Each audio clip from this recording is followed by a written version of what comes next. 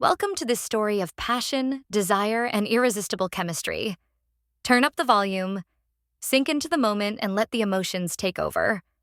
Want to win a free bundle of 3 audiobooks? Comment Dark Mafia Romance below for a chance to win. No limit on entries. Comment as many times as you like.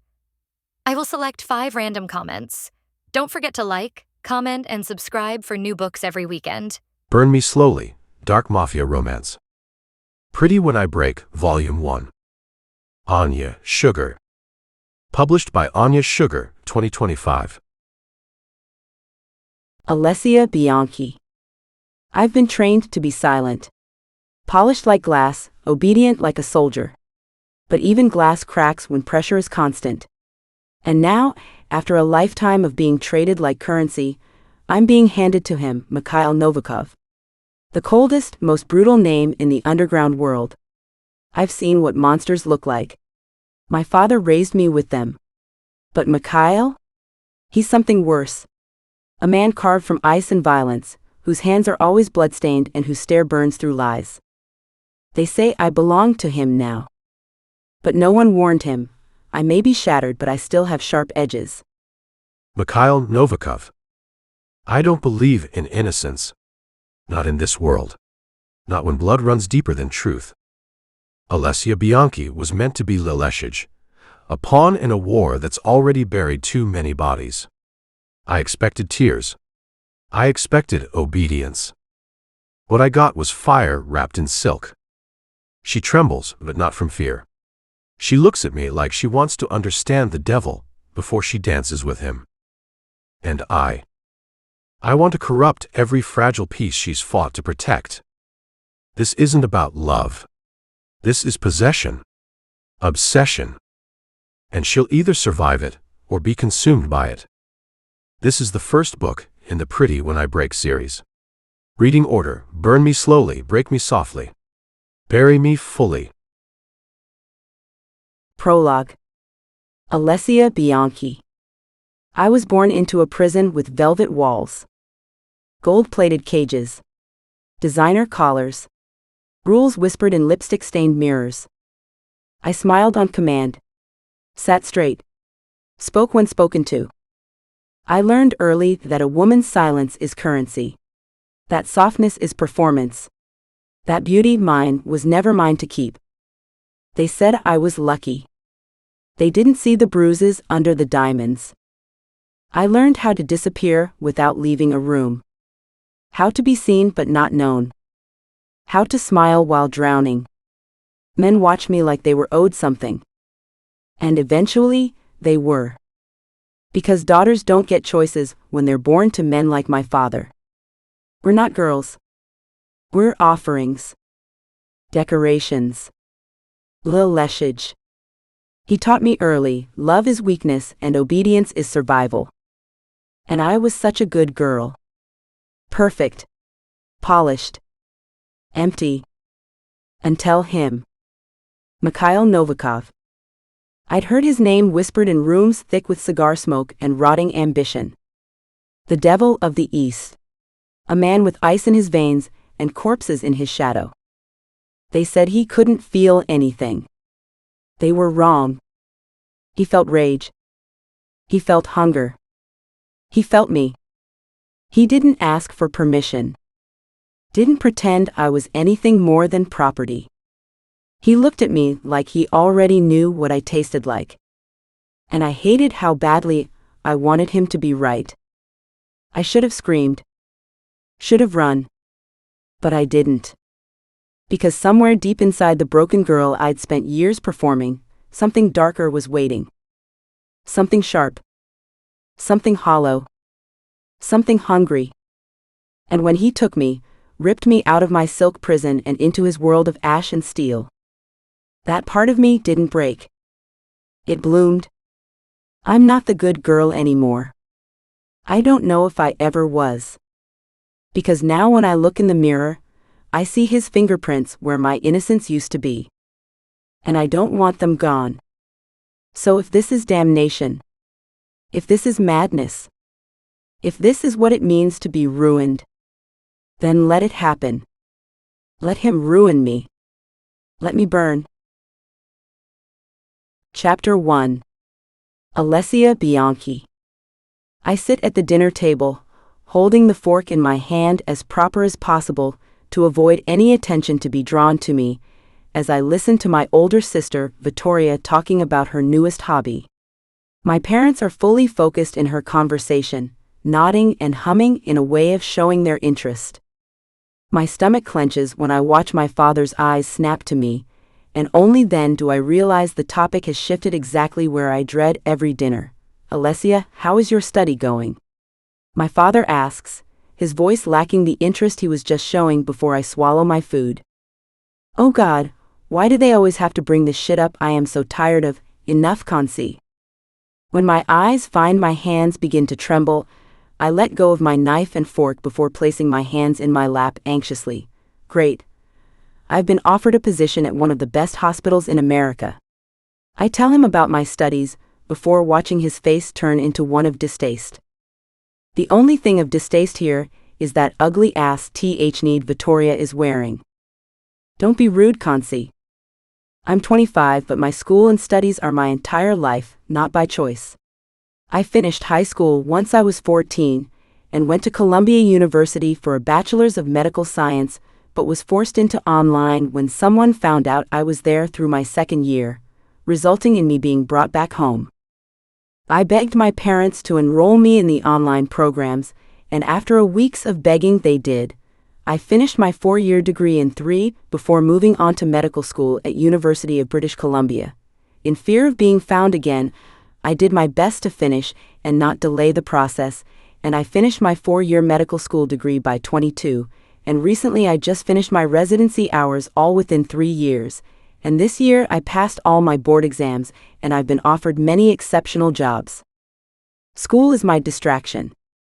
What a waste of my money, my dad scoffs, pulling me back into the conversation before I look down as my cheeks turn red in embarrassment.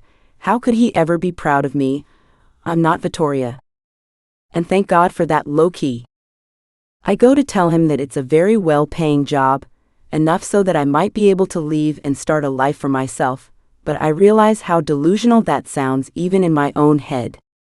You will work at the Mafia hospital, we need more doctors. He tells me, shaking his head lowly, as I see my sister narrow her eyes at me from across the table for ruining his mood. But maybe with me gone in America you can.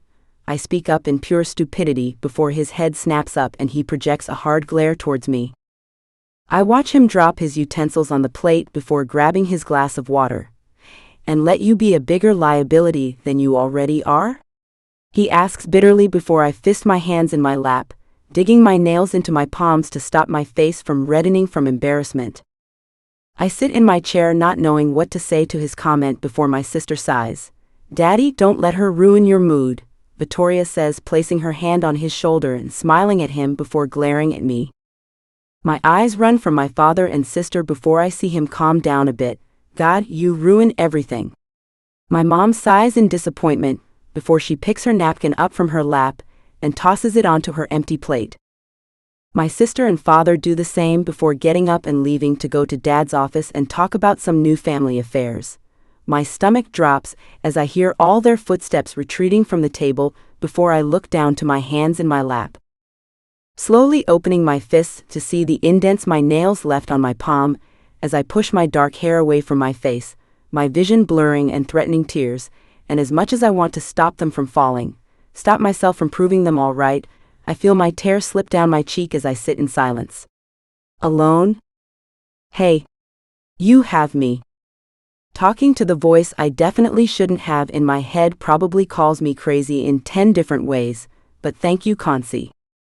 The maids and workers also go back into the kitchen without sparing me another look, as I sit in the chair and just look at my lap.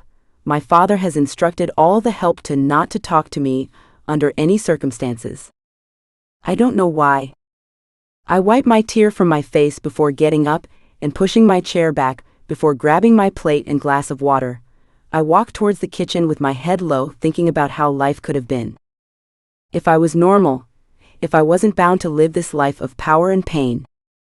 Mikhail Novikov. My jaw locks as I pull the bullet out of my lower abdomen, and toss it onto the ground of my bathroom somewhere, before grabbing the suturing string and needle. My fingers don't shake. They never do. It's just another wound, another scar in a life full of them. I push the needle through the skin with methodical precision, ignoring the sting. The pain is nothing but a distraction, one I can't afford having. Not with the entire underground world wanting a damn bullet in my head. The blood continues to drip down, staining the tiles beneath me, as the cold metal of the needle and the string in my hands are all I need to focus on so I can get back out there and get answers out of the man back at the base. My breathing stays steady as I pull the string taut, binding the flesh together with clinical detachment. There's a certain rhythm to it now, like everything else in my life. A predictable, unemotional process that doesn't allow room for hesitation or regret. When the stitching is finished, I don't bother with bandages. I don't need them. I'm used to the scars, the pain, the constant reminder that I live in a world where weakness isn't tolerated. The scar will heal in time. It always does. I stand, my legs steady beneath me despite the blood still seeping from the wound. The mirror reflects back a man who's been to hell and back before I sigh, and I move quickly, not giving myself a moment to sit in the discomfort of my body. It's a distraction. I've had worse. As I pull on my jacket and head for the door, the quiet murmur of voices in the hallway doesn't escape my attention. The tension is palpable. They know something's wrong.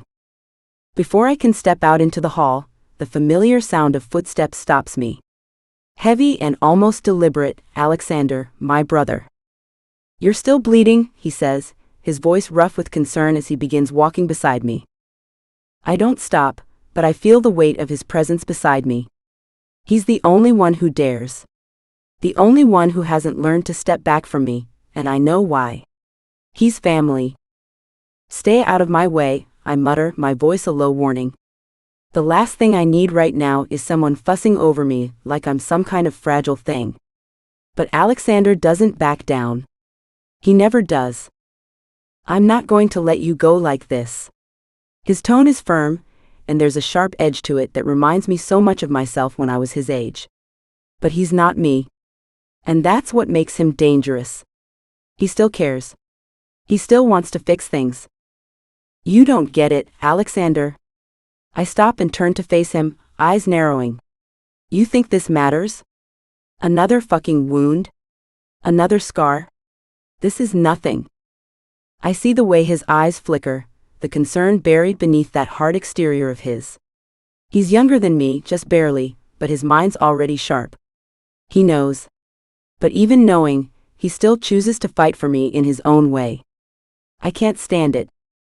"You need to stop pretending like you're invincible," he says, his voice low but not afraid. "You're not, you're just human." I grit my teeth, resisting the urge to tell him to fuck off, but there's something in his gaze that stops me. Maybe it's because he's the one person I can't just push away. He's my brother, for better or worse, I guess. He is all I have left after what happened with our parents. I almost scoff at the thought of those pathetic people, as my brother follows me towards the elevator to get out of here. I killed her. I killed my mother with my bare hands in cold fucking blood, and it was all to protect my brother. I would do it 1,000,000 times again if I had to, because people like that don't deserve children. People like them deserve suffering. Sometimes I think I let them off too easy. I know I did, but all that matters is that Alexander is okay. Chapter 2. Alessia Bianchi. A tear falls down my face when I realize he's gone, when he doesn't wake up despite any of the efforts we put in. He's dead. He's dead, just like the other men that came back from my father's latest suicide mission. I quickly take all my PPE off before washing my hands and wiping away my tears. I know seeing death is a part of being a doctor, but ever since I started working at my father's Mafia hospital 6 months ago, I've seen so much my heart aches for the families of these soldiers.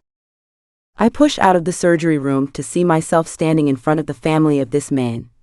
An elderly lady looks at my red, teary eyes before she clutches her chest and lets out a heart-wrenching sob. "I'm so sorry, we did everything we could. But despite our best efforts, he didn't make it. I state, trying to keep my voice steady as I need to inform them clearly that he is no longer with us. His brother, I assume, walks up to me, before placing his hands on my shoulders and begging me to try again. Oh God. My voice breaks the first time I go to speak before I push his hands off me lightly. There is nothing we can do, I am so sorry. I look up at the man with soft eyes, before watching his eyes fill up with tears. My stomach clenches at the sight of this sobbing family and all the other ones down this hall. So much pain, so much death. I thought you were a fucking doctor, he grits out through his tears before I feel his hands wrap around my throat. My eyes widen before I try prying his hands off. I suck in harsh breaths through my mouth when he squeezes tighter. I can't get any words out as he slams me against the wall, choking me while tears fall down his face at the death of his brother. Your fucking daddy probably gave you the job because you're a spoiled brat. This is life and death, not a fucking game. He grits out, and I feel my vision beginning to darken, my throat constricting as I struggle to breathe. My hands claw at his, but it's useless. The pressure is unrelenting, and my body feels like it's betraying me. I can barely hear anything over the pounding of my heart, but one thought echoes in my mind: I'm going to die here. Just as the last spark of light begins to fade, I hear a voice ripping through the thick air. I beg to breath in. Get the fuck off her. The grip around my throat loosens just enough for me to suck in a desperate breath. My eyes widen in a blur of panic and relief, as Igor, one of my father's guards, shoves the man away from me. The man's anger falters as fear creeps into his eyes. Igor is a giant in the Mafia world, and he doesn't hesitate when someone crosses a line.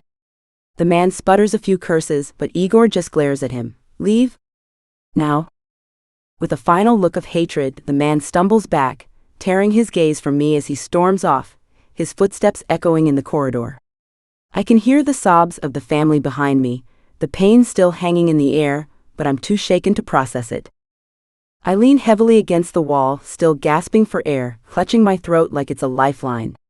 Igor stands in front of me, his face a mask of controlled fury as he watches the man leave. My eyes fall to Igor as he looks at me with nothing but irritation in his eyes, as he scoffs at my condition. Fucking pathetic, he spits at me before turning his breath and walking right away from me like nothing ever happened.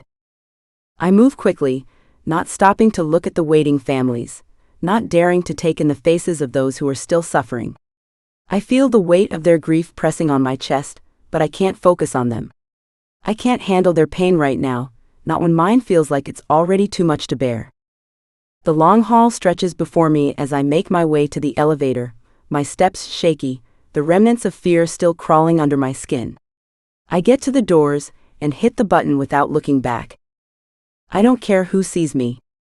I don't care about the consequences right now. I just need to get out. The doors close behind me with a quiet ding, and for a moment I feel a small sense of relief. But it's fleeting. It always is from this hell I'm forced to work at, to avoid the one at home. The ride down is too slow, the silence in the small metal box suffocating, making me feel like I'm trapped in a nightmare I can't escape. My heart pounds in my chest as I force myself to take deep, steadying breaths. Finally, the elevator stops, and the doors slide open. I step out into the cold, darkened night, the chill in the air biting at my skin. But it's a relief. A reminder that there's something beyond the hospital walls. I head to my car, the familiar hum of the engine comforting as I start it up, pulling away from the chaos behind me. As I drive through the city streets, my mind races, replaying the events over and over. I've seen death before. Hell, I've lived with it my entire life. But tonight was different. Tonight, something inside me broke. I can't go back to that hospital. I hear a knock on my door as I dry my wet hair with a towel. I freeze at the knocking sound, before tossing my towel on my bed and walking towards my door, frightful of what may be standing on the other side. I open the door slightly to see Igor waiting outside with a pleased look on his face, confusing me. He is never anything but irritated to see me. Your father is calling you downstairs. That can't be good. I'll start praying right now, maybe I can save us. His words make my stomach drop as he turns on his heel and walks away, expecting me to follow, and I do, as quick as I can, knowing I have done something to upset my father because he never asks to see me. I tuck my wet hair behind my ears as I trail behind Igor, trying to settle my fear as my hands begin to tremble. My heart pounds in my chest as I follow Igor down the long, cold hallway of the mansion. Every step feels heavier than the last, the echoes of my footsteps magnifying the dread growing in my stomach. The thoughts swirl in my mind, one after another. What did I do? What has he heard? The fear gnaws at me, clenching tight in my gut. I've always known that working under my father's thumb comes with consequences. But this? The feeling that something's coming, something worse than I can imagine, fills my veins with ice. Igor doesn't speak as we walk, his broad back leading the way, the tension in the air palpable. The silence is suffocating, the weight of it pressing against my chest, making it hard to breathe. My thoughts race faster than my heartbeat, trying to come up with a reason why my father would call me down this late. I've been nothing but a tool to him for years. A doctor in his Mafia hospital, someone he can send in to clean up the messes he creates. And now, after everything that's happened tonight, I know something's off. We reach the stairs that lead down to the main floor, and I feel the unease growing. The lavish decor of the house, with its cold marble floors and high ceilings, feels like a prison tonight. I reach the bottom step and pause, my hand gripping the railing. The tension is so thick, I can barely swallow. Igor doesn't turn around, but I see him stiffen as we approach my father's office. He stops just outside the door, his eyes narrowing as if bracing for something. Something worse than I can even imagine.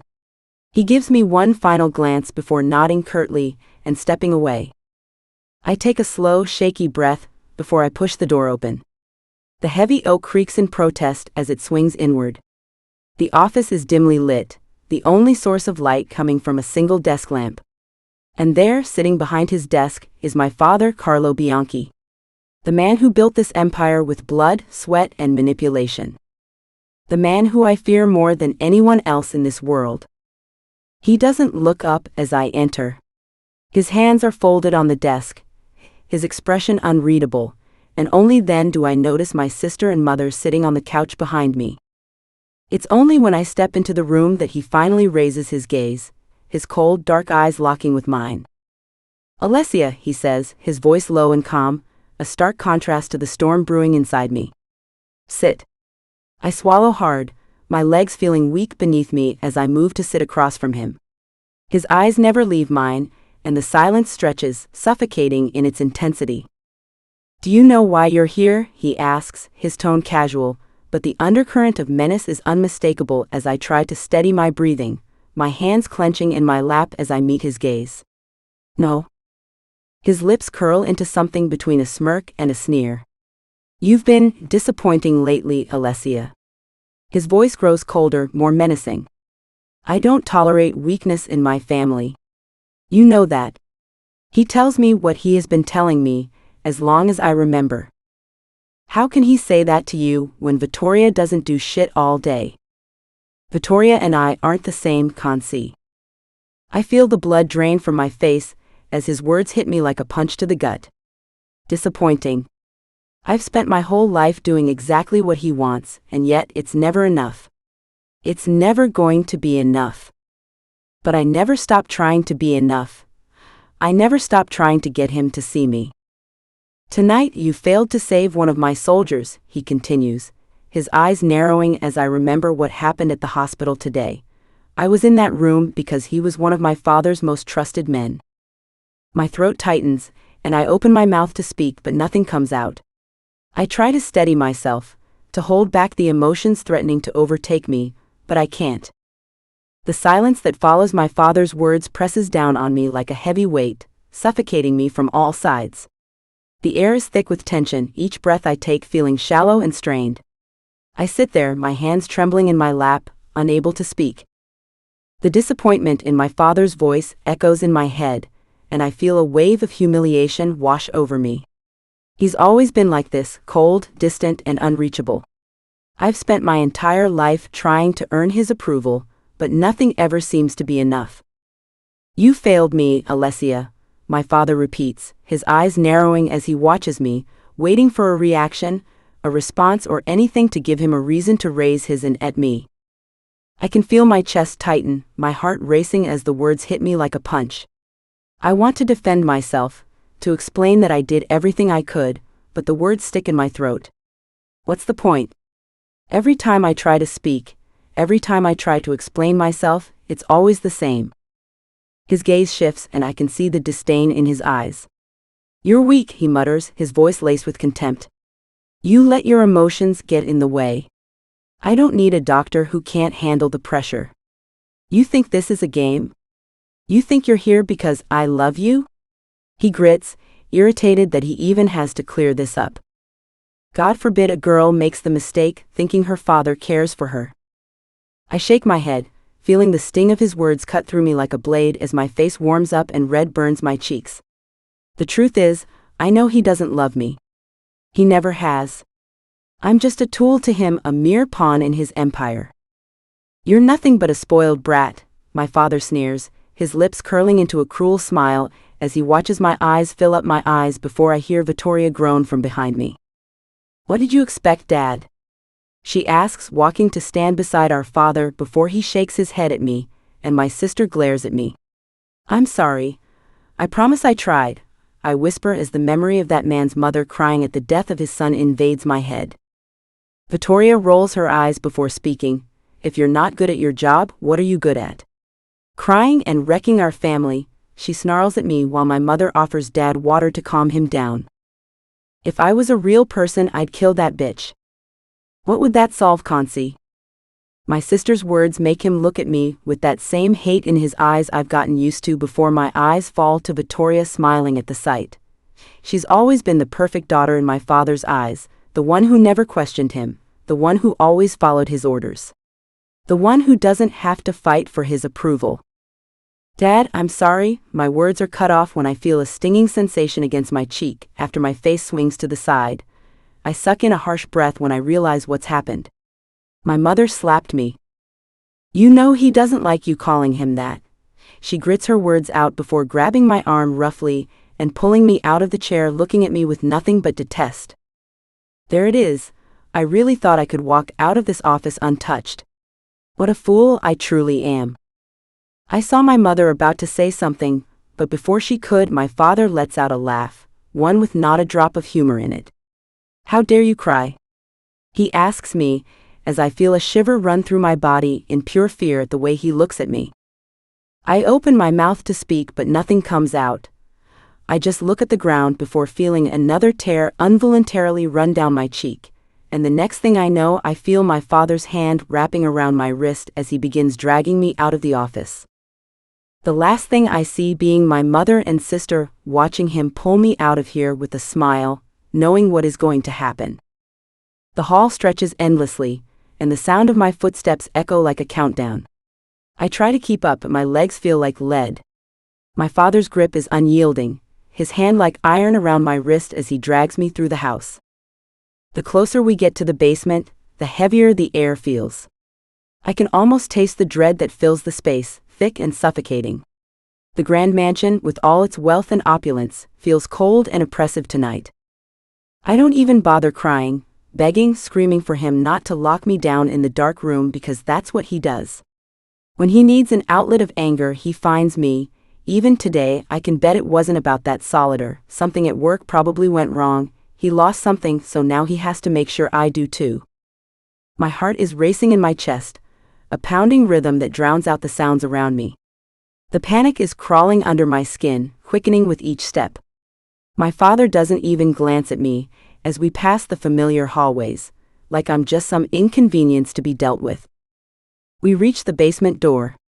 I've been here countless times as a child, but this time the terror is real. The basement is where he would lock me away when I was young. When he found out I was afraid of the dark, when he discovered my weakness, he used it against me. He thought it would break me. But this time, I know it's not just a punishment. This time, it's a reminder. "Please, not the basement," I whisper, my voice barely audible. My breath hitches, my throat tightens, but he doesn't respond. His eyes are cold and dead as they stare ahead, uninterested in anything I have to say.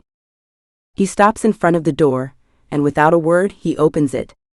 The dark abyss behind the door feels like a physical force, the blackness swallowing me whole even before I'm inside. I feel a tremor run through my body, a deep-rooted terror that I can't shake off. The memories of my childhood flood my mind like a tidal wave. "Get in," he orders, his voice cold and devoid of any emotion. His hand shoves me toward the doorway, and I feel myself falling, my feet stumbling as I try to brace myself against the terror that grips me. I don't resist. I never resist. I know better than to fight him. So I step into the darkness, the door slamming shut behind me with a finality that sends a jolt of fear through my body. The cold is immediate, the chill of the air wrapping around me like a suffocating blanket. My chest tightens and my lungs feel heavy. The darkness is so complete, so absolute, that it feels like it's pressing in on me from all sides. I can't see anything. The panic rises in my throat, hot and choking, as I fumble around, my hands reaching out for anything to hold onto. But there's nothing. The walls feel cold and damp beneath my fingertips, and the air smells of mildew and decay. It's a place I've been to so many times before, but tonight it feels different. Tonight I feel small. Helpless.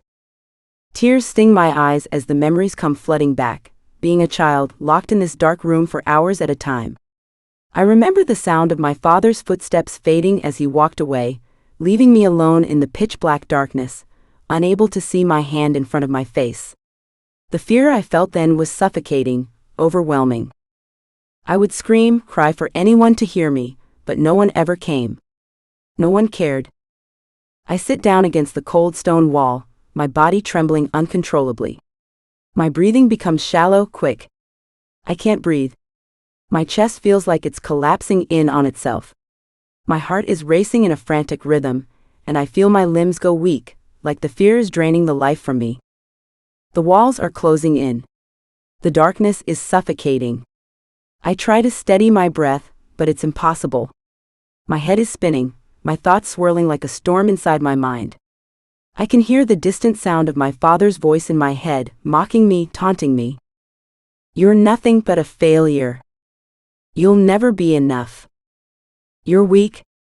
Tears blur my vision as I claw at my throat, trying to pull in air. The darkness presses in harder, colder, more suffocating. My heart is racing, and I feel a cold sweat slick against my skin. I can't escape it. I can't escape him. I can't escape the weight of my past, and the crushing reality of what I am to him. I'm just a disappointment. I always have been. I collapse to the floor, my body racked with sobs as the panic attack takes over. I can't stop it. I can't stop the fear from consuming me. It feels like I'm back there, a little girl trapped in the dark, no one to help me, no one to save me. The darkness has always been my prison, my torment. And tonight it's swallowing me whole again. I curl into a ball, my arms wrapped around my knees as I try to steady my breathing, try to calm the storm inside me. But it's too much. The memories, the fear, the suffocating darkness, it all becomes too much to bear. My body trembles uncontrollably as I lose myself in the black void, the terror, the loneliness. Chapter 3.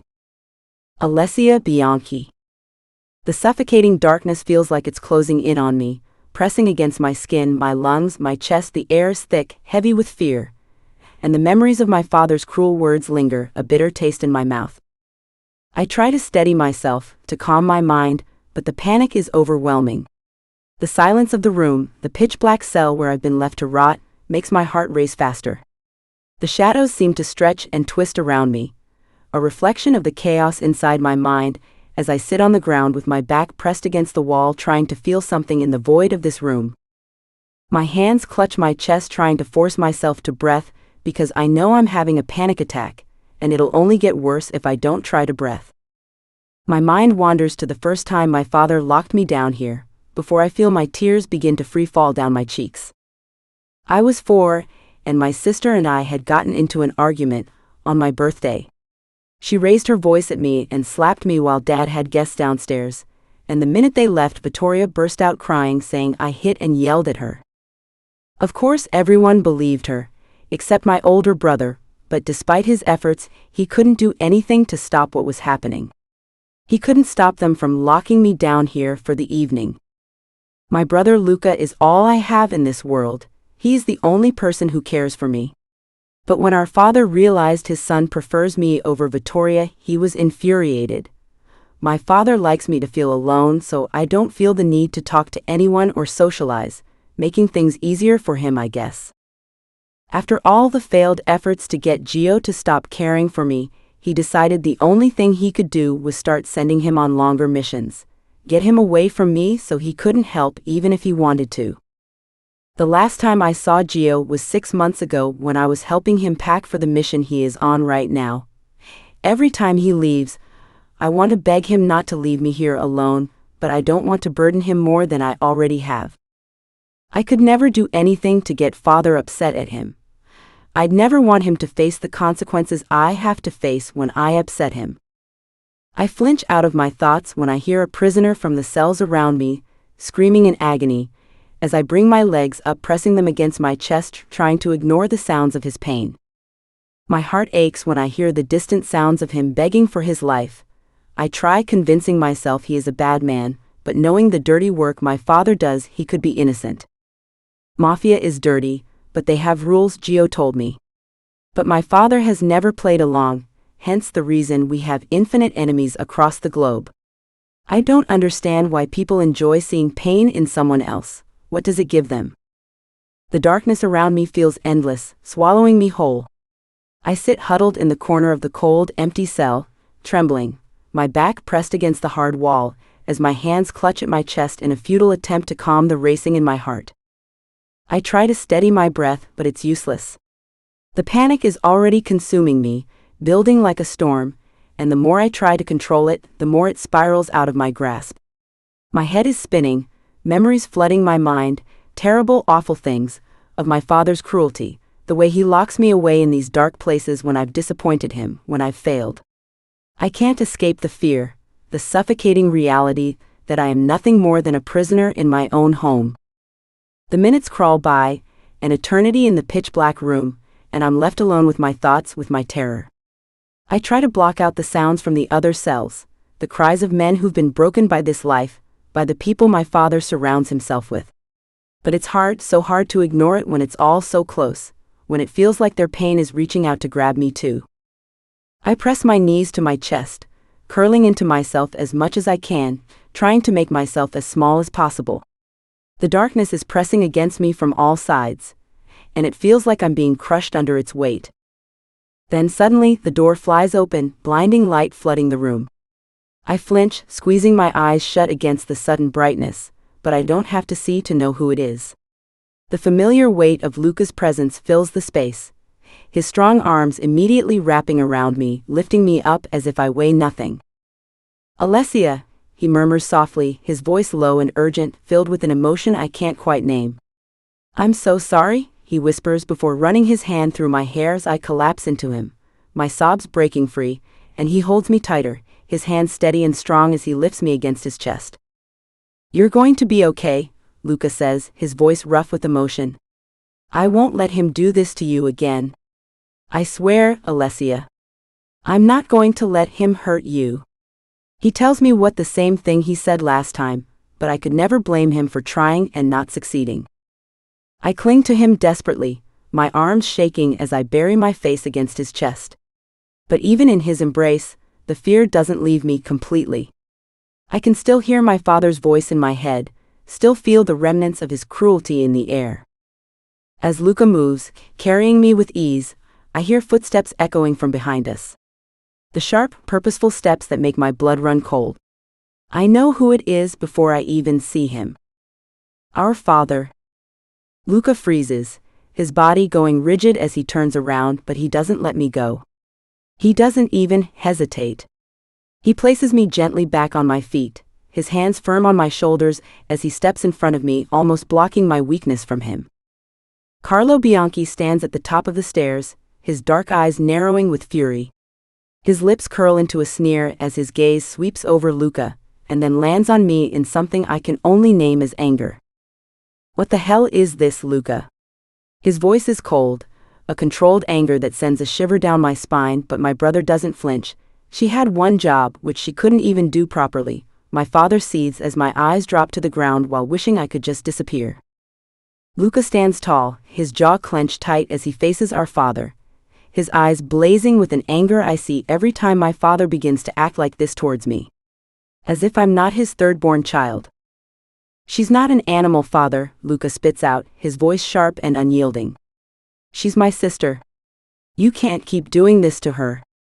You can't lock her away in that dark room, knowing how terrified she is. How can you do this to her? She's always done her best, always tried to please you. But it's never enough for you, is it? He spits at our father, and my stomach drops at his words. I grab his bicep, trying to tell him to leave it be, before he gets in some shit with our father, as my heart pounds, the air around me thick with the tension between them. Luka steps forward, his stance protective, defiant. You know what she's been through. You know how much she suffers. How can you not see that? How could you do this to her, again?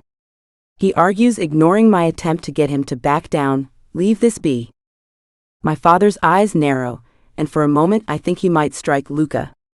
But instead he stands there, his expression hardening, his lips twitching into a cruel smile. I don't care what you think, Luka. I'm the one in charge here. Not you, is all the cruel man says before walking up the stairs, chuckling at what I assume to be Gio's stupid actions. One day he won't walk away, I mutter as Gio turns to look at me, before rolling his eyes and throwing his arm around my shoulders, directing me towards the front of the house. When that day comes, he starts before looking down at me. I'll be ready to fight him and anyone else, he tells me, and I just shake my head at his stupidity. When I see him grab his car keys from a nearby table, I look at him in confusion as he picks up his jacket from right beside it and hands it to me. Before I could ask what he's doing, he speaks. Let's get out of here, Gio tells me, leading the way towards the main doors, and I quickly follow behind him as I pull his jacket onto my body, embracing the warmth it has to offer. The crisp winter air bites at my skin, but I don't mind. Luka and I sit on the cold pavement of a quiet street in Italy, the sound of distant traffic and the occasional murmur of a passerby the only interruptions to the stillness of the night. The small ice cream shop just down the road has a single glowing sign hanging in the window, its neon pink light flickering softly in the otherwise dark street. Even in winter, the place never fails to serve up the most comforting ice cream. My breath comes out in little clouds, drifting up in the chilly air as I take a slow bite of my cone. Chocolate chip cookie dough, Luka insisted I try it, and now it's my favorite. I glance over at him, he's already halfway through his, a mix of pistachio and vanilla. It's moments like this, quiet and unassuming, that feel like a dream. Just the two of us, alone in the peaceful night, no expectations, no pressures from our chaotic family, just us. Luka shifts beside me, his knee nudging against mine, and I look up at him. His face is softer in the moonlight, the usual intensity of his gaze mellowed by the calmness of the hour. His dark hair is tousled from the cold wind, but it only makes him look more like the older brother who's always tried to protect me, even when the world around us has always been anything but kind. So, he starts, breaking the peaceful silence between us. The Mafia ball is coming up again. He tells me, and I wince at the mention of it, my stomach tightening. The annual Mafia ball has always been something I've dreaded, a reminder of everything I hate about this life, the people who make me feel like nothing more than a pawn in their game, the lavish decadence that only hides the ugliness of the world my family created. Luka must notice my discomfort, as his voice softens, the words coming slower, more carefully. You know, you don't have to go if you don't want to, he says, but there's an undercurrent of something else in his tone, like he's already expecting my response. But I'd like it if you would come with me. Like you always do. He tells me lightly, nudging my shoulder, I do have to go. Father thinks, we don't look like a happy family if I don't go, so I am obligated to go. I take another slow bite of my ice cream, trying to avoid his gaze for a moment as I process what he's asking. I never want to go to those events. Never. But I also know that if I'm there with Luka, at least I won't be alone. At least I'll have someone who actually cares. It's easier when he's by my side. I've never told him, but I'm sure he knows. I always go because it's better than being stuck with the guards, like Igor, whose presence is always an uncomfortable reminder of everything I hate about this life. I hate Igor. You know I don't like those things, I say quietly, my voice barely above a whisper as I look at my half-eaten ice cream. I don't like the people. I don't like the pretending. The way everyone acts like everything is fine when it's not. I try explaining something he already knows to him. Luca's smile is soft but understanding. He doesn't push me. He never has. He just leans back a little, resting his elbows on the cold pavement as he stares out at the street ahead of us. I know, he replies, his voice steady. I know. But it's tradition. And I don't like going without you. I look over at him, studying his face in the moonlight. He may be part of this world, but he's never let it swallow him whole. He's always tried to shield me from the worst of it, even when I couldn't see the full picture. I can feel the warmth of his presence beside me, like a shield against all the darkness, and it makes it a little easier to bear. Yeah, I mumble, my voice cracking slightly as I look down at the ground. I'd rather go with you than with Igor anyway. I roll my eyes at the image of that asshole. If I told Gio Igor touched me that day to drag me downstairs, he would kill him. I guess I just saved a life. Luca chuckles softly at that, the sound so familiar and comforting that it makes me smile without meaning to. You're telling me you'd rather spend the night with me than with Igor the giant meathead? He teases gently, his tone light but affectionate like usual. I give him a playful shove, knocking my shoulder into his. He's not that bad, I reply, though we both know it's a lie. Igor is rude, cold, and only ever does what our father tells him, no questions asked. Like a trained dog. Luca raises an eyebrow at me, clearly unconvinced. Alessia, he says, a knowing smile tugging at the corner of his lips.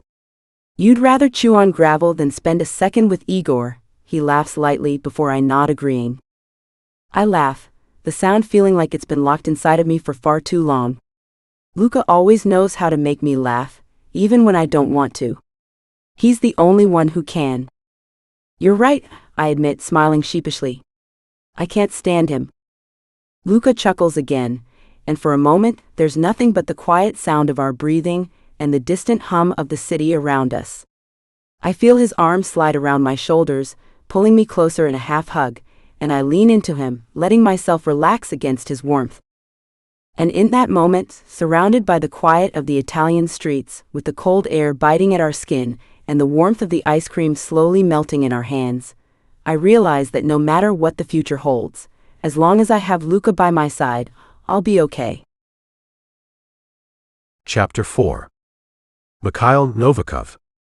The air is thick with tension as I stare down at the man lying on the concrete floor in front of me, blood pooling around him in a dark, sickening mess. His broken body is evidence of the violence I've used to extract information, though the answers I need remain locked behind his clenched teeth. I don't need to ask twice. His eyes, wide with terror, meet mine but say nothing. His silence is maddening. I know what this piece of filth has been doing. I know the faces of the girls he's abducted, and I know the blood that stains his hands. But I still don't have the answers. Not yet. This man is part of a disgusting trafficking ring operating out of Russia, a piece of the puzzle I've been hunting for weeks. He's been picking up girls, innocent ones, some of them barely old enough to know what life has to offer, dragging them off to a fate worse than death. He's been selling them to the highest bidder, a trail leading into the dark underbelly of the Mafia world. He thought he could get away with doing this to innocent people under my fucking rule. His breath is ragged, his body trembling under the weight of my anger. I press a boot down on his chest, forcing him to lift his gaze. Who is behind this? I ask, my voice low, threatening. Who is pulling the strings? Who are you working for? I ask, pushing my foot to his neck and pressing hard until his eyes widen and he grabs my shoe in fear of his air being cut off. His lips remain shut, like a coward hiding behind his lies. I move closer, my knuckles connecting with his jaw in a brutal blow that sends a crack through the silence of the room. He doesn't flinch, but his eyes narrow in defiance. I can feel my temper start to boil over, thinking about how many innocent young girls he has ruined. The pressure in the room becomes suffocating, the sound of my breath and his shallow gasps the only things breaking the stillness. I know what this piece of shit deserves. He's a cancer that needs to be eradicated, and if he won't give me what I need, then I'll make sure he doesn't live long enough to keep lying. You know how this ends, I murmur, almost a warning, though my tone has lost its patience. Tell me what I need to know, and I'll make sure your death is quick. I tell him, letting him know that either way he dies, but despite my efforts he stays silent, loyal to the bastard D in charge of this. I grab him by the hair, pulling his face up to meet mine. His eyes are wide with fear now, and I can almost see him calculating whether he'll live or die. He's already dead. He just doesn't know it yet. What I'm about to do to you, I say before looking at his pathetic face. I will do to anyone you have ever loved, I whisper, and before he could respond I snap my wrist roughly, watching as his neck cracks like a twig under pressure. His body slumps lifeless against the floor, his eyes glassy, staring at nothing. I let out a long breath, my anger ebbing away, leaving only the cold emptiness behind. Another dead end. Another man who thought he could hide behind silence, thinking he would survive long enough to disappear. I leave the room without a word, my boots heavy against the floor, my mind already on the next steps. The ball. The trafficking. The missing girls. There's more to this story. I can feel it, but it's still slipping through my fingers. As I exit the dimly lit hallway of the base, I nearly collide with Alexander, my younger brother. He stands there, as if waiting for me, his eyes locked onto mine with a sense of urgency. He's younger, but he has that same fire in his eyes, the same hunger for control and power that I've carried for years. A dead end? He asks, his voice careful, almost too knowing. He's been watching me, studying me, and he knows when I've reached the limit of my patience. He's always been the calm one, the one who keeps his head while I lose mine. Yeah, I mutter, rubbing my hands together to shake off the tension. Another dead end. I don't think he knew anything. Just a pawn in a game too big for him to understand.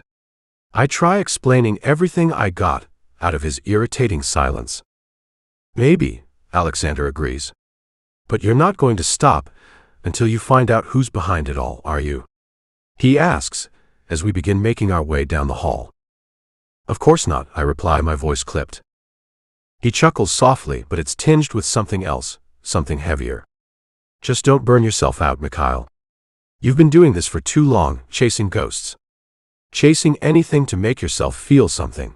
He quiets down as we pass a few people walking down the hall of the base. I shoot him a sharp glance. I'll do what I need to, I say, trying to get him to drop this topic once again. It's one he likes picking up every once in a while.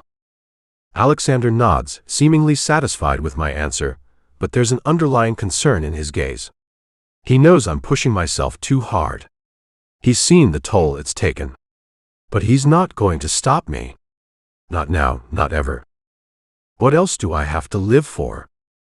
As we walk, the echo of our footsteps reverberates down the cold, silent hallways. The Mafia base is quiet at this hour, the air heavy with secrets and the weight of decisions made in the dark. When we reach my office, Alexander stops me with a hand on my shoulder. I turn to face him, raising an eyebrow in question. You've been avoiding the ball, he says, his voice serious as I shake his hand off me before sitting down behind my desk, sighing. It's been 3 years, Mikhail. The upper council is getting pissed off at your absence. You need to show your face this year. He explains, and I know he's right. I can't skip it again this year despite the urge to. I hate the ball. Every year I'm forced to attend, surrounded by the same false smiles, the same tired politicking, and the same mask everyone wears.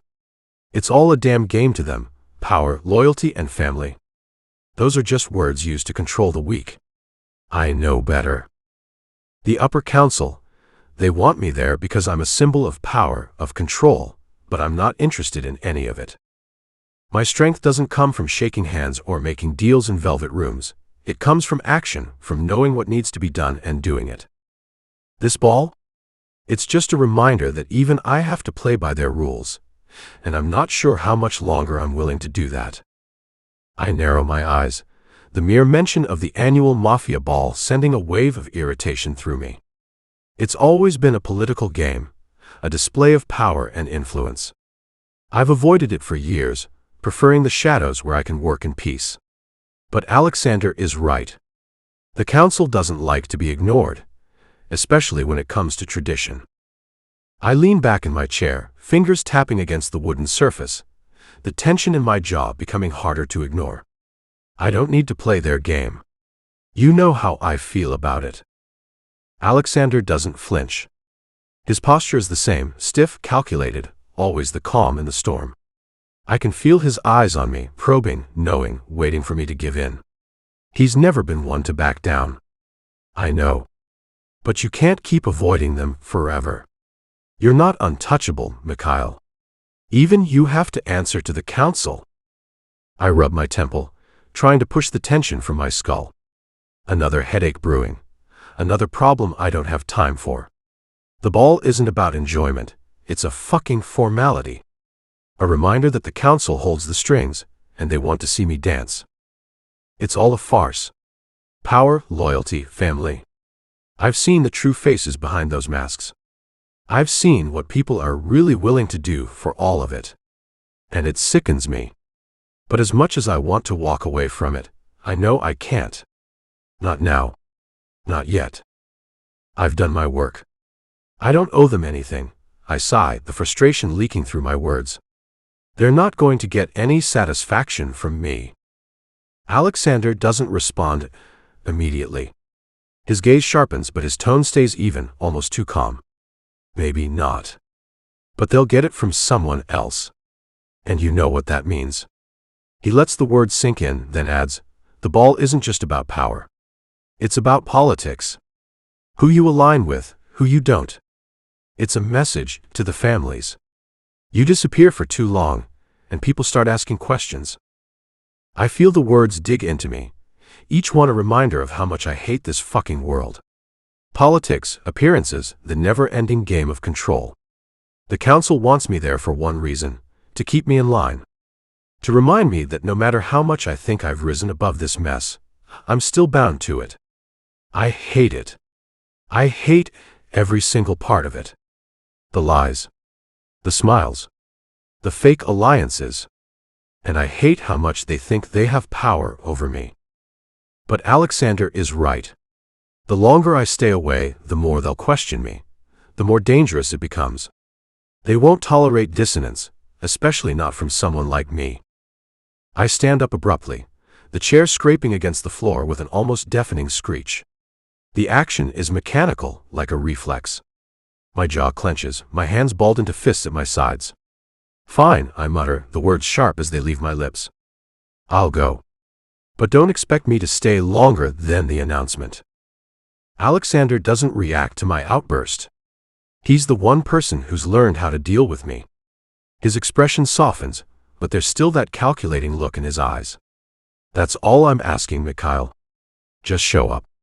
Do your part. The rest is just noise. Noise. That's all this is, all of it. Every single thing about this world. Noise.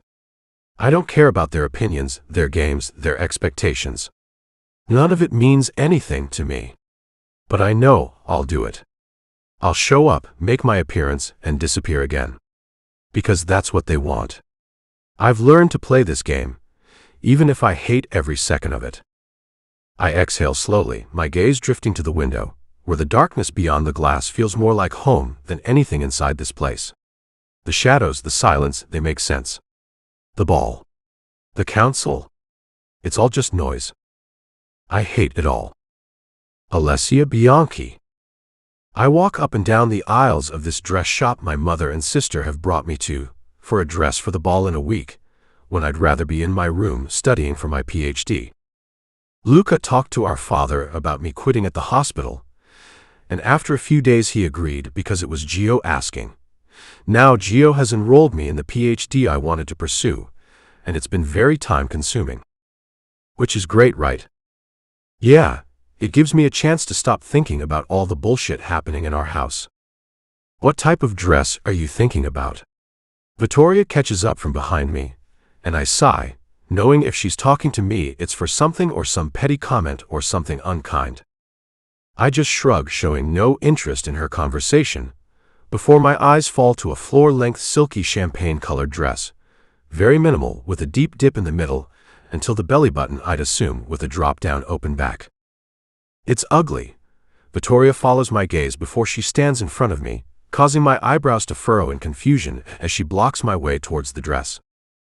I already dread this conversation. She looks down at me in disgust before rolling her eyes as if my face pains her eyes.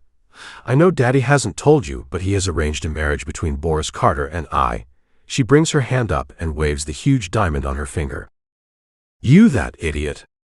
I am about to gag. I can't help but let the corners of my lips tilt up at the news.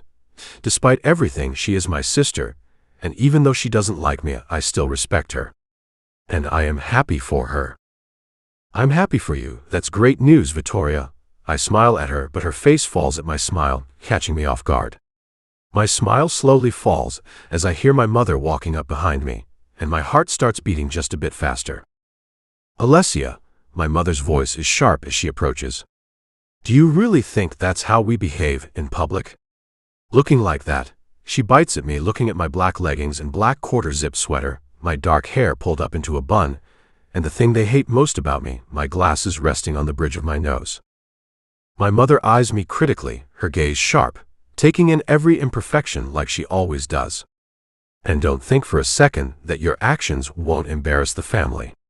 Especially at the ball. You can't disgrace us in front of Boris. He's not someone you want to disappoint. Vittoria smirks, clearly enjoying this, and I feel my stomach knot, the air thickening around me with every harsh word. I don't know what you're thinking, Alessia, but you have to understand that this is important. We need to present the perfect family, the perfect image. You have to stop embarrassing us with your lack of grace. Vittoria's voice drips with condescension as she looks me up and down. I feel the blood drain from my face, my fingernails digging into the palm of my hand, trying to focus on anything to ground myself. My stomach churns with dread, and I feel a wave of nausea build as the words continue to echo in my mind. Her words hit like a slap across my face, and I can feel the sting deep in my chest. She's right. She's always been right. I'm nothing compared to her. Nothing but a shadow she can look down on and criticize. Do you understand? My mother asks, her tone cruel cold. I nod, my voice stuck in my throat. Yes, mother. I choke out the words before Vittoria eyes me one last time, before she turns away, her laughter trailing behind her as she walks off with my mother. Their words ring in my ears, and my heart feels like it's sinking, my chest tightening with the pressure. Chapter 5. Mikhail Novikov. The heavy scent of leather and cologne fills the living room, the quiet hum of conversation from the tailors barely cutting through the crackling fireplace. I stand before the grand mirror, my expression impassive as I adjust the cuff of my black three-piece suit. This is the final fitting before the ball, in 3 days. I exhale slowly, rolling my shoulders back as I stare at my reflection. Sharp jaw, cold eyes, every part of me as polished and unyielding as the suit I wear. Yet the longer I stare, the more I can feel the weight of the night pressing down on me. Alexander's voice cuts through my thoughts, dragging me back to the present. You look like you're going to a funeral, brother. I glance over my shoulder. He's lounging on the sofa, his black and white bow-tie suit half-buttoned, a crooked grin tugging at his lips. Oh wait, it's a Mafia ball, same thing. He says, before laughing at his own horrible joke. I flick my gaze back to the mirror, my eyes narrowing slightly. You think you're funny. I look at him, uninterested in his stupid conversation. I know I'm funny. You just don't appreciate good humor. Alexander stands, brushing imaginary dust off his sleeves before moving to stand beside me. He takes a long, dramatic look at my suit. Come on, Nicky Poo. Lighten up a little. Maybe you'll meet someone. His eyebrows wiggle. Or is this suit just for show? He asks before I glare at him when he begins to grin. I don't respond right away, my hand still adjusting my tie with measured calmness. Patience, control. This is business, I say, my tone flat, thinking about how I could be getting answers out of the man we captured last night, but I'm stuck here. Business, business, business, Alexander mocks under his breath. One day, you're going to die from boredom. My brother rolls his eyes before the tailor comes over and begins measuring something around his bicep, but judging from the way my brother looks down at the girl, it seems there is more to the story. I keep my eyes focused on my reflection, the cold metal of the suit's buttons reflecting the dim light. Better boredom than stupidity, I reply before Alexander laughs, his voice a mix of disbelief and amusement. If you keep telling yourself that, maybe one day it'll be true. He claps me on the shoulder, his touch too light, too carefree. But seriously, you should at least try to have fun. Drink a little, talk to someone who isn't planning to kill you. You know, normal people things. He tells me, and I feel the corners of my mouth twitch into something that could be a frown or a grimace. My eyes stay on the mirror, but they're not really seeing anything. Just the person I have to be for everyone else. We aren't normal people. No, Alexander admits, shrugging. But we could pretend. He tells me before waving the tailor away, and I just sigh, thinking about the night in 3 days. To make this even worse, that stupid ball is in America. I hate the States. The tailors move around us, making final adjustments, but I barely notice. My thoughts drift to the night ahead. The endless handshakes, the fake smiles. The heavy expectations that come with carrying the Novikov name. I exhale slowly, turning away from the mirror, focusing on the window instead. Snow dusts the edges of the glass, the city lights flickering beyond. But it's not the snow that makes the world feel cold. It's the pressure of being in this position. It's the realization that no matter what I do, how hard I work, I'll always be the man who controls an empire built on blood. And at the ball, I'll just be another piece of the puzzle, another moment in the farce. I don't care about pretending, I say, my voice dismissive and low, as Alexander sighs dramatically, throwing his hands in the air. Of course you don't. God forbid you actually enjoy something. He jokes, throwing his hands into the air, and I just ignore him, walking toward the window. I need a moment of peace before the chaos begins. But that peace is a lie. It's only the calm before the storm, and I know it. Alessia Bianchi. I roll my eyes when I look at Gio, unimpressed at his sad attempt of a joke, as he lays down on my bed while I pack for the flight we're leaving for in 40 minutes for New York, where the ball is held. We're going 3 days early so we can meet Boris and his parents properly as a family, meaning putting on more of a soul-killing act about how mommy and daddy love me and I love them. My brother grabs my genetics and genomics textbook for school and doesn't look at it for longer than 10 seconds before putting it down and grabbing his head dramatically. Alessia, my brain is about to explode. Your nerdiness is getting to my brain, he groans in fake pain. Before I can stop myself, I grab a pillow and toss it at his face, my laugh escaping in spite of myself. Loser, I mutter, shaking my head as I grab a pair of black slacks from my closet and continue packing. A few more basics go in my bag before I move to zip it up, but it won't close. Great. Gio, do it, I grunt, stepping back from the suitcase. He glances at me, rolls his eyes, and finally gets up from my bed. Weak ass, he mutters, walking over and grabbing the suitcase. Without a word, he zips it up for me before he heads downstairs, and I follow behind him, closing my room door. Once we get all the way downstairs, he sets the bag down, and when I glare at him not to take me with him, he glares right back and pulls me beside him. He doesn't want me to avoid them, he wants me to stand up to them, but it's not that easy. I agree with him, spit in their faces. I don't think that's what he meant. In the living room, our parents are already talking to Vittoria, and I swear the air feels thick with tension. Luca doesn't waste any time with pleasantries. He walks straight up to them and says, "We'll meet you at the airstrip." Our father doesn't look happy. "Take Vittoria with you." He tries bargaining, and my eyes snap to my sister sitting on the couch reading her magazine, as she looks up from it and stares at me with irritation. I don't want to be near her, Vittoria cuts in before I can even let the sting of her words sink in. My cheeks flush with embarrassment, but I don't get a chance to say anything back before Luca speaks up again. His voice is sharp and unwavering.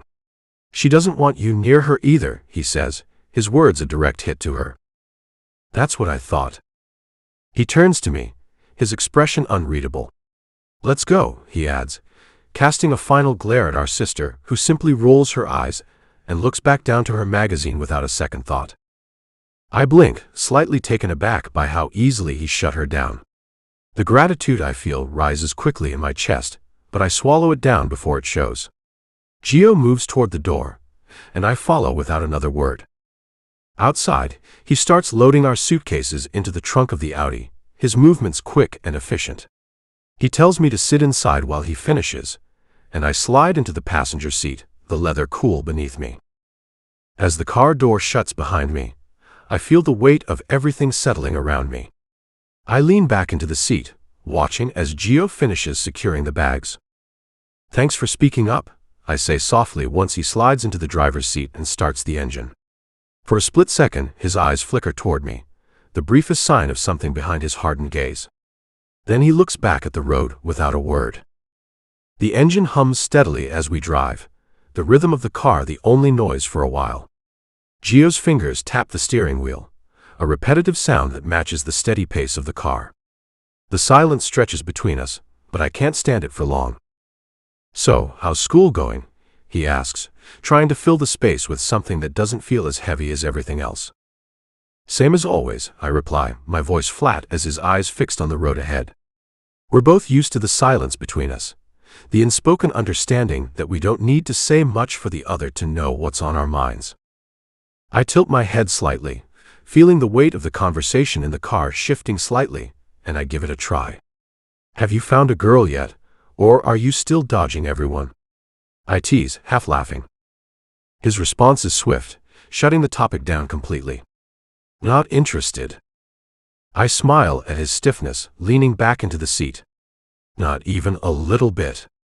I ask, watching him look at me with narrow eyes warning me to stop.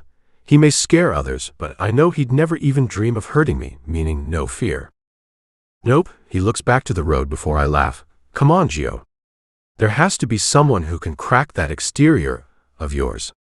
I add on before he ignores me and my comment. He doesn't respond, the conversation slipping into silence once again. The road stretches ahead, and as the minutes pass, I feel the weight of everything pressing in.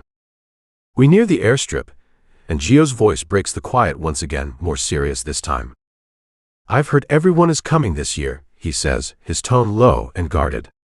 Something big is happening. I need you to stay close to me at all costs. You hear me, he tells me, and my brows furrow. I go every year, but he never warns me like this. What has him scared this year? I glance over at him, but his focus is fixed ahead, his jaw tight. What do you mean, something big? I ask, my curiosity getting the better of me, as we pull into our private airstrip. Suddenly he's tense just thinking about something, and he doesn't answer right away, his grip on the wheel tightening slightly. Just stay near me, he says, lightly looking at me as he parks the car, and I nod slowly. What's wrong, Gio? I ask, turning my body towards him, and he just sighs, turning the car off. I've heard rumors, which is what I hope they end up to be. He starts off as I nod, waiting for him to continue. I nod, waiting for him to continue. His words hang in the air like a warning, but he doesn't seem to want to elaborate. Finally, after a long moment, he speaks again. The leader of the Russians is coming this year. His voice is tight, and there's a strange edge to it when he says the leader of the Russians. He doesn't look at me as he continues, his focus still ahead. He never comes. But this year he is. The mention of the Russian Mafia sends a chill down my spine. I know Gio doesn't get rattled easily, so hearing the strain in his voice makes me uneasy. Mikhail Novikov, he adds after a pause, and just saying the name makes the air feel heavier as he runs a hand through his dark hair. What does one singular man have to do to have my brother this uneasy? He is the most ruthless, merciless, and brutal man in the Mafia underworld. Even our own father avoids getting caught up in his matters. he explains to me lightly, and by his tone I can tell he is sugar-coating it. If that's what he sounds like sugar-coated, I wonder what he is actually like. I swallow hard, trying to process everything he's saying. Mikhail Novikov, the leader of the Russian Mafia. I've heard his name before, but only in passing, never like this, never with this kind of caution. Why is he coming? I ask, my voice trembling a little despite myself. Gio's expression hardens, his eyes narrowing as he looks out the windshield. No one knows. But it's a sign, something big is going down this year, and you need to stay away from the Russians. Especially from him. He finally looks at me, his gaze intense. My mind starts to race, 1,000 questions flooding in, but I can't seem to find the right ones to ask. All I know is that something is coming, something big. And I have no idea how it's going to affect me.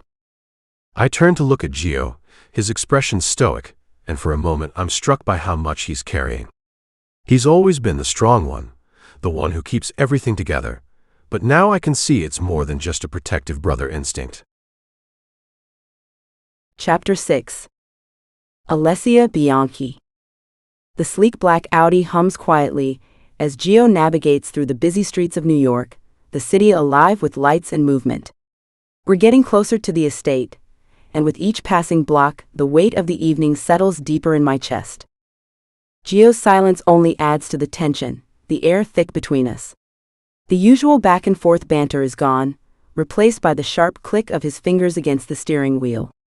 His jaw is set, his focus on the road unwavering. The car turns onto a long gated driveway, and I know we've arrived. The grand imposing gates slowly open as we pull up, revealing the massive estate beyond. The house is stunning, tall, regal, its windows sparkling in the dim light. Gio parks the car in front of the grand entrance, and I watch the estate in silence, feeling a knot form in my stomach. There's something intimidating about it, about this whole situation. This isn't just a ball. It's not just about mingling with rich families or playing the role I've played countless times before. This is an introduction. A meeting of expectations. And no matter how many times I've done this, it never gets easier. Gio doesn't look at me as he kills the engine. I glance at him, his face unreadable. Ready? I ask, even though I'm not sure if I'm asking him or myself. His eyes flicker toward me for a brief moment, the same guarded look he's always had. Let's just get this over with, he mutters, unbuckling his seatbelt. I nod, but my stomach churns a little more. He opens the door and steps out of the car, walking around to grab our bags from the trunk. I take a slow breath, steadying myself before I follow him out. The air feels cooler here, and as I walk up to the front door beside Gio, I glance up at the mansion again. It's everything I've been conditioned to expect. Everything I've been told is necessary for our family's standing. But I can't shake the feeling that I don't belong here. Not in the way they want me to. I meet eyes with my father as they get out of their car, and he almost warns me that if something goes south there will be consequence. I divert my eyes from him and see my sister Vittoria looking up at the mansion with big wide eyes and a grin, knowing what she is getting married into. She looks at me and smirks in a way telling me I won't have anything like this. Frankly, I'm happier that way, with a normal life, compared to being a wife to someone who will only use me as a trophy and for power plays. The closer we get to the door, the heavier the weight on my chest becomes. It's like walking into a lion's den, knowing you're the prey, but you don't know who's watching or if they're even interested in eating yet. I glance at Gio beside me, his steps steady and purposeful, his expression as unreadable as ever. There's a calm in him that I don't share, and for a moment, I wonder if he feels as out of place as I do, or if he's just better at hiding it. Vittoria, on the other hand, seems to glow with anticipation. I can feel the difference in her. She's excited, she's ready for this.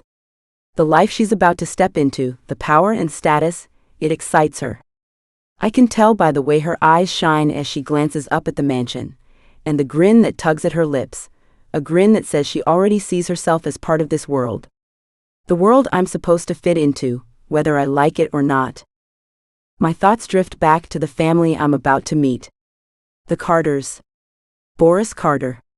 Their world of luxury, secrets, and expectations.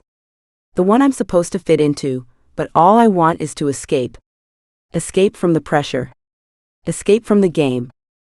When we finally reach the front gate, I can feel the eyes of the guards watching us, but it's my father who catches my attention.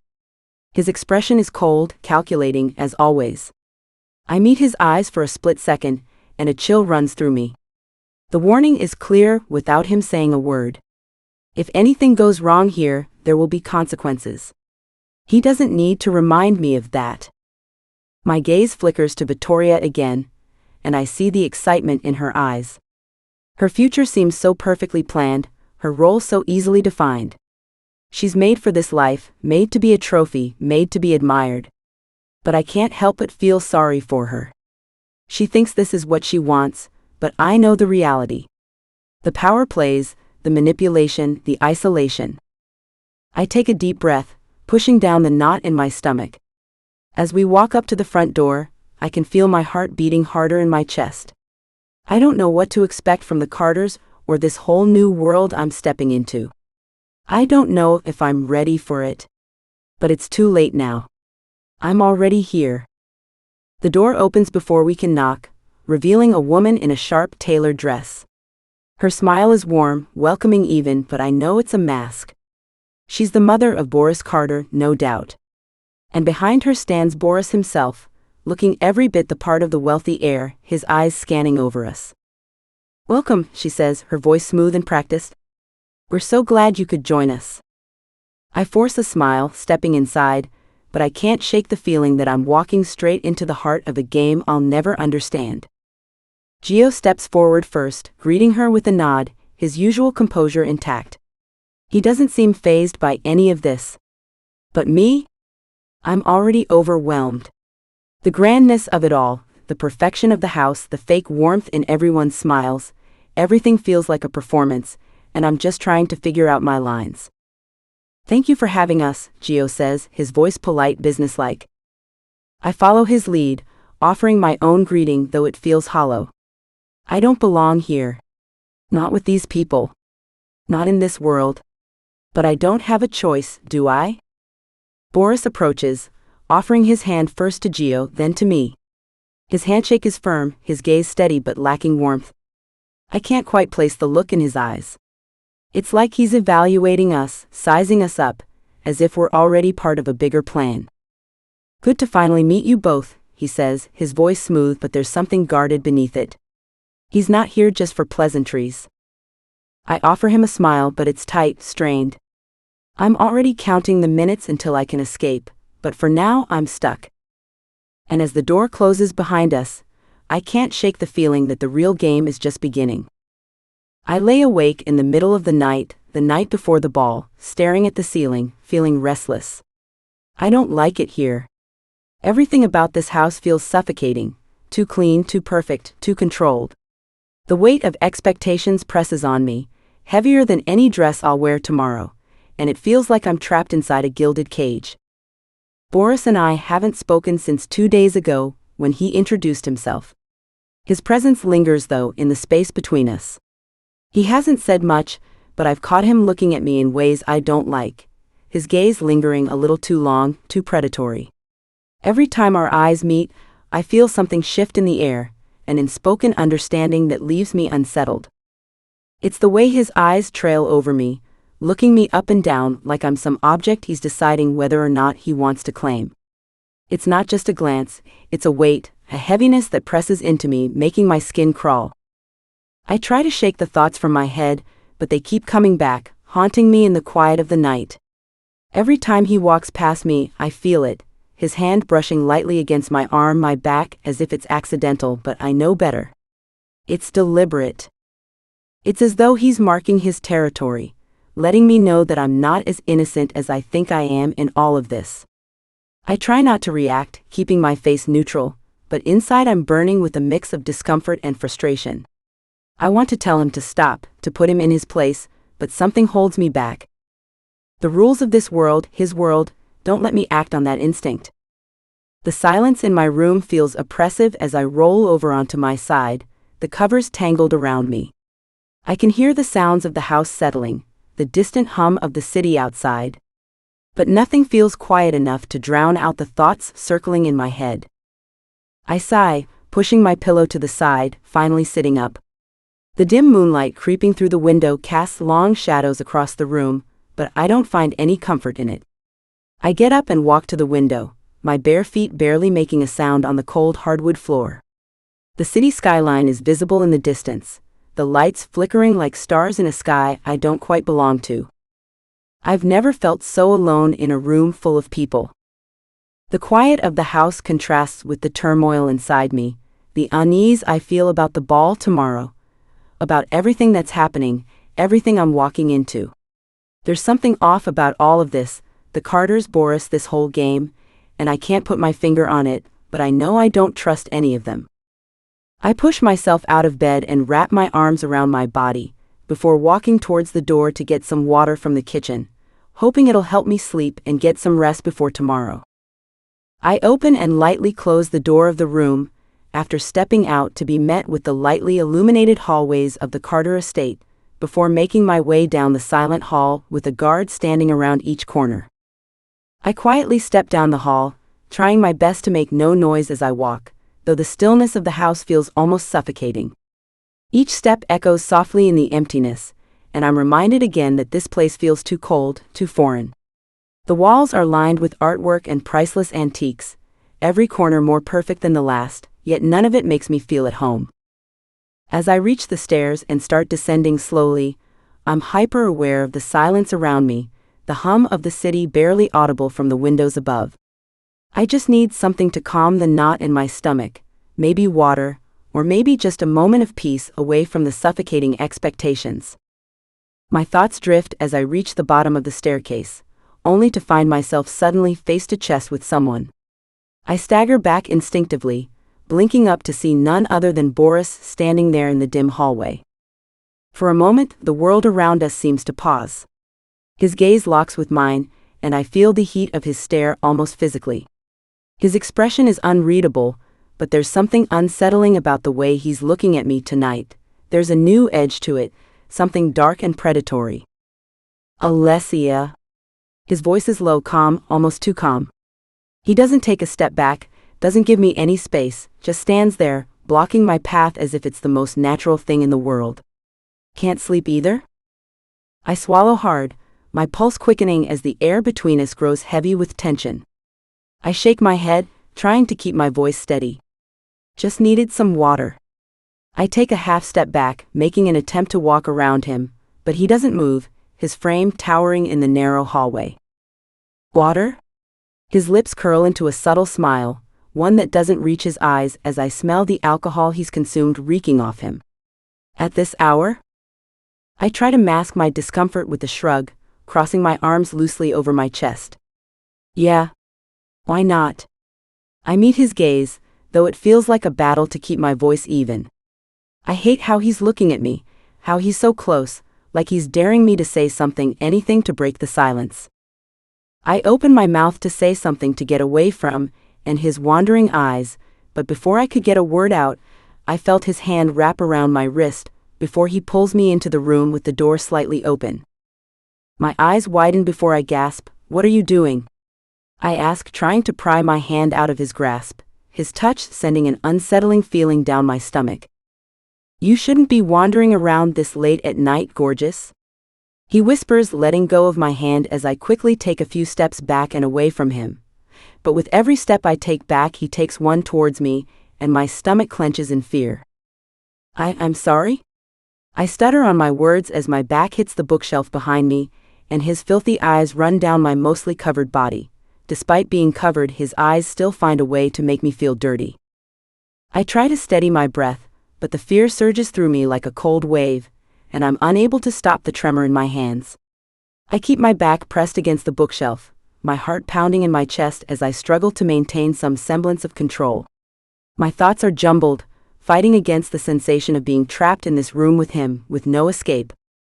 Boris takes a slow step forward, his eyes never leaving mine, as though he's savoring the fear that's crept into my body. His grin is thin, almost mocking as he tilts his head to one side, studying me in a way that makes me feel like a piece of prey. His gaze lingers on me, the way he takes in the curve of my form, the way my body stiffens beneath his attention. I feel exposed, vulnerable, like nothing about me is sacred in his eyes. I try to speak, but my voice comes out small, shaky. Stop it. My words feel weak against the heavy silence that surrounds us, and I immediately regret speaking them aloud. I try to push away the rush of tears that threaten to fall. Boris doesn't respond at first. He just steps closer until I feel his body press against mine, and the air feels heavier with each inch. "Why are you so scared?" he asks, his voice a soft, almost mocking murmur.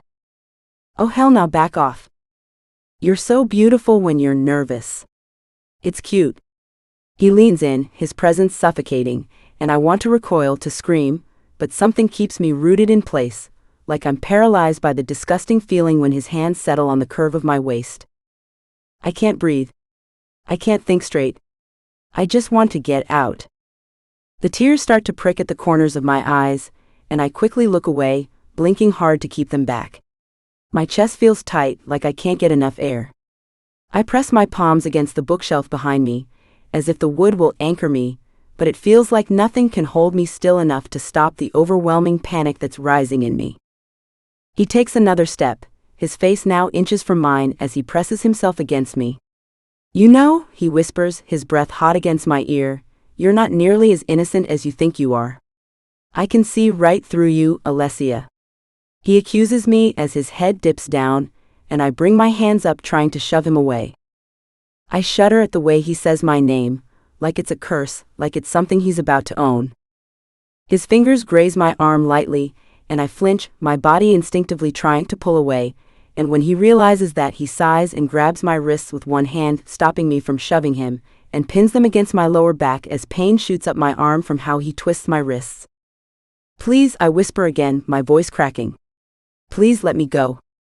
The tears spill over now, hot and uncontrollable, and I can feel them streaking down my cheeks, but I can't wipe them away fast enough.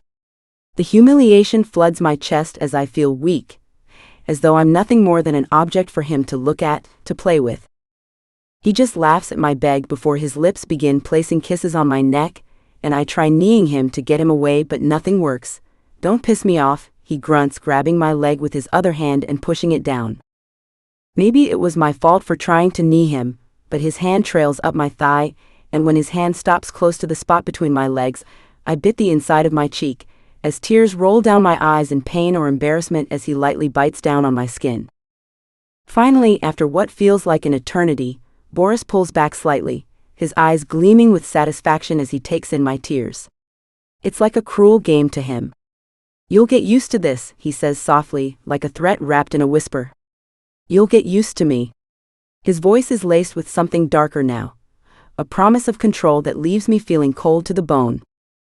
He takes one last lingering look at me, his gaze drinking in my vulnerability, and then he steps back, finally giving me the space to breathe. He smiles, that same cold, twisted smile. "Don't forget," he adds, turning to leave. "I'm always watching." I stand there, paralyzed in the room, my knees weak and trembling beneath me. My body feels like it's been drained of energy, like the life has been sucked out of me with every second he was close. I slide down the bookshelf, my back hitting the ground as I sink to the floor, my hands pressed to my face as the sobs rack through me. Even here, I'm just a fucking toy for everyone to toss and throw around. Chapter 7. Alessia Bianchi. I stand in front of my mirror, my fingers trailing down the fabric of the dress I bought a few days ago, the light champagne fabric clinging to my hips. I know I'll never compare to my older sister's beauty, but tonight, I'm forced to stand beside her to play my part.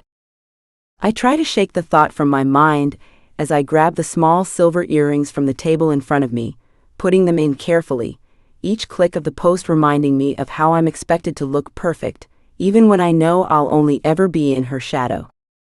Once I'm done, I slip into my black 5-inch red bottoms, the click of the heels against the hardwood floor echoing through the room.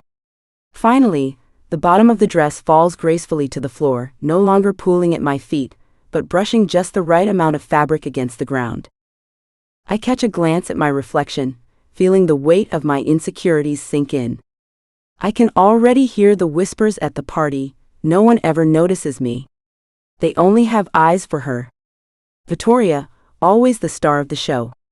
Men flock to her, leaving me to be a mere afterthought, the leftover piece. Maybe I like it that way though. My gaze drifts to the reflection in the mirror and I freeze, the memory of earlier tonight rushing back. I can still feel Boris's touch, the way his hand gripped my wrist with unsettling force, pulling me into that darkened room. My breath hitches as I remember the look in his eyes, the cold, calculated stare, and the way his filthy gaze crawled down my body like I was something he had every right to claim.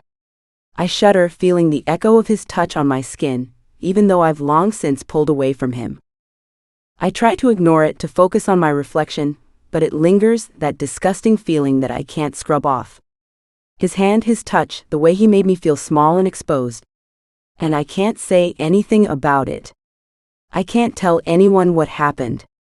If I did, my father would only punish me for causing a scene, for making things worse. I would become the one at fault, the one who didn't play her part properly. I roll my shoulders back, trying to shake the unease that still crawls under my skin, but it's no use. No matter how hard I try to push it away, the feeling of his hand on me, his eyes on me, remains. I will play the part tonight, just like I always do. I will smile, I will stand beside my sister, and I will let them all pretend I am nothing more than a shadow in her wake. Because that's what I'm supposed to be. I grab my clutch, the cold metal grounding me for a moment, and take a deep breath. I don't want to go tonight.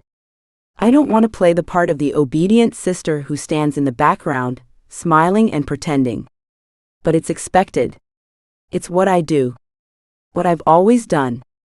When I walk out the door, the noise from the rest of the house floods my ears, the sound of my family interacting with Boris and his. My stomach twists in knots as I slowly make my way toward the stairs, dreading the encounter, dreading being around anyone new.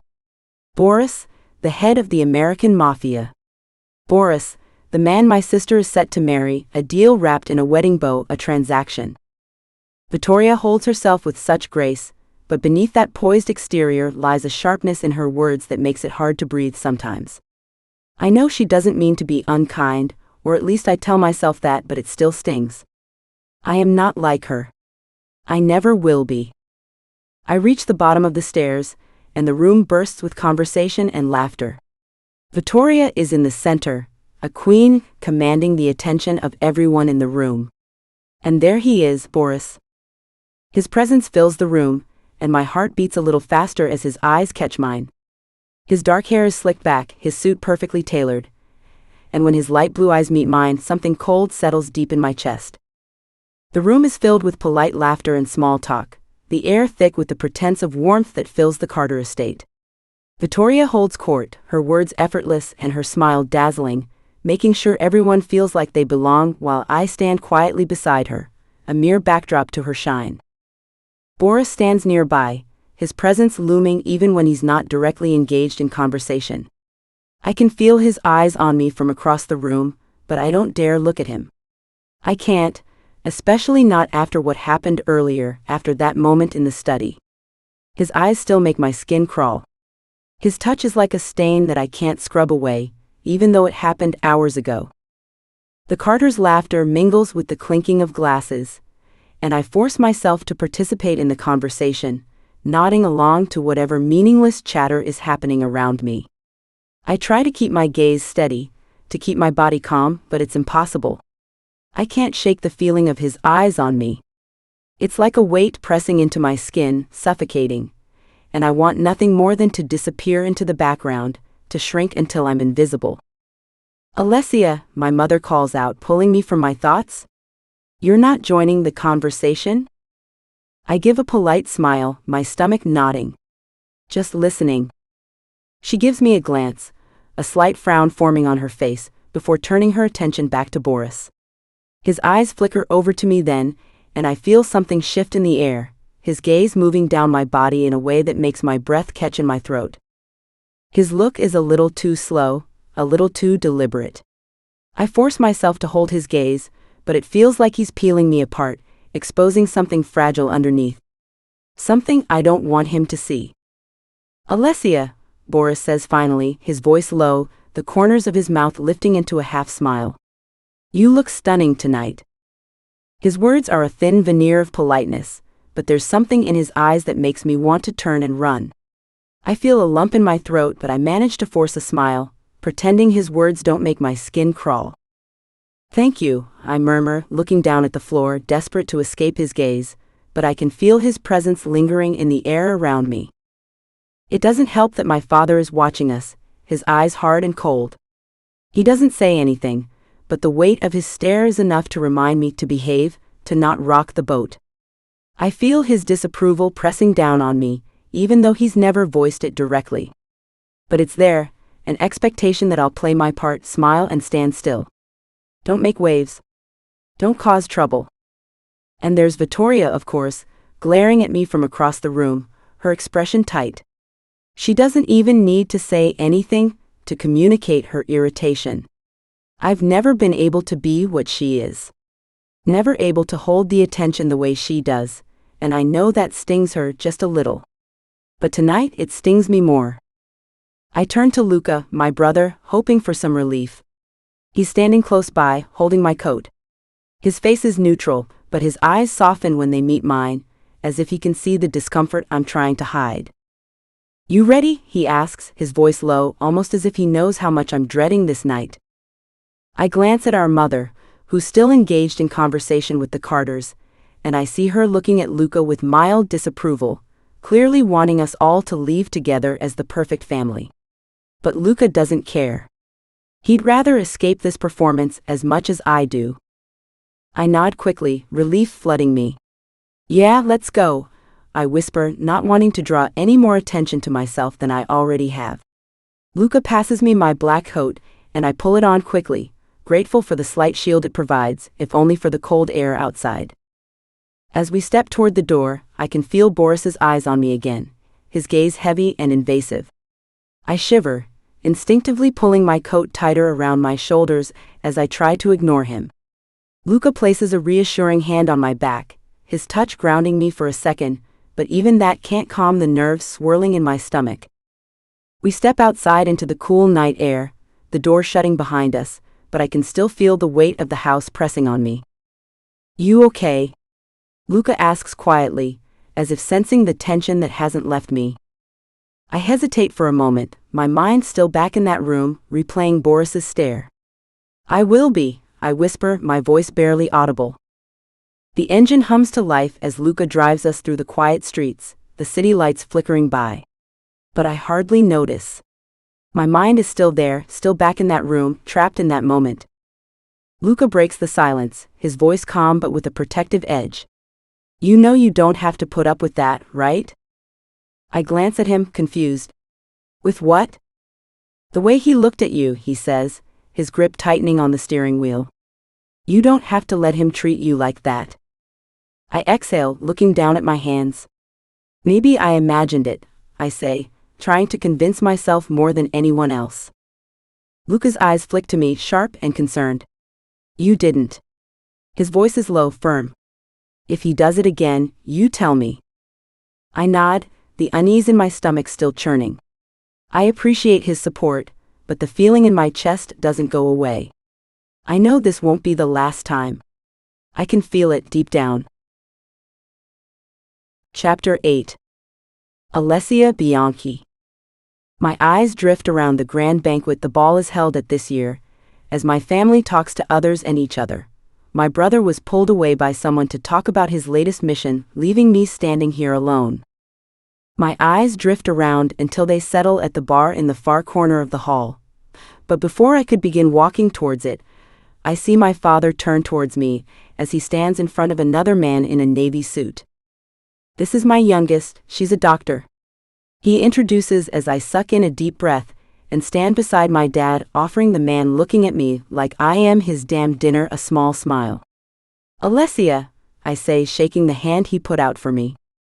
Instead of just shaking my hand, the older man brings it up to his lips and kisses my knuckles, and when I go to pull away, I see my father glaring at me from the corner of eyes, I politely pull my hand from his before he lets his eyes run down my body.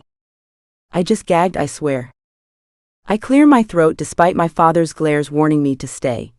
"Excuse me, please," I mutter before quickly walking off, trying to get away from wherever that was. As I weave through the crowd, the attention doesn't waver. I feel it burning against my skin as men glance over their drinks, whispering behind hands, eyes bold and unapologetic. My heart pounds faster. I keep my head high, pretending not to notice, but I can feel every stare like a brand. It's suffocating. It's never been like this. I used to be invisible compared to my sister, but tonight it seems as if the roles are flipped around, and I actually prefer it the other way. I ignore all the men that look at me when I walk past, before the girls they hold on their arms glare at them all the way until I get to the bar. I find a small uncrowded place before leaning against the bar, as the bartender offers me a warm smile in the crowd of people she has to serve. "Bourbon, no ice, please," I tell her, reciprocating her smile. She gets a glass before starting to pour my drink, and before I could notice the man beside me about to introduce himself for me, someone speaks from behind me. "Bourbon? Interesting choice," I hear someone ask from behind me, before I see a tall man lean against the bar beside me, blocking the other older man who now glares at his back. I shrug, not interested in making any conversation, as she slides me my drink, and he orders a whiskey. "Is it?" I ask dryly to his previous comment, as he shrugs his eyes, lingering on nothing but my eyes. I glance over my shoulder, meeting the gaze of a man I don't recognize. Dark hair, sharp features, and easy confidence in the way he stands, and when he gets his drink, I finally turn to face him to avoid having to talk to anyone. At least his eyes aren't wandering places they shouldn't be. The corner of his lip tips up slightly at my response before he shrugs, bringing his glass to his lips. "Just not what I expect from someone who looks like you," he tells me, and I resist the urge to roll my eyes as I take a sip of my drink. What the hell is that supposed to mean? I arch a brow, now interested in what he means. "You shouldn't assume things about people you don't know," I say with a slight teasing tone, and his smile deepens. "Fair enough. Alexander Novikov," he offers, extending his hand. His name rings in my head, sounding so familiar, but I can't place my finger on it. I hesitate for a second before placing my hand in his. His grip is firm, warm, but he doesn't hold on too long. I appreciate that. "Alessia Bianchi," I say my name, taking another sip at the embarrassment of giving myself that last name. His eyes narrow for a second, as if he is trying to piece something together before he clears his throat and speaks. "Beautiful name," he says, and I went to smile at the compliment, but before I could, I placed my fucking finger on it. "Alexander Novikov. Novikov. Mikhail Novikov. The people Luca told me to stay away from. Run, Alessia." I offer a polite smile, pulling my hand back as the bartender looks between us and moves on to her next drink. I take a sip, feeling the heat of the bourbon burn down my throat. "Bianchi, you're Italian?" He repeats my last name before I nod, lightly looking around the room to try and find Gio, but the only person I lock eyes with is Boris. I quickly look away and back to Alexander. "Yeah, Carlo Bianchi is my father," I mutter, taking a sip of my drink, as I try ignoring the memory of Boris pushing me against that damn bookshelf, leaving me helpless. I watch Alexander trace where I was looking, before he looks at Boris and scoffs. "How have I never heard of you?" he asks, looking at me with a bit too much of interest, before I signal for another drink, because I'll for sure need one if my father sees me talking to a Russian. I divert eye contact as I place my drink on the bar and run my finger along the rim of the glass. "I don't really like being a part of Mafia business. You've probably heard of my siblings. Vittoria and Luca?" I ask him, looking up at him slightly, before he throws the rest of his drink down his throat. His smile lingers, eyes narrowing slightly. "Yeah, they sound familiar."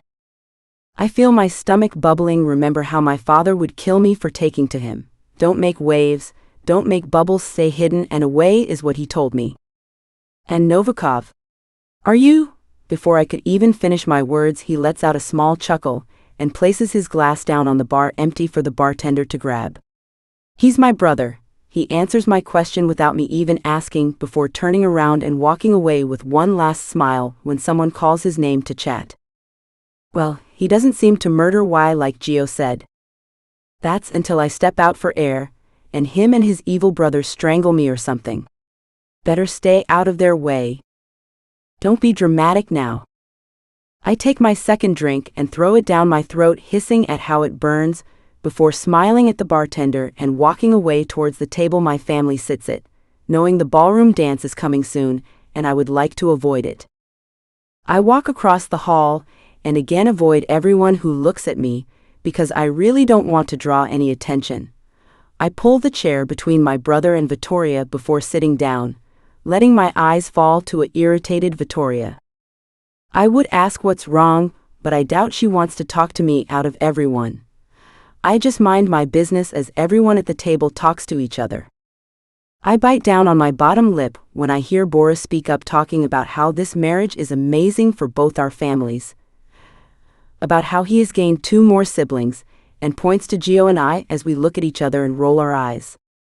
Before he could say any other bullshit about family and shit, room falls silent at the sound of one of the High Council members getting everyone's attention by stopping the faint music and tapping his table knife against his champagne glass. "Welcome to the 76th Annual Mafia Affairs Ball," he speaks as everyone claps. When he pauses, I sigh, sitting back in my seat, not wanting to be sitting here. "It has been a great year, and I would like to invite everyone to the floor for the ballroom dance," he says before more clapping. "Why do we even need to clap at that? It makes no sense at all.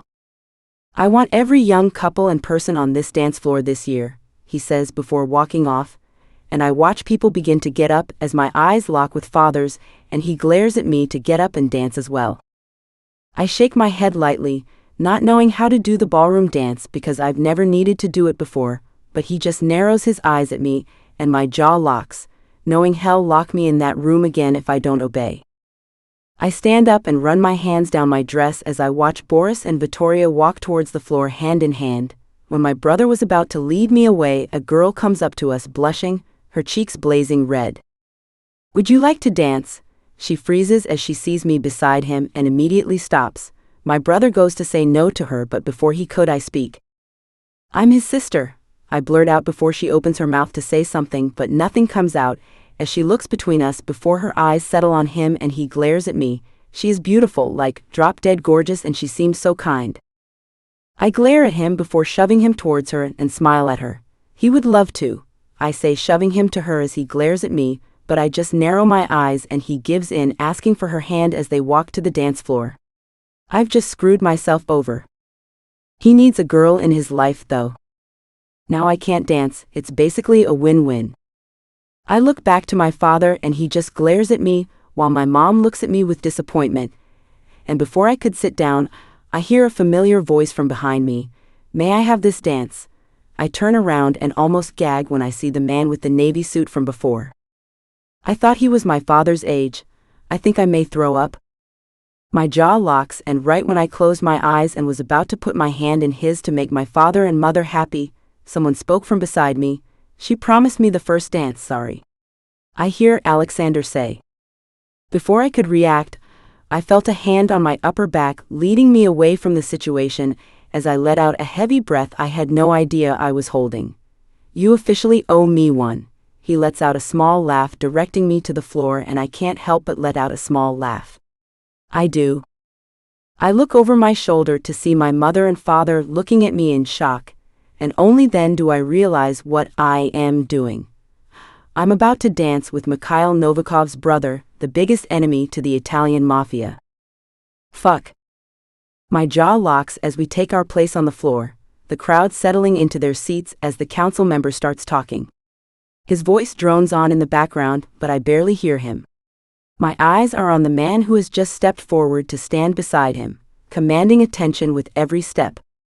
He's tall, so much taller than the council member, and his presence is magnetic. He's dressed in a sleek, perfectly tailored black suit that clings to his broad shoulders, tapering down to his waist in a way that leaves no doubt about his strength. His jawline is sharp, clean, and unyielding, like it's been chiseled from stone.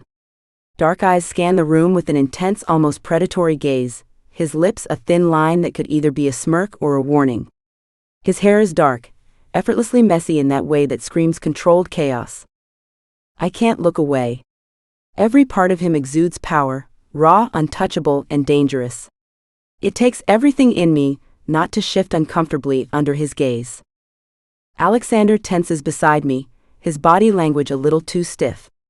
It's obvious he knows this man too. There's a subtle unease in the air that wasn't there before. I finally break my trance, forcing myself to focus on the conversation happening on stage, though the man standing beside the council member keeps pulling my attention back. The council member continues speaking, but I tune in only when I hear something that catches my ear. Mikhail Novikov, as we all know, took control of his family's business just 3 years ago, and look at where it is now. His voice is full of praise, though I can see the tension in some of the faces around me, as if this subject doesn't sit well with them. The council member's words are clear now. Under his leadership, the Novikov Mafia has flourished. Their operations are stronger than ever, their territory expanding rapidly across the globe. The most profitable organization in the world at this moment. His strategy is unmatched, and as much as many of us would prefer otherwise, his influence is undeniable. I feel a shiver run through me, realizing just who this man standing beside the council member really is. Mikhail Novikov. The name echoes in my head like a distant warning. I glance at Alexander, his jaw tight, eyes shadowed. I feel my stomach churn as I finally understand the gravity of the situation. "Remember when I said you owe me one?" he whispers, using his hand on my back to guide me through the crowd, and I nod confused. "What are you doing?" I yell whisper as the council member continues his speech. Oh God, I feel like this isn't going to be good. We pass my sister Vittoria and Boris. She looks at me with amusement, before her eyes fall to the man beside me, and they widen in confusion. Fuck, he's drawing too much attention. "Alexander, stop this," I whisper as he weaves me through the crowd until we're standing right at the front, and he finally stops beside me and lets out a breath of relief. "I need you to dance with my brother," he leans down whispering just for me to hear, and my eyes widen so much I think they might just pop out of their sockets. No way. I try turning around and leaving, but he grabs me lightly and forces me to stay. "Alessia, the council will be pissed. They told him he has to follow through the traditional dance, but clearly he's planning against it." He explains to me quickly, as we notice the council's speech ending. "Oh hell no. Stay away. Stay away. No waves." I glare at the man beside me, forgetting just who he is, and he just gives me a sorry smile before nodding despite how fast I shake my head. "He's terrifying, please don't make me do this." I look at him lightly, but he just narrows his eyes. "He's an angel, don't stress it," he says as everyone claps for the end of the speech, before I look at him with a look that screams, "Help me," but he simply shoots me a smile as we both watch his brother walk towards us. My body begins heating up as if I'm ready to burn the second he gets too close. His eyes fall from Alexander to me, and the second I lock eyes with his piercing dark eyes, my stomach drops. His eyes that hold me captive as he makes his way to us through the crowd. There's something in them, something cold and commanding, as if he owns the room just by standing in it. He moves with an effortless confidence, each step purposeful and unhurried, as if time bends to his will. The crowd seems to part instinctively as he descends from the stage, his broad shoulders cutting through the space with quiet dominance. The low light reflects off his watch, a sleek silver glint against his pale ink skin. He radiates power, danger, and something else, something magnetic. More like something terrifying. I glance at Alexander, my stomach churning. He's tense, his jaw tight. But he says nothing. "Who is she?" The deep voice cuts through the noise like a blade, and I freeze as Alexander removes his hand from my back, as my hands fist at my sides. "This is why I don't come to these fucking mafia parties. We're so dead, man, and we still had to eat the leftover cake in the fridge." Chapter 9. Alessia Bianchi. I look up and find Mikhail standing in front of Alexander, his dark gaze pinned on me as if he's taking me in. Alexander shifts beside me, clearing his throat. Alessia Bianchi. She's the one saving your ass from the council's shit. He barks back at his brother, clearly pissed he didn't make any arrangements for the dance. Mikhail's gaze sharpens. His eyes flick back to Alexander, narrowing slightly. For a moment, the tension between them is thick enough to suffocate. Interesting, Mikhail murmurs. And then, without another word, Alexander gives me a quick, almost apologetic glance before walking away, leaving me standing alone with the one man I was supposed to avoid. Gio is going to kill me.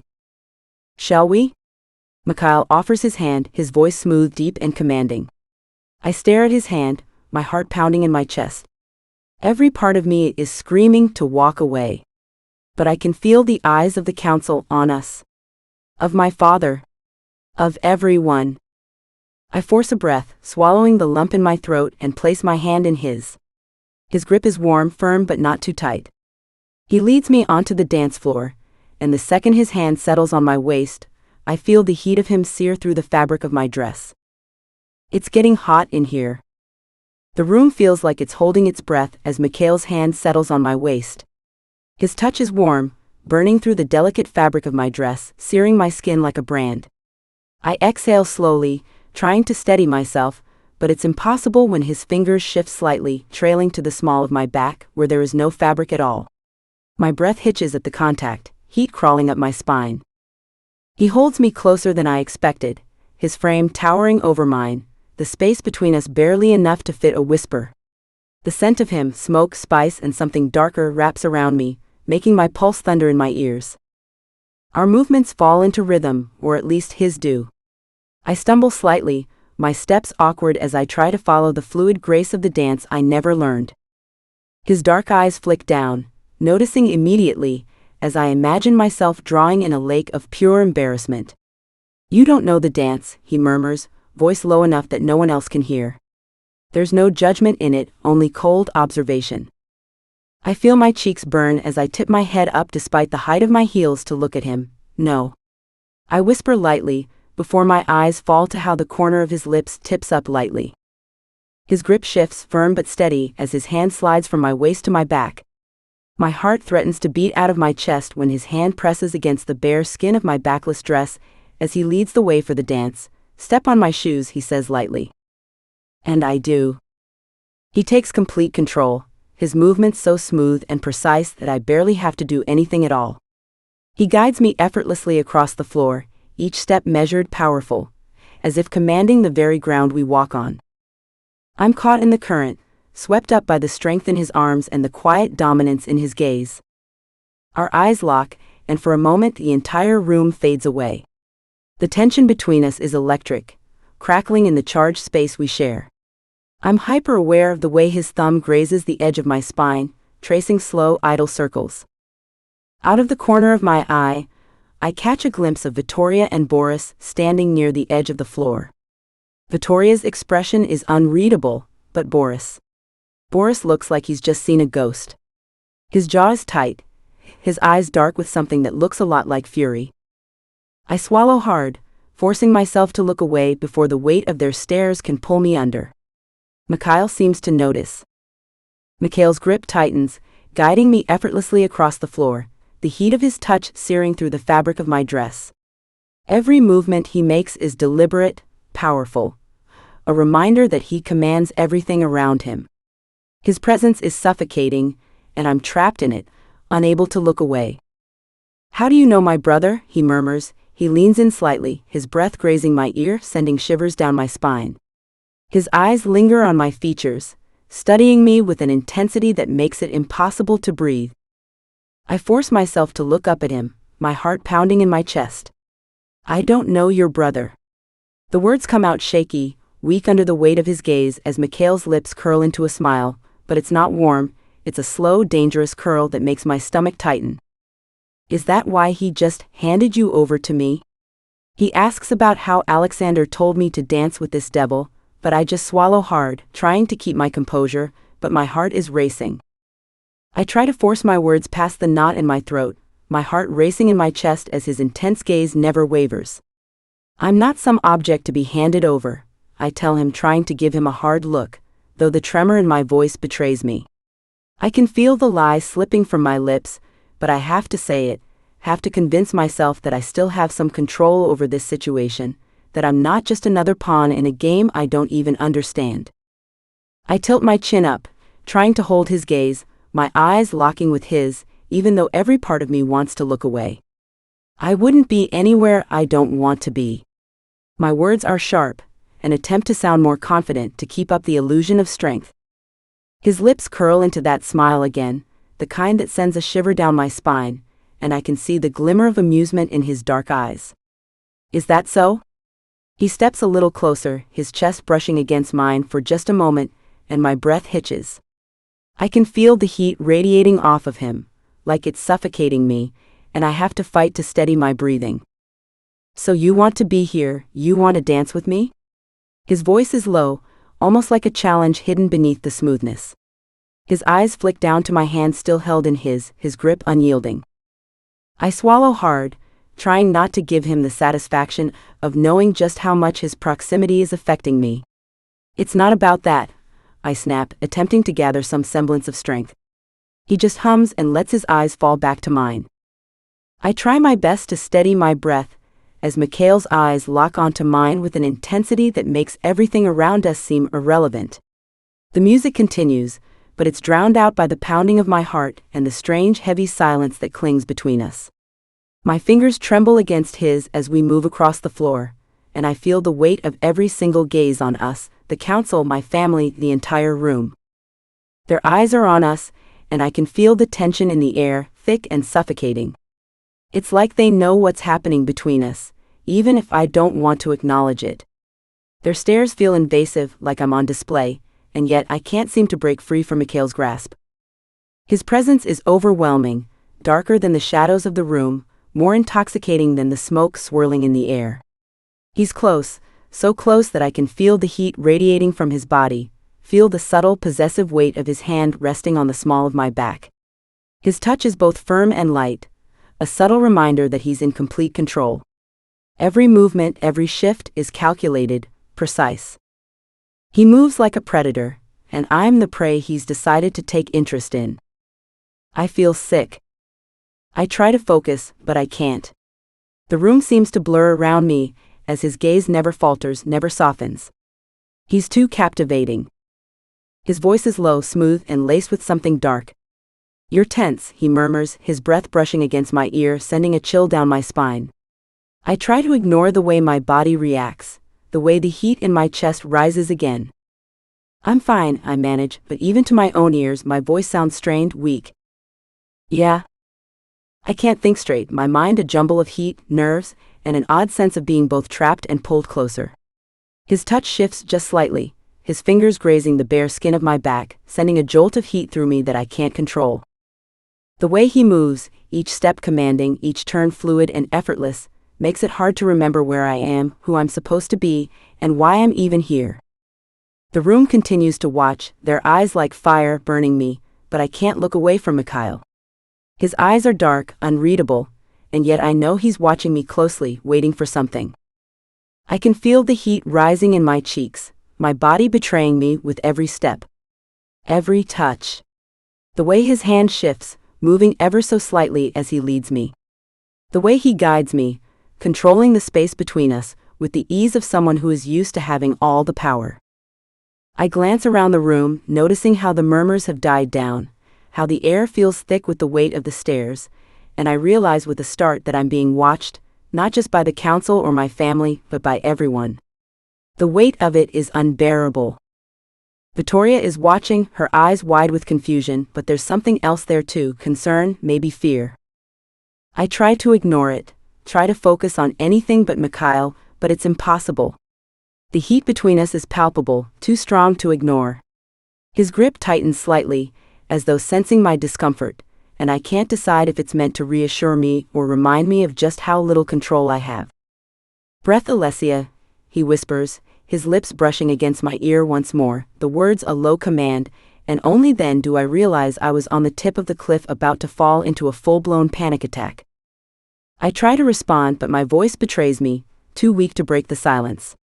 Instead, I stay silent, my breath catching in my throat as he pulls me even closer. Every movement feels deliberate, each step a reminder of how easily he could have me in his grip. His thumb circles the bare skin at the small of my back again, sending a shiver through me. My body reacts before my mind can catch up, and I feel my heart race. I want to pull away, but I can't. I'm rooted to the spot, his hold steady and firm. "You're shaking," he notes, his voice darker now, more intense. "Are you scared of me, Alessia?" There's something almost amused in his tone, a quiet mockery, but I can't tell if it's just him being him or if there's something more to it. I don't answer, afraid that if I do, I'll give too much away. The air feels charged, like a storm is about to break, and I'm caught in the eye of it, unable to escape. His lips brush my ear again, sending another chill through me. "You should be." His words, soft but sharp, cut through the air between us, leaving a lingering tension in their wake. I feel his breath on my skin, the heat of his body radiating against mine, and I know without a doubt that this isn't just a dance. I try to focus on the steps, but it's useless. The room is spinning, the heat from his touch overwhelming, and I can't escape the feeling that I'm not just dancing with him, I'm being tested. By him. By the council. By everyone watching. I look up at him again, unable to resist the pull of his gaze. His expression is unreadable, but there's something in his eyes, something that holds me captive, draws me in deeper than I want to go. What is happening? The music slowly fades out as I stare into his piercing brown eyes, and the crowd clapping is what snaps us both out of whatever trance we were in. Everyone begins dispersing from the dance floor, but I only feel his grip on me tighten. "What are you doing?" I ask, looking around, watching everyone begin to leave, before trying to step away from him. "Mikhail, what are you doing?" My sentence is cut short when he abruptly lets go of me. The warmth of his body, replaced with cool air from the hall as he steps away, clearing his throat, giving me one last look before walking away towards the main exit, and I let out a sharp breath I had no idea I was holding as I walk towards Gio, who waits for me at the edge of the dance floor. I try to catch my breath and act normal, but all my brain wants to focus on are the feeling of his warm hands against my back and waist. What the hell just happened? Gio lets out a little chuckle before I punch his gut way harder than I meant to, before we walk towards the family table. My dad is infuriated, but he is hiding it as best as he can as Boris's father is talking about how great the dance was this year. I sit in my chair, avoiding my father's gaze, but every few seconds I feel him looking at me, daring me to look at him, but I can't. I fist my hands in my lap, not being able to fully catch my breath from what just happened, and thinking about what my father is going to punish me with once we're back home in Italy. My chest tightens with every breath, still unable to shake off the echo of Mikhail's touch. His hands, the way he guided me across the floor, the way his presence seemed to consume everything around us, it feels like a dream I can't wake from, a lingering sensation that clings to my skin, to my mind, as if his grip still holds me even from across the room. I focus on the table in front of me, the silverware gleaming under the soft lights. I don't want to look up, don't want to meet anyone's eyes. But I can feel the tension in the air, thick and palpable, the whispered conversations of the council mingling with the uneasy atmosphere around me. Gio leans in slightly, his voice low as he nudges me with his elbow. "You good?" His teasing tone is at odds with the concern in his eyes, but I don't have the energy to muster a proper response. I manage a tight smile, though it feels like a mask I'm barely holding together. "Yeah, fine." It comes out too flat, too rehearsed, but I can't bring myself to care. I can feel my heart still hammering in my chest, the adrenaline from the dance still coursing through my veins. Behind me, my father's gaze is like a burning weight, and I don't dare turn around to face him. I can feel him, though, like an invisible force in the room, waiting for me to break, to turn and meet his gaze so he can impose whatever punishment he's planning. I can't breathe, not with him watching me like this. The thought of facing him when we return to Italy makes my stomach churn. I know he's furious. I can see it in the way he holds himself, too still, too controlled. But there's no escaping it, no way to avoid what comes next. Whatever punishment he has in store, I know it will be worse than anything I've faced before. Chapter 10. Alessia Bianchi. I make the mistake of looking up as the conversation between Boris's mother and mine flows through the air and make eye contact with my father. At that moment I realize that when we get back to Italy things will not be good for me. I dance with not one of our greatest enemies, but the biggest enemy my father's Mafia has. The look in his eyes is a silent promise, a storm brewing beneath the calm facade he wears in public. Disappointment, fury, and something colder lurk there, enough to send a shiver down my spine. My hands tremble slightly as I lower my gaze, pretending to smooth the non-existent wrinkles in my dress. I can already feel the weight of his words, the punishment that awaits me. My father doesn't need to shout to make his anger known. The silence is far more terrifying. I try to focus on the conversation in front of me, but all I can think about is Mikhail's hand on mine, the way his breath ghosted against my ear when he whispered his goodbye. What have I done? I feel my heart begin beating harder against my chest before I decide I can't take it, and stand up arupbtly, catching everyone's attention at the table. Is everything okay, dear? Boris's mother asks me with concern in her eyes, and I just shoot her a small smile before nodding. I call bullshit. Shut up, Konsi. I just need a drink, I mutter before walking off, not waiting or wanting to hear anyone else's words. The past 45 minutes, Vittoria and my mother have been looking at me as if I've committed the biggest sin.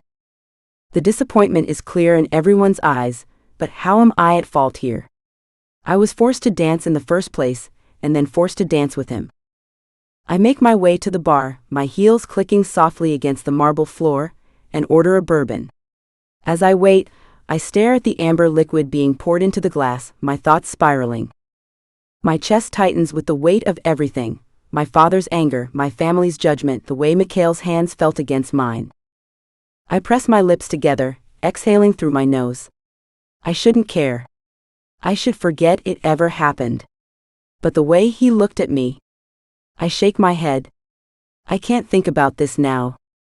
You shouldn't ever think about it. The bar hums with low conversations and clinking glasses, but I feel isolated in my own mind. I take a slow sip of the bourbon, letting it burn its way down, grounding me. My fingers tap restlessly against the glass. And then I feel it, that slow crawl of tension. The hairs on the back of my neck stand on end. I freeze for a moment, breath catching in my throat. I don't even need to look to know. Mikhail. He's there, standing a few feet away, ordering a whiskey. He doesn't approach me. Doesn't speak. But his presence is impossible to ignore. The calm, commanding energy he carries wraps itself around me, making the space between us feel too small. I glance down at my drink, heart pounding harder. I pray my family doesn't see him near me again. The consequences of another interaction. I can't even think about it. Out of the corner of my eye, I see him lift his glass, taking a slow sip.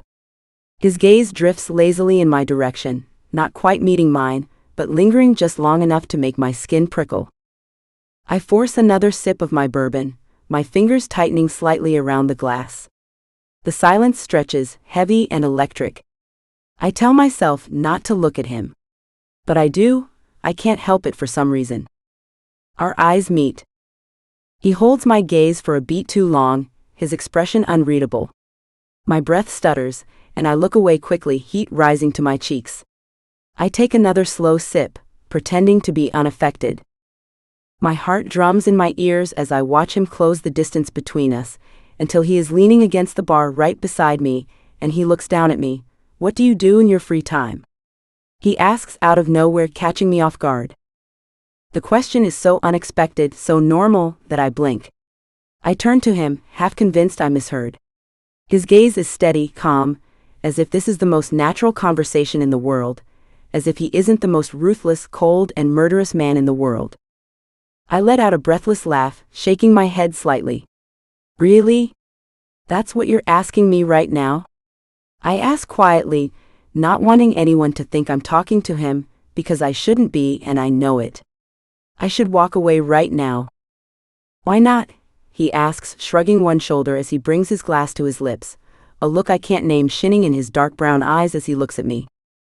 I narrow my eyes slightly, trying to study him. Shouldn't you be asking me something more? I don't know, threatening?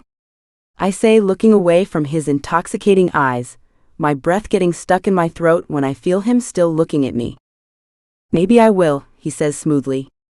Later, he offers, and if he wasn't the one speaking, maybe I would have laughed, but I don't even dare smile.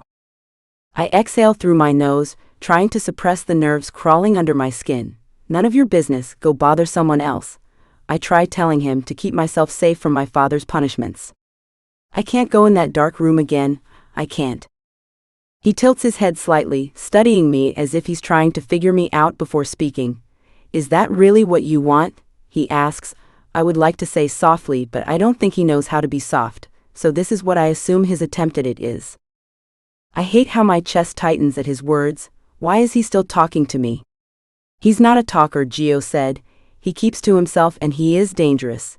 If he expresses interest in you, you can consider yourself dead. I don't want to die, Alessia. Despite my brain begging me not to, I look up at him, turning my body to face him before amusement flashes on his face. So visible I know he doesn't want to hide it, he wants me to see. You're Russian, I'm Italian. I start off and pause when he scoffs and throws his drink down his throat before pointing for another. I roll my eyes, which seems to catch his attention right away, but before I can notice anything else, I speak again. Stay away from me. I grit out each word, trying to muster up some confidence. What does that have anything to do with this? He questions emotionlessly, before I look at him confused. It has everything to do with this. I place my drink on the bar before narrowing my eyes at the man in front of me. First of all, you're probably the man my father hates more than anything in this world. Maybe other than me, but of course I don't say that. He nods, amused by my tone, I assume. Second of all, I pause drinking the last sip of my drink, and my eyes fall to behind him slightly to see my mother looking at me. She taps my father on his shoulder before pointing at me, and I hold the urge to groan, crying out for the Lord to save me. I look back at him before pointing my index finger between us. There is no this. I owed Alexander, so I danced with you, and clearly I'll be facing the consequences of that. I say, not knowing why I say the last part, and his expression doesn't move. I watch him glance over his shoulder, heart dropping when I see my father glaring at me from across the room. Panic claws at my chest. I set my glass down and look back at Mikhail. Stay away from me, Mikhail. I repeat my words before walking off, towards my enraged father, knowing what is to happen to me in Italy. Maybe if I accept it, I'll be better off? Mikhail's voice calls after me, just as I'm about to turn the corner, his words low but carrying through the heavy silence between us. You can't run, Alessia, he says, his tone barely above a whisper, but there's an intensity in his voice that sends a shiver through me. I freeze in my tracks, my heart skipping a beat. I don't turn around, but his words hang in the air, heavy and ominous. Whether you like it or not, he continues, his voice full of what I hope isn't determination, we're not done here. The weight of his words presses down on me, and I feel a chill race up my spine. What does he mean by that? What does he want from me? I take a deep breath, steadying myself before walking back to the table. Each step feels heavier than the last, the weight of Mikhail's words still echoing in my mind. My eyes stay trained ahead, trying not to look at my parents, trying not to acknowledge the disgust written across their faces. I can feel my mother's sharp gaze drilling into the back of my head, and I instinctively grip the edges of my dress tighter. Her disapproval wraps around me like a suffocating shroud. Then there's my father. His silence is louder than anything. I can feel the fury simmering beneath the surface, his gaze colder than any ice, piercing straight through me. I wish I could disappear into the floor, but there's nowhere to run. I make it to the table without looking either of them in the eye, the silence thick around me as I slide into my seat, the tension unbearable. I don't dare speak. My father, however, doesn't need words to make his presence known. The seconds stretch before he speaks, his voice low, every word heavy with authority. We're returning to Italy tonight, he says, his eyes narrowing as they settle on me. I freeze, the blood draining from my face. His gaze remains fixed on mine, unyielding, and for a moment I feel the full weight of his anger. My stomach twists with anxiety, the impending consequences swirling in my mind. No more delays, he adds, his voice laced with finality, looking at no one other than me before I bite down hard on my lower lip, a sinking feeling pooling in my chest. This is only the beginning. Chapter 11. Mikhail Novikov. The rhythmic thudding of my gloves against the heavy bag fills the room, my breath coming in controlled bursts, each punch a deliberate release of tension that I don't even realize I'm carrying. The scent of leather and sweat hangs in the air as I lose myself in the motion.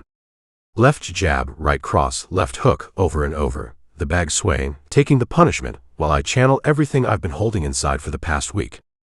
It's been 7 days since the ball, and the memory of her is still sharp, etched into my thoughts like a scar.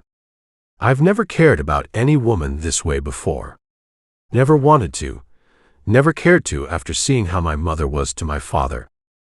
I land another punch, the bag groaning under the force. My eyes close briefly, and I see her again. Her dark hair cascading down her back, the glint of surprise and hesitation in her eyes as I asked her what she did in her free time. Why the hell did I ask her that? Why didn't I just keep the distance, like I always do with everyone else? I should have kept to my usual cold, ruthless self. But no. I had to engage with her. Had to hear her voice again. I shake my head, forcing myself to focus on the bag. Left hook, right cross. I can feel my knuckles burning with each punch. There's this fire in her, something untamed. Her words, her eyes, those eyes that seem to look through me, seeing right past the walls I've spent years building. I don't know why, but it unsettles me, and that feeling, more than anything, draws me to her. The way she bit down on her bottom lip when she realized everyone was watching us. It wasn't fear. It wasn't embarrassment. It was defiance. She didn't want to be there, but she wouldn't back down either. I could see it in the way her posture shifted, the way she gripped my hand as we danced. There was something in her that refused to give in. Or maybe I am being delusional, and it was her obligation.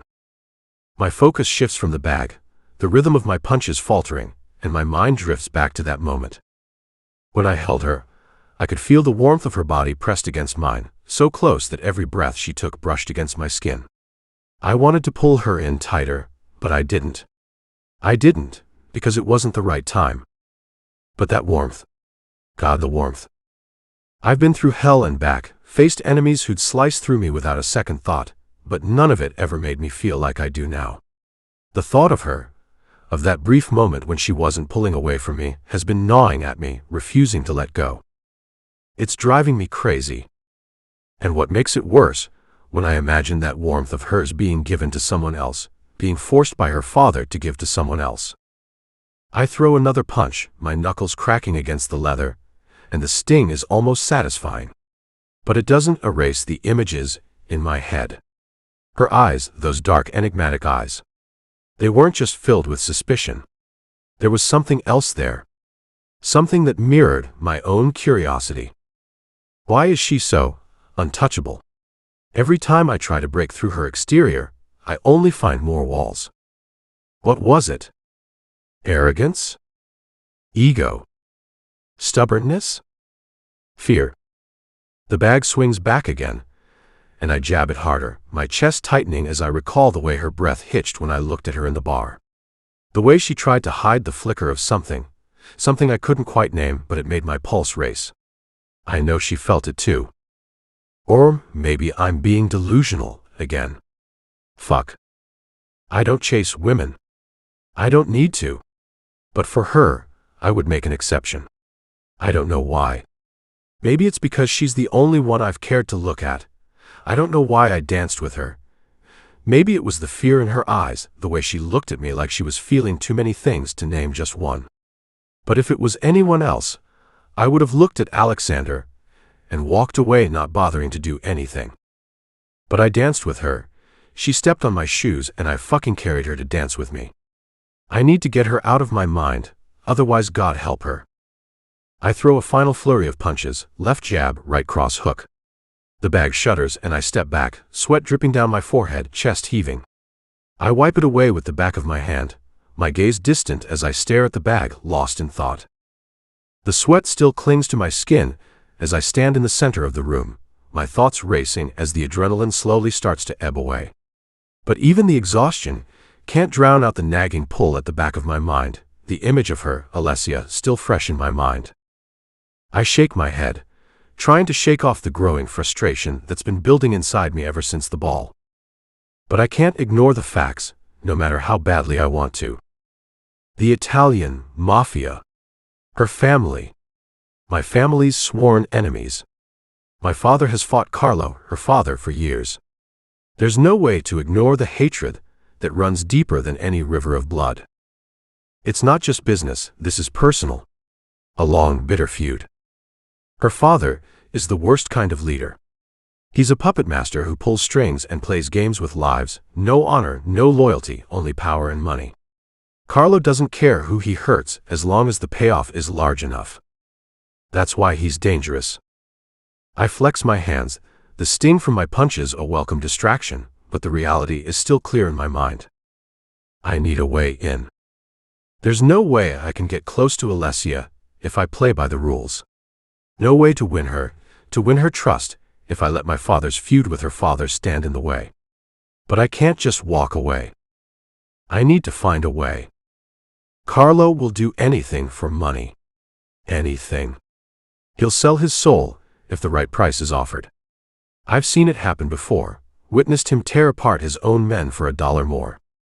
Power corrupts, and Carlo is already drowning in it. There's no line he won't cross. No morality left for him to cling to. And now, I'm thinking about how far I can push him. How much money, how much power can I use to make him bite? I've played this game before. It's always the same, the game of leAlessiage. The weak will always bend when the right price is put on the table. But this isn't just business anymore. It's personal. And I'll be damned if I let my pride, or my family's pride, stop me from getting what I need. I pace the room, my footsteps echoing off the walls, the heavy bag now forgotten in the corner. I know what I need to do. I'll bait Carlo with what he wants most: money, influence, control. He'll bite, just like every other greedy bastard before him. All I have to do is dangle the right offer in front of him, and I know he'll take it like a dog. But there's one problem. Alessia. I don't want to drag her into this mess, but I'm not stupid enough to think I can have both my power and her without consequences.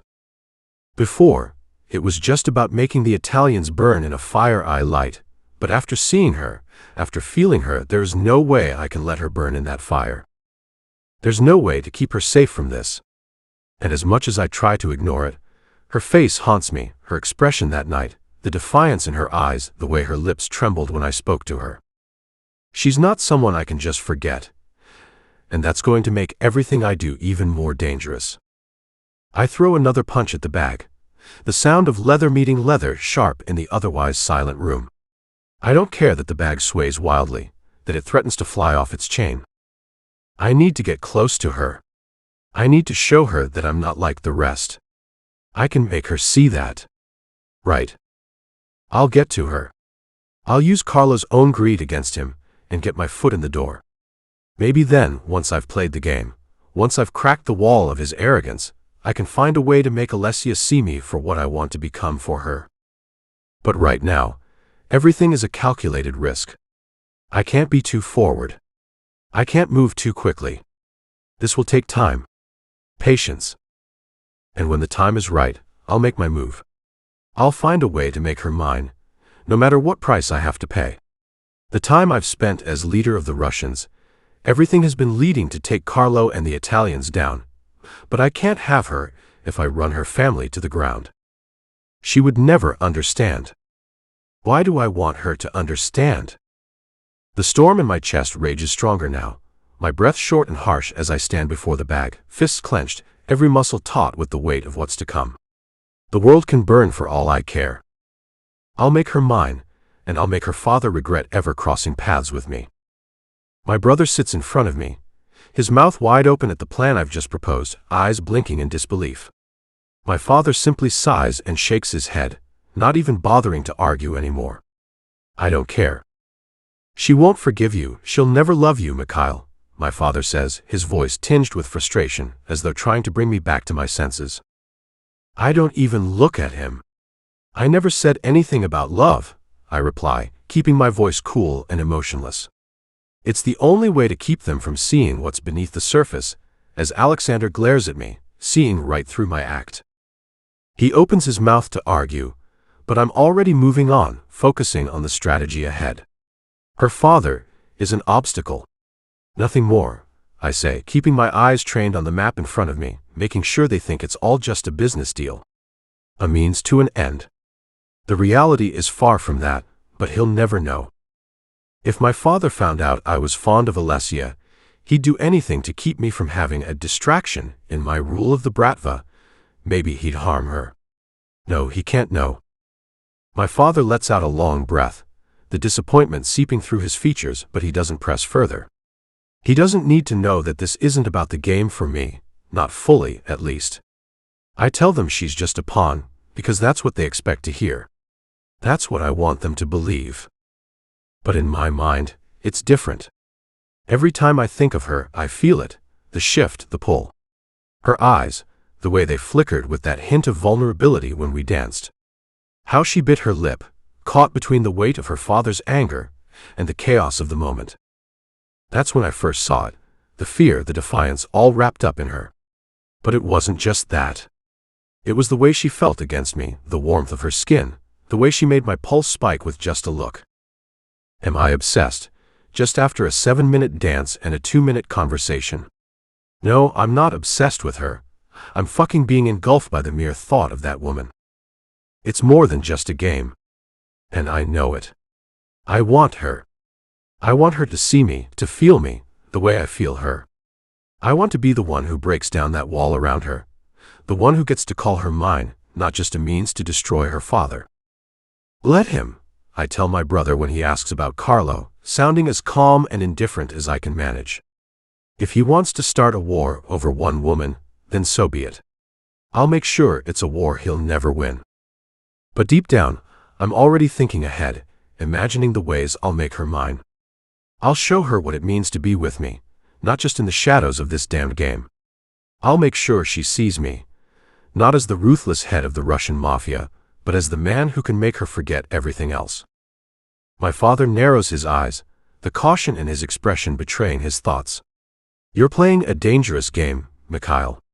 You're too emotionally invested in this. I'm not emotionally invested, I say, almost too quickly, but it's a lie I need them to believe. I'm just doing what's necessary. It's necessary, but that's not all of it. In my mind, I'm already planning. I'll move carefully, manipulate things so that it's not just about the money or the power. I'll make sure her father bends, and when he does, I'll be the one holding the strings. And when the time comes, I'll step into the place she needs me to be, right at her side. But for now, I keep it all hidden, like a secret weapon ready to be unleashed. I let them think it's just a matter of business, of chess, but deep down I know what I want. And I'll make sure they never see that. Chapter 12. Alessia Bianchi. I sigh as Igor follows behind me, as I grip onto my white coat. I was at the hospital today because they needed help with a complicated case with a pediatric patient. Despite the hate I have for the Mafia hospital, I will always help when asked.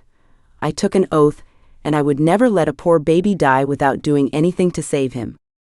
I am still in a pair of blue scrubs, with my hair pulled back into a messy bun at the top of my head and my glasses resting on the bridge of my nose. I can't wait for my warm bath and a glass of white wine. Gosh, I am so tired. I walk down the hall, the sound of my shoes tapping against the marble floor echoing in the silence. Igor's heavy steps follow behind me, his presence a constant reminder of what waits ahead. The crisp, clean baby blue scrubs I'm still wearing cling to my skin, a sharp contrast to the chaos of my life, and I clench the edges of my white doctor's coat tighter, trying to ignore the tremor in my hand. All I can think about now is the warm bath waiting for me, the glass of white wine I'll sip in peace, away from all of this. But the moment Igor speaks, my small shred of comfort slips away. Your father is calling you to his office. I sigh, the weariness of the day sinking deeper into my bones. The hospital had been chaotic, a complicated pediatric case that had left me drained. Still, I would never turn my back on a life in need, even if it meant working under the weight of this damned mafia that taints everything in my life. I hate mafia life. I hate these brutal men. I hate this brutal world I am stuck in. Fine, I mutter under my breath. I'll go shower and meet him there. I start to turn away, eager to strip off the scrubs and slip into something comfortable, but Igor's voice stops me. No, you must go right away. He let you go once, don't test him. You won't get lucky every time. Maybe if your father tells him to bark, he'll actually bark, fucking lapdog. His words hang in the air, cold and final. Before I can even think of an excuse, I feel his hand on the small of my back, a nudge to push me forward, directing me towards the hallway leading to my father's office. I feel the sudden prickling at the back of my neck, the unease that tightens my chest. I go to glare at him, but before I can open my mouth, I see it, the cold gleam of the gun in his hand. He holds it casually, but it's a silent warning. My glare dies, replaced by a resignation I'm all too familiar with. I have no choice but to follow him. As we approach the hallway, my steps slow, my breath growing heavier. There's something different tonight. The air feels thick with tension, and I know I'm walking into something far worse than a simple reprimand. My thoughts race, my mind conjuring images of my father's dark room, the cold, unforgiving place where I've spent too many nights in the past. Luca had fought with father for hours to keep me out of it a week ago, after the incident at the ball. I don't know how he did it, but I was able to sleep in my bed that night, wrapped in the warmth of my blankets instead of the cold floor of that damn dark basement room. But tonight, Luca isn't here. He's gone on some mission, won't be back until later. That means it's just me and my father. And whatever punishment he thinks I deserve. I can feel my heart begin to speed up, thudding louder in my chest. A cold sweat gathers at the base of my neck, the fear creeping in like an insidious shadow. I glance around nervously, but nothing looks out of place. Still, the feeling of dread settles deeper into my stomach. The closer I get to my father's office, the tighter the knot in my chest becomes. Igor doesn't say a word, and I hate the silence. Every step feels like it takes an eternity. The sounds of the house are muffled, but I can hear my pulse in my ears, each beat louder than the last. Finally, we reach the heavy wooden door to my father's office. I can feel Igor's grip on my arm tighten as he opens it for me, and my stomach twists in fear. Inside the room, it's darker than usual, the lights casting long shadows across the polished mahogany desk. My father is sitting behind it as always, his back rigid and his eyes sharp, calculating. But it's not just him. Alexander is there, his face as unreadable as ever. And standing next to him is Mikhail. Run? My breath catches in my throat as I take him in, standing tall, calm, and almost too composed for the tension in the room. His eyes flicker briefly over to me, just a passing glance, but I feel it. It's like a jolt to my chest, like he's pulling me in even with just that. I quickly look away, trying to steady my breathing, but feel his eyes lighting a train everywhere his eyes pass on my body. My father's gaze flickers between me and the two men. The room feels suffocating, every movement too deliberate, too calculated. Igor's hand on my arm tightens, and he pulls me roughly into the room, not giving me the chance to even protest. I stumble slightly as he shoves me forward, the cold, unfamiliar air of the office wrapping around me like a vice. I stop just short of my father's desk, my eyes immediately drawn to the single item resting on it, a small velvet box, square-shaped, the deep red fabric stark against the polished wood. Beside it is a check. A check with a number that I know has too many zeros. The silence stretches thick and uncomfortable. My father doesn't speak right away, letting the weight of the situation sink in.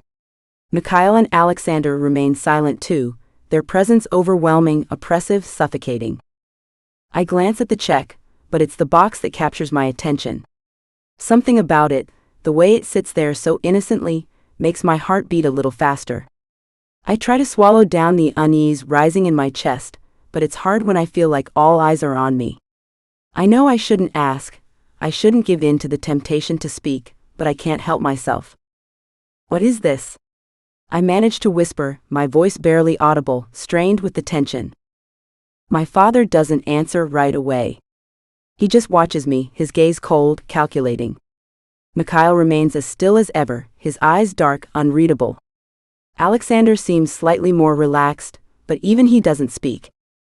The silence deepens, and my heart hammers in my chest. I feel like I'm on the edge of something I can't control. Whatever this is, whatever my father has planned, I'm not ready for it. And yet, there's no turning back now. The air in my father's office is thick, stifling, as I stand frozen, trying to compose myself in front of the three men. The guards outside the door feel like 1,000 eyes, watching, waiting for the right moment to strike. Igor stands behind me, his presence a constant pressure on my shoulders, forcing me forward into the room. My breath hitches in my throat as I try to keep my composure, but the tension in the air is suffocating. My father, Mikhail, Alexander, they're all there, looking at me, and I can't shake the feeling that they're circling, sizing me up like prey. I keep my eyes lowered, trying to avoid their gazes, but it's impossible to ignore the way Mikhail stands, calm, composed, as if he's already won something. I can't breathe, can't think, but my heart pounds furiously in my chest.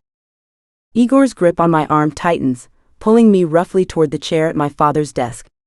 The force with which he drags me makes my heart stutter, and my pulse quickens, the fear creeping up from the pit of my stomach. I try to steady myself, but before I can even think, Igor shoves me into the chair, the harshness of the movement stealing my breath.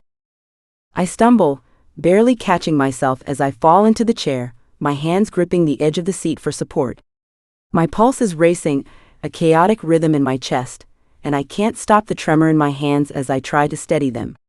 I know my father is watching me, waiting for me to break, and that thought alone makes everything worse. I can't let them see how scared I am. I can't give them that satisfaction. But then I catch the movement in Mikhail's eyes and my breath hitches. He tenses, his posture stiffening as he watches me being shoved into the chair. His lips press into a thin line, and for the first time since entering the room, I feel a flicker of something real, a crack in his cold facade. It's fleeting, but it's there. Something soft, something human. It makes my heart race faster, and my head spins as I try to make sense of it. My father's voice breaks through the tension in the room, calm and cold as ever. "Sit down, Alessia," he orders, his words a command more than a request. I can feel the weight of his authority bearing down on me, and I sit, my muscles rigid, unwilling to give him the satisfaction of seeing me cower. My eyes burn with the threat of tears, and I can't stop the wave of fear that crashes over me. I've been here before in this office, but this time feels different, darker. My mind flashes back to the dark room, the isolation, the suffocating fear of what might happen next. I blink rapidly, fighting the tears that threaten to spill over. I won't give them the satisfaction of seeing me cry. I won't show weakness. But it's hard, so hard when every inch of me is screaming to run, to escape the web they've woven around me. Igor steps back, his gaze cold and unfeeling as he watches me from behind, and I feel the weight of his presence like a looming shadow. His role in this is clear, he's the enforcer, the one who makes sure nothing slips out of line, and I can't shake the feeling that he's just waiting for me to slip. The fear is overwhelming, and I can feel the tears threatening to fall. I turn my face away, biting my lip to hold them back, but the pressure in my chest is too much. The tears spill over, just a few at first, but then more. Mikhail's eyes flicker to me again, and this time there's something in his gaze, something I can't name. It's not the cold indifference I've seen before. It's softer, maybe even protective, but it's gone in an instant. I try to wipe the tears away, but my father's voice cuts through the moment, his tone as harsh as ever. "Enough, Alessia," he snaps. "This is your consequence. You will deal with it." And at this very moment, it hits me. He sold me off. Tears well up in my eyes, threatening to spill over, but I force them down, keeping my gaze fixed on the desk in front of me. I won't give them the satisfaction. I won't show weakness. But it's hard. So hard when everything I've been trying to do, all the efforts to make my father see me, to make him proud of me, feel meaningless now. He's not looking at me like a daughter. He's not seeing me at all. Sit still, Igor growls under his breath, his grip on my shoulder unrelenting as he steps back, leaving me to face the man who is about to break me further. The chair beneath me feels like a prison, its cold, unyielding surface mirroring the way I feel inside, trapped.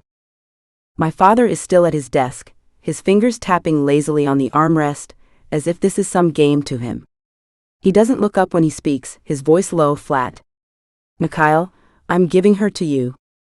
She's your responsibility now. His words land like a slap across my face, and I can feel every bit of my heart shatter, each fragment slipping into the void that he's carved inside me. She's a liability, he continues, his tone cold and detached. A burden. And if you can use her to your advantage, then so be it. If not, get rid of her. She means nothing to me. My entire world tilts on its axis. The words hit like a hammer, each syllable pounding into my chest, knocking the breath out of me. I'm nothing. I'm just a tool. A pawn. A useless thing that he's discarding, handing off to someone else without a second thought. He might as well have thrown me away like trash. I feel my throat tighten, the sting of tears impossible to hold back anymore. I bite down on my lip, trying to steady myself, but the pain is unbearable. The frustration, the years of trying to earn his love, trying to make him see me as more than just his daughter, it's all for nothing. He's never going to see me. He's never going to care. I could sacrifice everything for him, and it would mean nothing. Through the tears that blur my vision, I snap, my voice raw and broken. What is wrong with you? I cry out, my words shaky, filled with years of hurt. I've done everything you've asked. I've worked for you. I've been your perfect, fucking daughter. But nothing works. Nothing will ever make you see me. I'm just a burden to you, aren't I? Just something you can throw away when you're done with me. I grit out. The words are out before I can stop them, my voice breaking as I stand up, my body shaking with anger and pain. What your language with me, Alessia? My father warns, and I scoff. I can barely look at him anymore. My chest is on fire, and I can feel the walls I've built around myself crumbling, falling apart at the seams. My father's eyes narrow at my outburst, but there's no sign of regret, no flicker of understanding. He doesn't even flinch. Instead, he glances at Mikhail, who's still watching me with that unreadable expression. My heart sinks even further when I see the way Mikhail's gaze softens just a fraction, but it's not enough to comfort me. His eyes are cold, calculating. He's here to use me. He's here because my father handed me over like an object. I'm nothing to him either. I feel as though I'm suffocating. The air in the room is thick with all the things left unsaid, all the anger and pain I've carried for so long. And yet in this moment, I realize something bitter. I'm not enough. I never will be. Not for him. Not for anyone. I point a shaking finger towards Mikhail, the words bitter on my tongue. I'm just being handed to a man who knows nothing but violence, I say, my voice growing steadier with each word, though the tears still stream down my face. A man who has a heart of stone, who doesn't care about anything or anyone. What happens to me doesn't matter, right? I draw in a shuddering breath, my chest tight as the anger rises up inside me, fueled by the crushing realization of my situation. I just wanted to live a normal life. I never asked for any of this. I was forced into this, forced to dance with him, forced to do things I don't want to do because of your deals. All my life I've been forced to play this game, and for what? For who? What do I have to show for it? I cry out, not caring of the show I'm putting on in front of the two Russian bastards. It just hurts, God, it hurts so fucking much I can't bear it. I don't wait for him to answer, the pain of it all too much to bear. My words cut through the air, raw and broken, but I can't stop myself now, not with the weight of everything coming crashing down. You Mafia men are all fucked in the head, no morals, no idea of wrong or right, no fucking conscience. I take a step forward, my eyes searching Mikhail's. His expression hasn't shifted. He's still the same stone-faced man, unbothered by my tears, by the mess I've become. His indifference burns me more than anything before I force my gaze back to my horrid father. You're just going to let him do this to me? I ask, my voice cracking. Is Luka okay with this? Does he even know what you're doing? Mikhail's gaze flickers, but he doesn't say anything. My father doesn't even look at me when he speaks next. His voice is flat, cold, and final, as if this entire conversation is already beneath him. Luka doesn't matter, he says dismissively, his gaze finally lifting to meet mine, his eyes as hard as steel. The deal is already made, and his say doesn't matter anymore. You're not his responsibility. You never were. He leans back in his chair, his fingers resting easily on the armrests as if he's finished with this conversation, his expression void of any real emotion. My heart cracks at his words, the finality of them making my chest tighten painfully.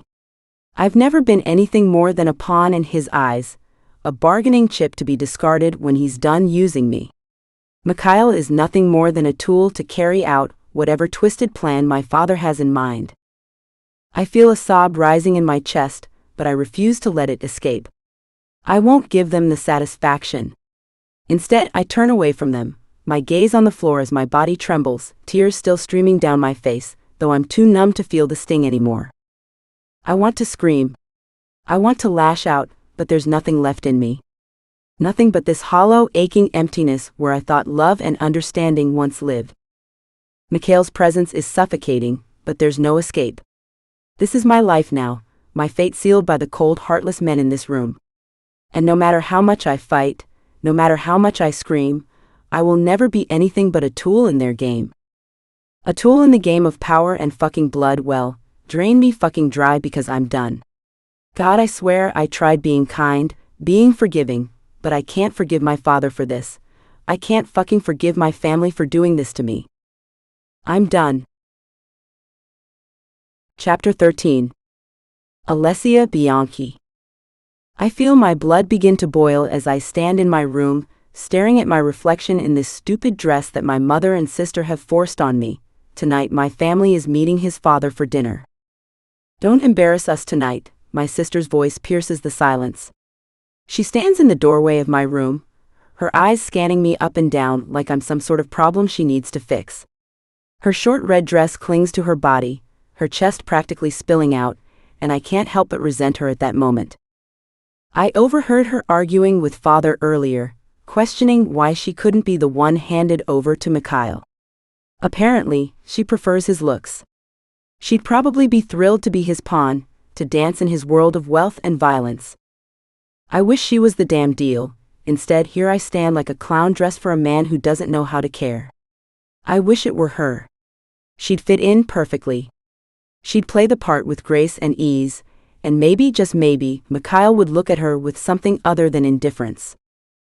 Thanks for the tip, I mutter, my voice dripping with sarcasm. My tone seems to irritate her, but I don't care anymore. I don't care about her, or my mother's harsh, calculated words, or my father's empty expectations. I'm done caring about anyone who doesn't give me a second thought. Fuck them all. I turn, running a hand through my hair, and that's when I feel it, the sharp sting of my mother's gaze. I can practically feel the judgment in the air, thick and suffocating.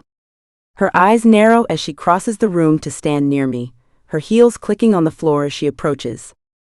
She says nothing at first, but her silence is deafening, and I know she's about to speak her mind. This is a business deal, Alessia, she begins, her voice hard and emotionless. This is how things work. I expect you to act with dignity. Do not embarrass us tonight. You have a duty to your family. She almost orders, spitting nothing but bullshit at me. Duty? I repeat her word aloud, almost laughing at the absurdity of it. I turn back to the mirror, unable to look at her anymore. I see my reflection, the woman she wants me to be, and I hate it. As if pimping your daughter out for a business deal isn't embarrassing enough, I snap, unable to stop the words from slipping out. It's a low blow, but it's the truth. She's traded my life for some arrangement I didn't agree to, some deal that will haunt me forever. She doesn't care. She never has. So why should I care about their fragile feelings? The moment the words leave my lips, my mother's sharp intake of breath fills the room. I can feel her eyes burning into my back as I grab my shoulder bag and shove my phone into it, trying to ignore the weight of the damn ring on my finger. The emerald-cut diamond glints at me, a constant reminder of my worth in their eyes, an object to be handed off for the right price, for the right connection. Nothing more. That is not what is happening, she growls like a dog, and I hear the tension in her voice. This is common in the Mafia. Deal with it, Alessia. Of course I'll deal with it, I mutter under my breath, walking past her with a cold, empty smile. I've been dealing with your shit my whole life. I push through the door, letting it swing shut behind me, and the moment I step into the hall, Igor appears from the shadows. His hulking frame moves in sync with me, his heavy footsteps echoing against the marble floors as I head down the staircase. I hate the sound of my heels on the floor.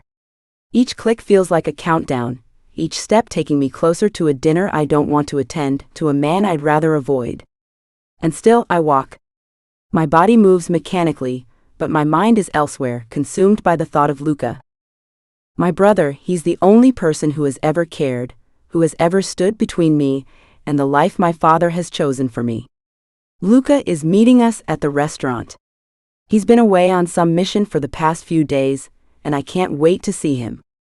Maybe, just maybe, he can get me out of this. Maybe he'll understand the desperation in my eyes and find a way to free me from this life, this contract I never asked for, these expectations I can't meet. I turn the corner, and the cool air hits me as I step into the grand hallway that leads to the front door. Igor follows close behind, his eyes scanning the halls, always on alert, always watching for threats. The thought of Mikhail comes to mind, and my stomach churns. He's part of this mess. He's the one I'm being handed over to, the one who will use me as a pawn in some dangerous game. He doesn't care about me, how could he? I doubt he even knows what the fucking word care means.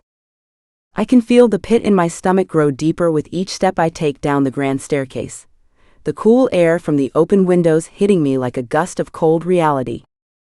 Igor's heavy footsteps are a constant presence behind me, a reminder of how little control I have over my own life. The marble floors gleam beneath my feet, but everything feels hollow. The soft glimmer of the chandelier above does nothing to lighten the darkness swirling in my chest. As I reach the bottom of the stairs, the house feels strangely quiet, eerily calm. I hear my father's voice before I see him, a low murmur cutting through the air. Alessia. His tone is sharp, his voice carrying a weight that pulls at the very core of my being. His callous tone always sends a shiver down my spine, a reminder of how small I am in his eyes. I want to hate him for it, but somehow I've spent my whole life yearning for his approval, even when I know it's never going to come. I walk slowly toward him, the thick silence stretching between us like an invisible barrier. He stands at the far end of the living room, his tall, imposing figure like a dark shadow against the soft light from the grand windows. His back is to me, and I see the moment he turns, his lips curling into an unexpected smile. It's the first time I've ever seen him smile at me, not as some inconvenience or disappointment. The warmth in his expression doesn't fit with everything I know about him, everything he's ever said to me. My heart stutters, a moment of hope rising in my chest before it's swiftly crushed by the realization of what's happening, bringing myself down to earth to view reality and rethink his actions with rationality before I show him I give a shit. And then I fucking clock it, he's smiling because this is the night he gets rid of me. Father? I ask, my voice monotone, not bothering to put a show on for him. The smile remains on his face, but his eyes, they're different. Cold. Detached. Like I'm nothing more than a problem that's finally being dealt with. I'm finally ridding myself of the biggest burden of my life, he says, his voice smooth, almost casual, as though he's talking about something trivial, something insignificant. He pauses for a moment, the smile still present, but it doesn't reach his eyes. I've gotten a nice payout for this. A deal with Mikhail, an exchange, and I can finally get some peace. He says, smiling at me, and I fist my hands at my side, my nails digging into my palms as my mom and sister walk down the stairs humming in agreement. His words are like a punch to my gut. The air feels suffocating, the weight of his dismissal crushing me under its heaviness. I stand there frozen, unable to process what he's just said. He's talking about me as if I'm nothing more than a commodity, a business transaction. But this is different. The finality in his words, the coldness with which he dismisses me, leaves me feeling like nothing more than a piece of trash being discarded. I stand there, my breath coming in shallow bursts, unable to move or speak. Right back at you, father, I mutter, and then, as though it's all too much for him, my father turns, walking past me with the same disgusted look that's become so familiar. He doesn't even spare me another glance, the contempt in his eyes cutting deeper than any words he could have said. I should feel anger, I should feel rage, but instead I feel nothing. Nothing but emptiness. My entire life, I've been nothing more than a disappointment in his eyes. His gaze was always sharp, filled with disdain and cold dismissal. I've spent so long trying to be something he could be proud of, trying to earn a single ounce of his approval. But it was never enough. Nothing ever would be. The sound of his footsteps fading away as he leaves me standing there is the only thing I can focus on. The overwhelming silence in the room becomes deafening, and I feel the weight of it press down on me, suffocating me.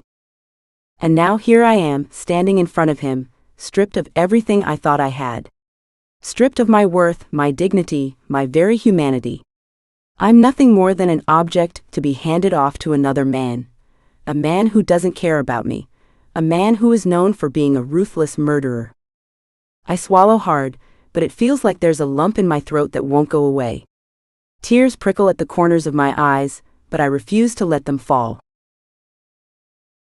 Chapter 14. Alessia Bianchi. The air in the private dining room feels suffocating. My body is rigid, the long table stretching out before me, but all I can focus on is the sound of my own heartbeat echoing in my ears. Everything around me seems distant, the clink of silverware, the soft murmurs of the other patrons just beyond the velvet curtain separating us from the rest of the restaurant, the rustle of my dress as I shift in my seat. It's all too much. Yet nothing at all seems to matter. Luca stands near the edge of the room, arguing with our father again. His voice is low but intense, the words clipped and sharp, trying to make sense of this twisted mess that has been forced upon me. I don't look at them, not wanting to get lost in their fight. I know this is futile. Luca will fight with everything he has to protect me, and my father will fight just as fiercely to ensure I am bound by the very chains he forged for me. If I win, Gio loses. If he wins, I lose, and call me emotional, but I'd let myself lose every time to keep him safe. This is not what I want for her, father, Luca says, his voice tight with restrained emotion. You know what this will do to her. You can't just give her away like this. She's my sister, your daughter, not a bargaining chip. Our father scoffs, his eyes flashing with contempt as he stares at Luca. The fire in his eyes is familiar, the same kind of look he's given me countless times throughout my life. But now it's aimed at Luca, and I can see how much it wounds him, how it cracks the veneer of his cool composure. She is a liability, Luca, my father spits, his tone cold as he leans back in his chair, his fingers drumming on the table. You can try to protect her all you want, but she's already too deep in this world. It's too late for her. The Novikovs will do what they will with her, and there's nothing you can do about it. Ouch. His words feel like daggers to my heart, each one piercing deeper than the last. I sit back, the weight of the conversation crushing me. They speak of me as though I'm nothing but an object, a pawn in their game. It's how they've always seen me, and now more than ever it's painfully clear that nothing will change that. Luca's fists tighten by his sides, his jaw clenched, but he doesn't move to argue further. He knows it's pointless. I can see the frustration in his eyes, the helplessness. And as much as I want him to keep fighting, to keep trying to find a way out for me. I know it won't make a difference. Luka, I finally say, my voice barely above a whisper. The words taste bitter on my tongue, but I can't bear to see him like this anymore. I can't bear to watch him fight a battle he won't win. Sit down. Please. He turns to me, his eyes wide, as if he's about to say something to fight me on it, but I just shake my head. The exhaustion in my chest is suffocating, and I'm so tired of pretending like there's something to fight for. It's over. This is my life now. I'm not going to be saved. Not by him, not by anyone. Nothing can be done, I say, my voice softer now, the weariness in my tone unmistakable. It's just how it is. We can't change it. Luka's gaze hardens, but I can see the sadness behind his eyes. He wants to save me, he always has. Our father clears his throat, his presence imposing as always, and his voice cuts through the tension in the room. The Novikovs are here, he says, his tone almost indifferent, as if it doesn't matter what happens next. Behave yourselves. This dinner needs to go smoothly. No more disruptions. The words are like a cold slap to my face, and my heart drops as I hear the faint sound of footsteps approaching from the hallway. I don't need to look to know who it is. I can feel their presence before they even enter. Vittoria leans forward slightly, her gaze fixed on something, or rather someone across the room. I follow her stare, and my stomach lurches when I see Mikhail entering with his father, Ivan Novikov, at his side. The room feels colder with each step they take, and my body instinctively tenses. My skin prickles with the awareness of him, of the weight of his gaze, though I refuse to meet it.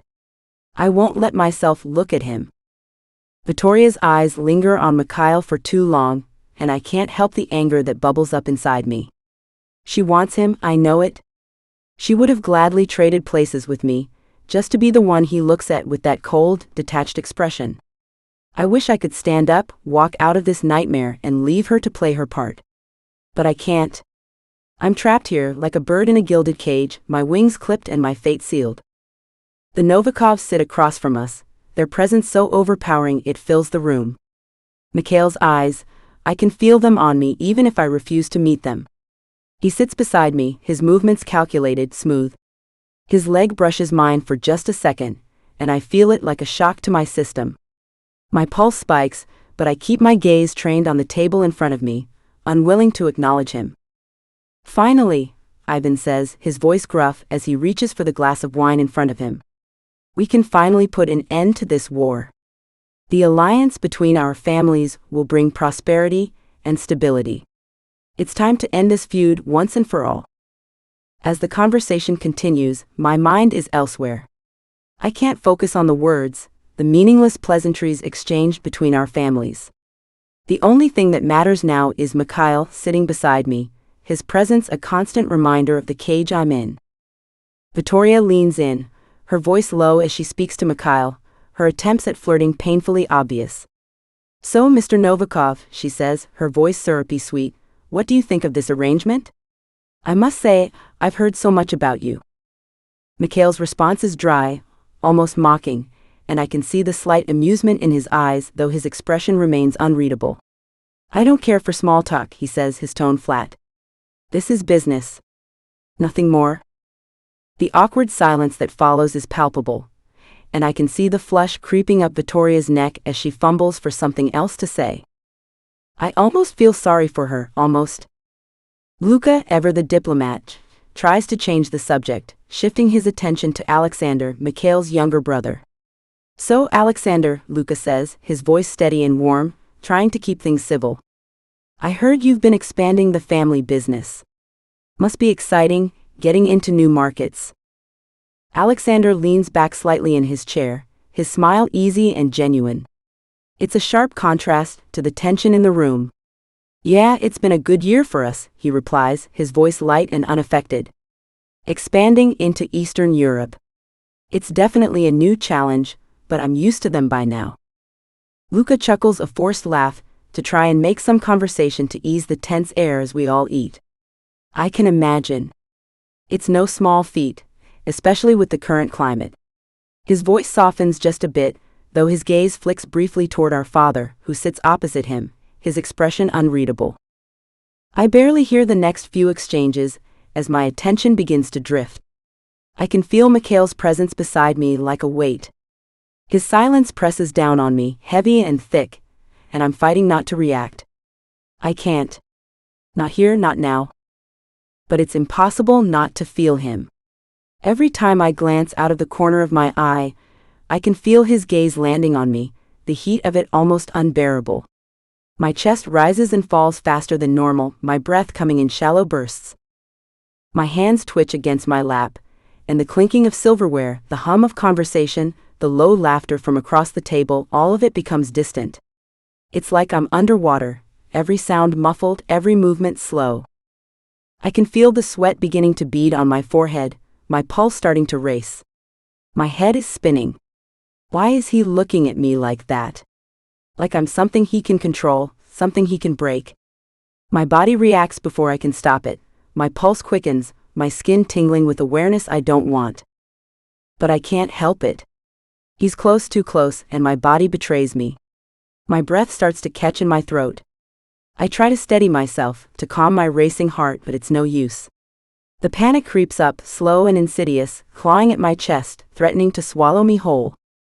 My leg is bouncing up and down out of fear now, my feet cold beneath the table, but I can't move. I can't get up. Not with everyone around, not with my family so close. And then, just as I feel like I might choke on the air, I feel it, a warm, firm hand on my lower thigh. The sensation is so sudden, so unexpected that I freeze, my breath catching in my throat. The hand is large, its fingers pressing gently but firmly just above my knee. For a moment, everything goes still. I don't even know how to react. The tension in my body spikes, my heartbeat loud in my ears as I try to stay composed, but it's hard when his touch feels like a command, an assertion of power I can't escape. I don't look at him. I can't look at him. But I can feel him leaning in closer, his breath warm against my ear as he speaks, his voice low and measured. "Breathe," he whispers, the word a command, not a suggestion. I blink, confused, my heart racing even faster as I try to pull myself together. "What?" I ask, my voice barely audible, but there's a sharpness to it, an edge that betrays the panic I'm trying to suppress. He doesn't respond immediately. Instead, his hand stays on my thigh, the warmth of it sending a current of electricity through me that makes my skin crawl and my chest tighten even more. "Breathe," he repeats, this time with more insistence, his voice almost a soft rasp. "You need to calm down." I can't stop the confusion from flooding my mind. I stare down at his hand, the weight of it pressing into me. He's the one who put me in this position, he's the one forcing me into this arrangement, and now he's telling me to breathe? To calm down? My breath comes faster, shallow, and I find myself gripping the edge of the chair to steady myself. I'm caught in this whirlwind of emotions, unable to make sense of any of it. Mikhail's fingers flex against my skin, his touch still gentle but firm, almost like he's holding me in place. It's a reminder of his power, his control. I want to pull away, but I can't. My body betrays me, too afraid to move, too scared of what might happen if I do. His voice is barely audible now, but his words sink deep into my chest. "Just breathe, Alessia." His hand presses just a little harder against me, a strange mixture of authority and care, and I feel my breath hitch. My mind is screaming at me to get up, to run, to escape this suffocating room, this suffocating situation, but my body is frozen.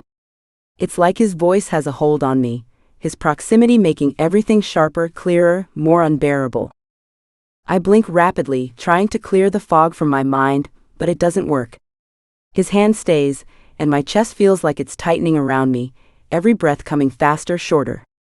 I try to pull myself together. I try to listen to him. But nothing feels real right now. When I finally manage to look at him, the confusion is evident in my eyes, and the panic still lingers. "Why are you doing this?" I whisper, my voice trembling with the question I can't quite form fully. Mikhail doesn't answer at first. Instead, he just watches me, his expression unreadable.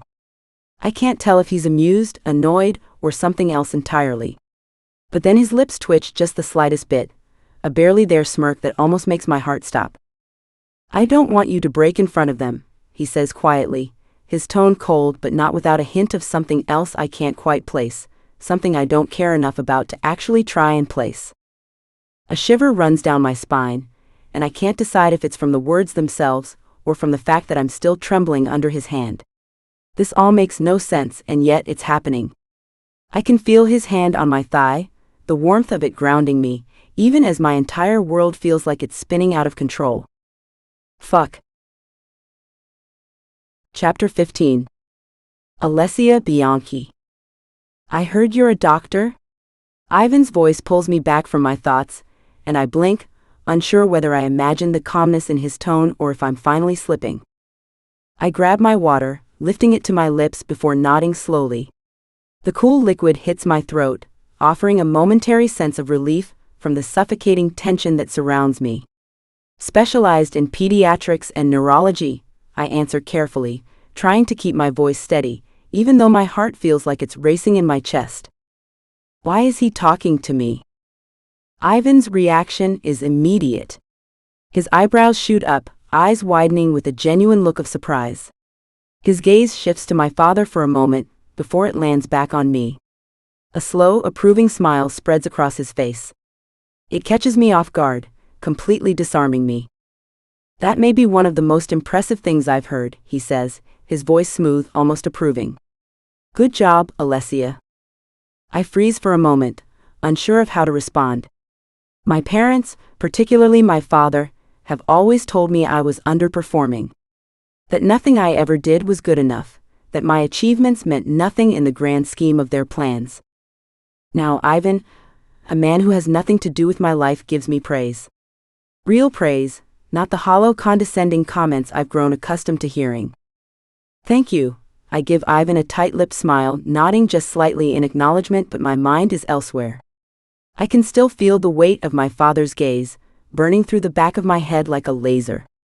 I sit up a little straighter, forcing myself to look composed, to appear unaffected, even as everything inside me is unraveling. I take another sip of my water, my hands shaking slightly as I hold the glass. Ivan's words echo in my head. "Good job, Alessia." I never thought I'd hear that from anyone. I place the glass back down on the coaster with a slight clink. I can feel my father's gaze cutting through me from across the table, sharp and calculating. His eyes narrow, and I see the familiar flicker of disapproval in his expression. Disapproval not at the praise I received, but at the fact that someone else gave it to me. That's the thing about him, isn't it? He wants to control everything in my life, including the validation I get for my achievements. My father chokes on his food, an almost comical reaction that briefly breaks the silence in the air. His eyes shoot to Ivan, clearly caught off guard by the praise I received, and then to me, his glare now sharper, more venomous. But I don't care anymore. I'm tired of it. Tired of him. I glance around the table, trying to distract myself. Vittoria is staring intently at Mikhail, her gaze fixed on him like a hawk watching its prey. It makes my stomach turn. I try to ignore it, but my eyes keep drifting back to her. I wonder if Mikhail knows she's practically drooling over him. She might as well be handing herself to him on a silver platter. I try to focus on something else. The clinking of silverware, the low hum of conversation, everything feels muffled, like I'm underwater. It's like I'm caught in this odd, detached bubble, where I'm aware of everything happening around me, but I'm not really part of it. The tension around the table is thick enough to cut with a knife, but Ivan's presence seems to have lightened the mood, if only slightly. He's the only one here who doesn't carry the same weight of judgment I've grown used to from my own family. For a moment, I wish I could take this praise, let it sink in, and let myself feel good about it. But it's hard to bask in it when all I see is the disgust in my father's eyes. I bite the inside of my cheek, my teeth sinking into the soft flesh. The pain is almost a relief, something to ground me. But no matter how much I try, I can't stop myself from wondering if this moment, this small victory, is just another fleeting illusion. Everything about tonight feels wrong. I feel like I'm losing control of the narrative, and the more I try to push back, the more it slips away from me. I turn my gaze back to the table, my fingers tightly wrapped around the base of my water glass. The silence stretches out, and I can feel the weight of Mikhail's presence beside me. My skin prickles with the awareness of him, but I refuse to look at him. I can feel his eyes on me though, his intense stare boring into the side of my head. It makes my stomach twist, and my body reacts despite myself. I want to look at him, so I can gauge what's in his eyes, what he's thinking. But I won't. I won't give him the satisfaction. Maybe, Ivan continues, a strange chuckle escaping him as he watches my father's discomfort. Alessia will be the one to end this war after all. He turns his attention back to me, his smile still present though it doesn't quite reach his eyes. But I suspect you already know that. I stiffen, not sure how to respond. This conversation has taken a turn I wasn't prepared for. But before I can collect my thoughts, my sister speaks up, her voice high and somewhat eager as she turns toward Mikhail. I didn't know you were so good with your phone, she says, flashing him a bright smile, her tone almost flirtatious as she leans forward. I was thinking of getting one of those models. What do you think? What is this bitch on about? Her question hangs in the air, completely out of place and awkward. Mikhail barely glances at her, his eyes skimming over her for a brief moment before he turns his attention back to his phone. His voice is flat, almost cold, as he responds. It's functional. The lack of enthusiasm in his response is comical. My sister's smile falters for a split second, her cheeks turning pink with embarrassment. She forces a laugh, but it's clear she didn't get the reaction she was hoping for. The conversation around me continues, a low hum of voices, but I'm not listening. My mind keeps circling back to Mikhail, his presence, the way he moved with such control, with such power. My breath catches when I remember his whispered words, the way his gaze felt like it was digging under my skin, like he could see right through me. What did he want? What was he trying to prove? I press my fingers against the edge of the table, trying to ground myself in the present, to silence the storm raging in my mind. I glance at Gio, who's watching me carefully, and I force myself to look away before the concern in his eyes can make me crumble. The conversation at the table shifts, but I don't hear it. My thoughts are too loud, too full of Mikhail, of my father, of the unsettling feeling that tonight is just the beginning of something much darker than I'm ready for. The conversation is suddenly interrupted by the sound of screaming and chaotic shouting outside the private dining room. The noise is jarring, cutting through the tension like a blade. It's followed by the unmistakable sounds of hurried footsteps, urgent voices calling for help, and the distinct, desperate cries of someone in agony. For a split second, the room goes still. All the conversation dies down, and everyone instinctively stands up, confusion and alarm flashing across their faces. The men at the table, Mikhail's crew and my father's associates, immediately reach for their guns, their movements swift and practiced. The air shifts from tense to dangerous in an instant, the threat of violence now palpable. Mikhail is already on his feet, moving to shield me with his body, his large frame blocking my view as he pulls me behind him without saying a word. I feel the solid weight of his presence against my back, his body a wall between me and whatever chaos is unfolding. My heart races, but I can't shake the feeling that there's something more to this than meets the eye. I look past Mikhail, my eyes scanning the scene. The men in the room are tense, waiting for orders, their guns ready at their sides. The muffled sounds of distress from outside grow louder, and a sickening realization washes over me. It's a cry for help. Alessia, stay back, Mikhail's voice is low, commanding, but I can't focus on him right now. I can't. My head is spinning as I hear the frantic cries and desperate shouts, all of them pleading for someone to act, for someone to save them. It's a sound I've heard before too many times in my medical training, but this time it's real. It's right here, in front of me. I shake Mikhail's hand off my wrist, pulling away from him with force, the suddenness of my movement surprising both of us. My legs are already moving before I can think. I don't care about the Mafia, or the men with guns, or even Mikhail himself. I'm already heading for the door, my body acting on instinct. I push the door open with a rush, stepping into the hallway just outside the private room. The scene in front of me is far worse than I expected. A man lies on the ground, his body trembling violently. His face is contorted in agony, his eyes wide and filled with terror. He's clutching his chest, his hand pressed against his heart, as though he can somehow will the pain to stop. I rush to his side, my medical instincts kicking in. There's no time to waste. "Oh God," I mutter under my breath as I kneel beside him, quickly assessing his condition. His breathing is erratic, shallow, his chest heaving as if his lungs can't take in enough air. He's still conscious, but barely. His face is pale, his lips a disturbing shade of blue. I can already tell he's in the middle of a heart attack, a severe one. I reach for his wrist, checking for a pulse. It's weak, thready, almost non-existent. I press my fingers harder against his neck, feeling the faintest flutter of life beneath the skin. It's not enough. It's barely enough to keep him alive. I roll him gently onto his back, positioning myself over him with practiced ease. There's no time for hesitation. I need to act quickly. I check for his airway, tilting his head back to open his throat, making sure nothing is blocking his ability to breathe. I press down on his chest, checking for the faintest rise and fall. There's nothing, no movement, no expansion of his lungs. He's in full cardiac arrest. I start CPR immediately. Placing my hands on his chest, I begin compressions, moving with precision, counting the beats in my head. 1, 2, 3, 4. I push down, feeling his ribs under my palms, the pressure of each compression sending a shock through my body as I force blood to circulate through his heart. I can hear the panic rising around me. People are shouting now, their voices muffled but still sharp in my ears. "Stay with me," I beg, breathless now as my arms burn with each compression. The man's face is pale, his lips still blue, but his pulse is faint.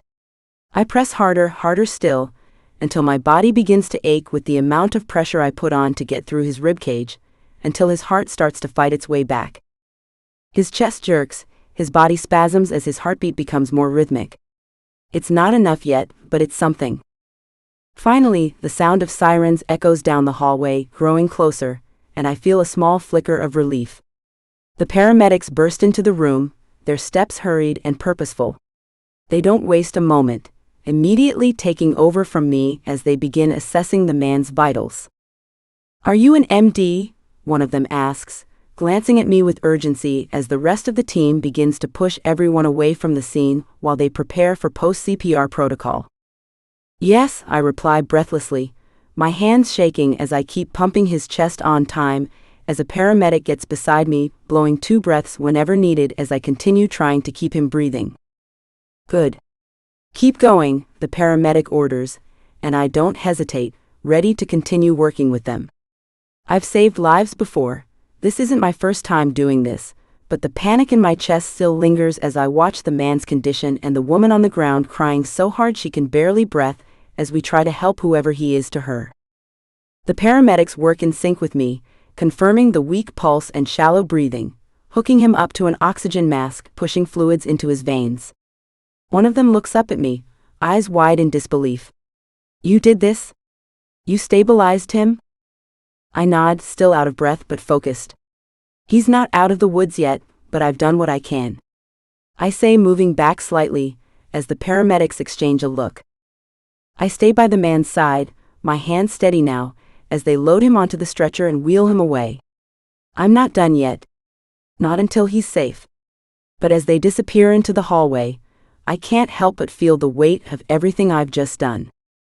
I turn back to the room, where Mikhail is standing in the doorway, watching me silently, his eyes soft, but just for a second before they're shielded with the emotionless look he constantly holds, as my father profusely apologizes to Ivan about my misbehavior, as if I am a damn toddler. Whatever, I just grab my glass of water before throwing it down my throat as my chest rises up and down a bit too fast. Chapter 16. Alessia Bianchi.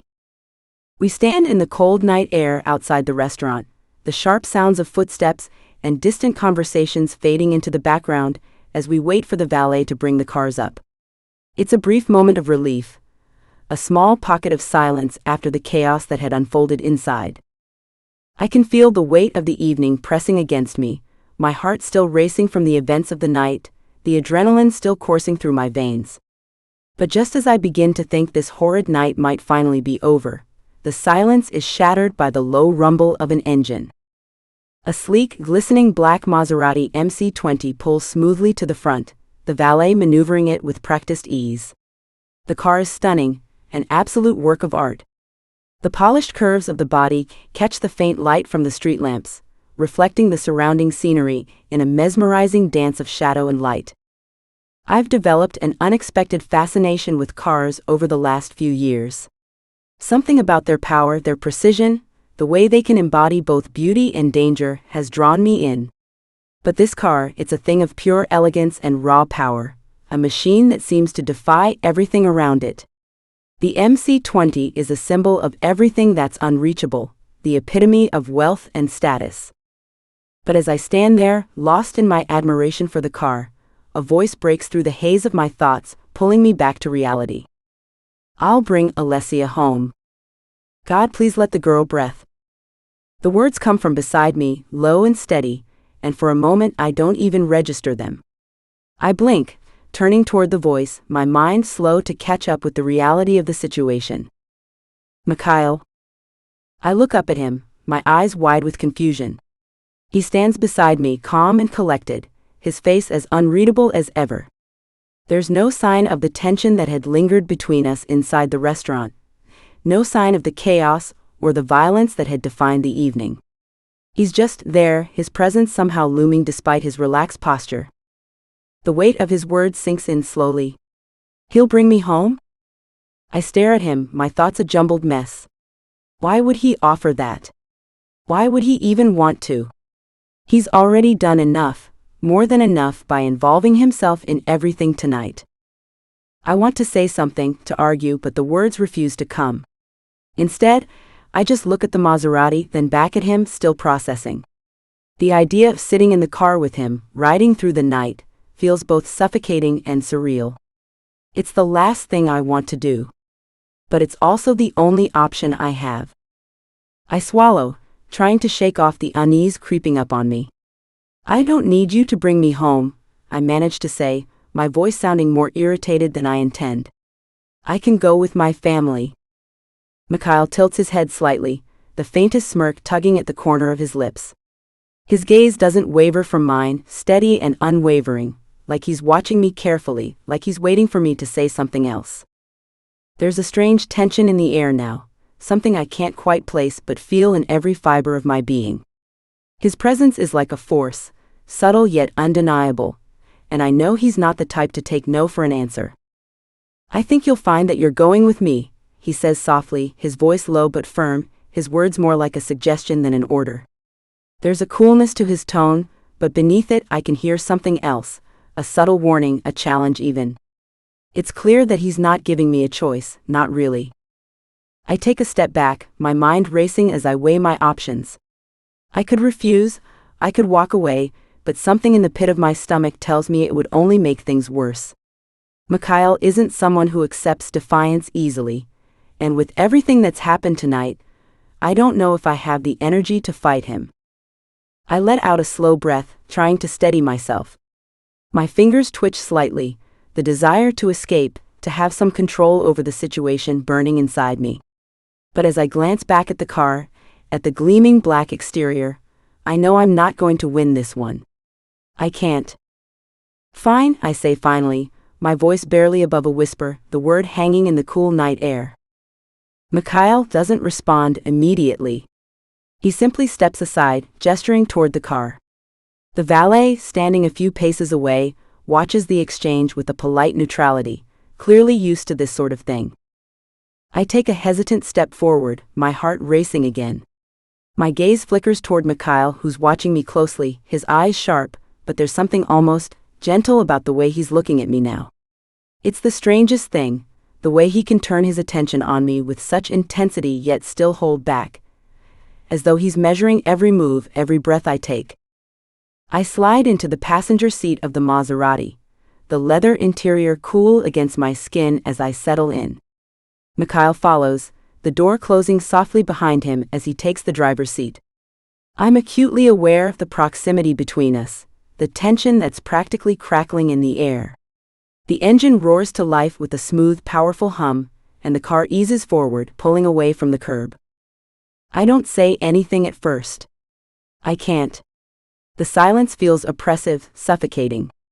The sleek interior of the car, the low hum of the engine, the soft glow of the dashboard lights, everything about this feels surreal. I'm sitting next to Mikhail of all people in a car like this, and it feels like I've been thrust into a world I'm not supposed to belong to. The streets pass by in a blur, the city lights flashing outside the window. It's strange being here like this with him. The silence between us is almost unbearable, and I find myself stealing glances at him out of the corner of my eye. He's focused on the road, his jaw set, but there's something different in his demeanor now, something more measured, more controlled. Mikhail Novikov. The cold air bites at the edges of my coat as I stand beside the Maserati, the engine still purring from its recent stop, the glow of the streetlights casting faint shadows over the sleek black surface. It's almost too perfect, the kind of car that demands attention.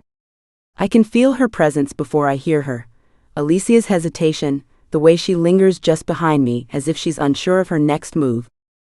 I'll bring Alessia home. Fuck, I hadn't meant to say that. The words are barely audible, but they hang in the air between us like an unspoken contract. I didn't expect her to argue with me, but she does. Her expression shifts, confusion and something else flickering behind her eyes. I don't blame her, there's no reason for me to offer this. She doesn't respond at first. Instead, she looks at the car, her gaze lingering on the Maserati like it's an alien object she's not quite sure she's allowed to touch. Her fingers twitch at her sides, betraying the nerves running through her. I don't need you to bring me home, she says, her voice small. I can go with my family. I raise an eyebrow. I don't care if she's going with her family, what matters is her getting in this car with me. Not because of anything personal, of course, but because I like the idea of keeping her close. Too close. I'm not one for playing nice, and she needs to understand that. I think you'll find that you're going with me, I reply, my voice low, almost amused. It's not a suggestion, not really. It's a statement. But I don't say it like that. I let the words hang, giving her the chance to argue again. She won't. Her hesitation is like a small weight in the air between us, a tension that only deepens when she looks at me again, her face softening, her guard slipping. For the briefest moment, I see the girl beneath the layers, the innocent, uncertain part of her that she tries to hide. After what feels like an eternity, she sighs, the sound barely escaping her lips, and gives in. Fine. I'll go with you.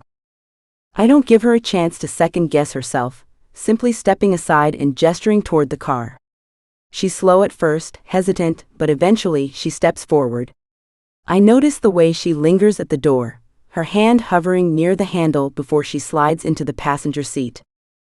As she settles in, I watch her through the corner of my eye. Her body shifts in the seat, her dress catching the light in a way that makes it almost impossible to look away. It's silk, tied against her curves, a rich brown that contrasts against the cool black of the leather upholstery. She's always been beautiful, but tonight something about the way she carries herself, the way her eyes avoid mine, makes her even more intriguing. I slide into the driver's seat, my movements measured, purposeful. The car hums to life beneath me, the engine roaring with power, but the silence between us is louder than any sound the engine could make. For a while, neither of us speaks. The city lights blur past the window, each flicker of neon and street lamp reflecting off the polished surface of the car. I feel her eyes on me, but she's not saying anything. I'm fine with that. She's been through enough tonight. It's when I glance over at her again that I realize how close we are, how tightly the confines of this car draw us together. I can feel the heat of her presence next to me, the tension between us thickening with every passing second. She shifts slightly, her fingers fidgeting in her lap, trying not to draw attention to herself. But I'm watching, and I'm paying attention to every little detail. Her eyes are tired, but there's something else in them. Something soft. Her lips, barely parted, look like they're on the verge of speaking, but she holds back. I can't help but notice the way her chest rises and falls with every breath she takes, how the faintest tremor runs through her as she tries to keep it together. She's exhausted, no doubt, from everything that's happened tonight, but there's more to it, something deeper, something she won't let me see just yet. I break the silence first. I didn't expect you to accept so easily, I say, my voice quiet but not without a hint of curiosity. It's not exactly a question, but I can't help but wonder, why didn't she argue more? Why didn't she fight me? She shifts in her seat again, her hands curling slightly in her lap as if to steady herself. Her eyes flick toward me and then away, as if she's unsure of what to say, or maybe just unsure of what she's gotten herself into. I'm not really the type to make a scene, she says, her voice quieter than I expected, tired. And I'm not really in the mood to argue. The words strike me harder than I care to admit. She doesn't even realize it, but there's something in that sentence that makes my stomach tighten. There's a sense of vulnerability there, something raw and real that she keeps hidden. But I see it. I always see it. Her hands are tightly clenched in her lap now, her knuckles pale beneath the dim interior lights of the car. I can tell she's trying to hold onto whatever composure she has left, but she's unraveling bit by bit, and she doesn't even know it. Tell me, Alessia, I begin, my voice softer now, what's your plan here? You think you're just going to go back to your life and pretend tonight never happened? She doesn't answer right away. The silence stretches between us, thick and uncomfortable, until finally she lets out a small, tired laugh. I don't know what else to do, she murmurs, almost to herself. Her words, though soft, sting a little. It's almost like she's resigned herself to the fact that nothing will change for her, that she'll always be part of this mess, caught between people like me and the people we're fighting against. For a moment, I let the weight of her words settle. The city lights blur past, and I realize something. She's not just caught in the crossfire of this war between the Italians and the Russians. She's part of my game, whether she knows it or not. Every move I make, every piece I shift on the board, it all leads back to her. As much as I want to see the downfall of the Italians, I also want to see what happens when I finally break down the walls she's built. And it's not going to be easy. I know that. But I don't mind the wait. I glance at her again, my eyes lingering for a fraction longer than they should. She's still quiet, still lost in her own thoughts, and for a moment, I wonder if she even realizes what she's stepping into. We're not just playing a game anymore. This is something different. I break the silence again, just to keep her close. You should sleep, I say softly, though it's more of a suggestion than a command. She shakes her head, eyes still focused on the road ahead. I'm fine. But I know she's not. She's far from fine. Chapter 17. Alessia Bianchi. I lean against the wall with my arms crossed over my chest as I watch my sister blow out the candles for her 28th birthday, while my family, along with Boris's, stands behind her, clapping as if she's saved the world from death. Vittoria beams as the applause fades, her eyes shimmering under the warm glow of the chandelier. My mother wipes a tear from the corner of her eye, smiling with nothing but love and admiration as she watches her eldest daughter bask in the attention. My father stands beside her, his usually stern features softened by something rare, pride. I should be happy for her. I should feel something other than this dull ache settling in my chest. But all I can do is watch from the sidelines as she takes center stage, as always. She moves on to opening her gifts, laughter and playful chatter filling the room as she peels back wrapping paper and gasps at each present. A designer handbag from my mother. A new gold bracelet from my father. A pair of diamond earrings from Boris. Everything she could ever want, handed to her effortlessly. I glance around the room, searching for an escape, but there isn't one. Not tonight, not when the whole day is just about her. My eyes flick to my watch. An hour left. Just one more hour before I have to pretend to be just as radiant, just as adored. Before I have to smile through the well wishes and endure the empty embraces of people who only care about my last name, not me. An hour of the year's biggest party thrown by our Mafia. My father invites all his partners and friends, and Vittoria does the same to spend the night celebrating her birthday, as I stand at the bar sipping on a drink all night or talking to the few friends of Vittoria that will speak to me. My brother is gone on another mission. He isn't here. Again. And that loneliness settles in deeper, a familiar weight pressing against my ribs. I shift my gaze away, only to find Boris looking at me. The hairs on the back of my neck rise as unease slithers down my spine. His stare is lingering, too intent, the way it always is when he thinks no one is watching. The way it was that night. My throat tightens, and I force myself to look away, to pretend I didn't see it.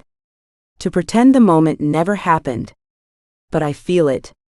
The ghost of it clings to my skin like something I can't scrub away. My mother glances over at me then, her eyes flickering with something I can't quite place. Pity. Disappointment? I can never tell with her. She smiles, but it doesn't reach her eyes. I force one back, though it feels like a lie. I take a slow breath, letting my nails dig into my palms just enough to ground myself. The click of my heels echoes through the dimly lit hallway as I follow Igor downstairs.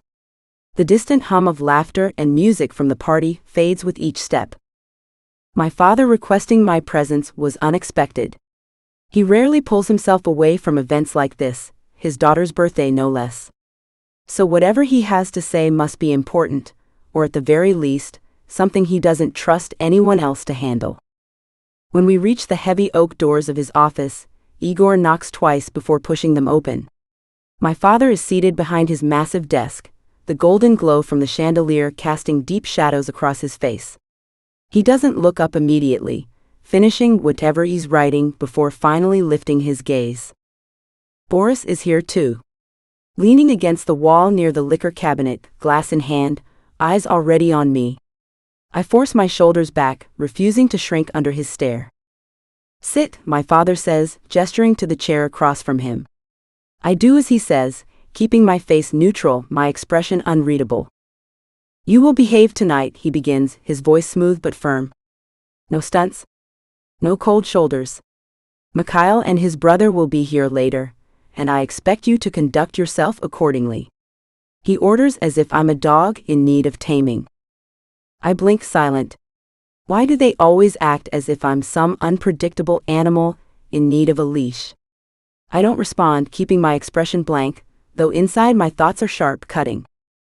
My father exhales, clearly expecting more of a reaction.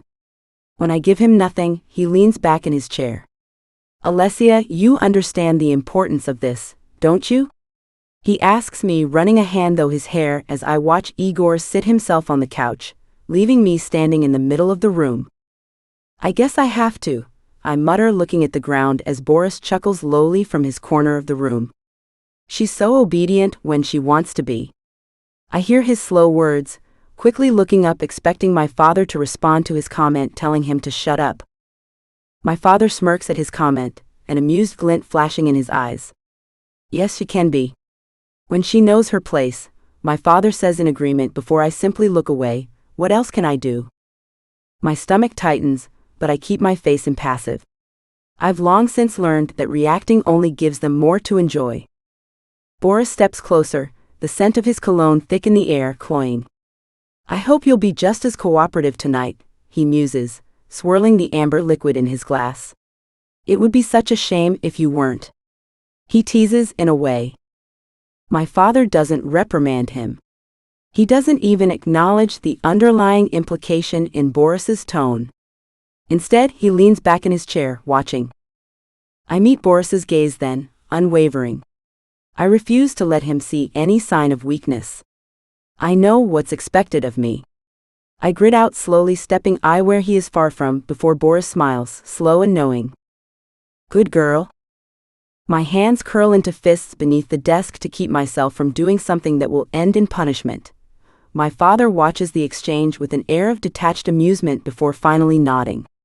That will be all, Alessia. I stand, dismissing myself before they can drag the conversation further into the depths of discomfort. Igor steps forward, ready to escort me back, but before I can leave, Boris shifts, taking a deliberate step toward me. I freeze, but only for a second. Just long enough to catch the flicker of satisfaction in his gaze. As my father turns away, Boris's fingers brush against the bare skin of my arm, a slow, deliberate caress that makes my stomach churn. The touch is light, barely there, but it burns, seeping beneath my skin like oil, slick and suffocating. A sharp wave of revulsion crashes over me, so potent it takes everything in me not to recoil. Instead, I keep my expression blank, my body rigid, refusing to give him the reaction he wants. But inside, nausea coils in my gut, twisting, clawing. He leans in just slightly, his voice barely above a whisper. "I'll see you soon." I walk past him without a word, without a glance. But the feeling lingers, heavy and suffocating, my mind attacking at the idea of his words. What does that even mean? Regularly I would just be scared, maybe even having a panic attack, but right now I'm just angry. Why does everyone think of me as someone they can just push around to bend things to their will? I am human, and I need people to begin treating me like it. I walk back towards the party, hearing the idiot Igor following close behind me, as I speed up trying to get away from that asshole for a while. The moment I step back into the grand ballroom, the suffocating weight of my father's office lingers on my skin like a film of oil I can't scrub off. The air is thick with the scent of champagne, expensive perfume, and too many people gathered in one space, their laughter grating against my already frayed nerves. I move through the crowd, my pulse still thrumming with barely contained anger. My father. Boris. The entire damn room full of men who look at me like I'm something to be bartered. My jaw tightens, nails pressing into my palms as I maneuver between guests, ignoring the polite greetings and curious glances. My sister, as usual, is in the center of it all, practically draped over a group of men as she laughs too loudly, her hot pink mini dress leaving very little to the imagination. Her signature perfume clings to the air around her, almost as overwhelming as her presence. The plunging neckline of her dress barely covers anything, her tits spilling out with every exaggerated movement. And of course, right beside her, Boris stands like he owns the damn place. I watch, stomach twisting, as he slides an arm around her waist, pulling her into him with ease. She doesn't resist. Instead, she tilts her head up, allowing him to place a lingering kiss on her lips. A show for the people watching. A performance of control, of power. Disgust curdles in my stomach, sharp and acidic, but I keep walking.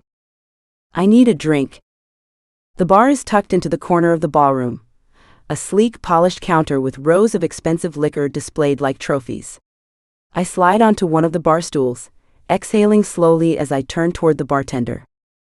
"A martini, please." I order, my voice even, tired as hell and ready to get into fucking bed and count motherfucking sheep.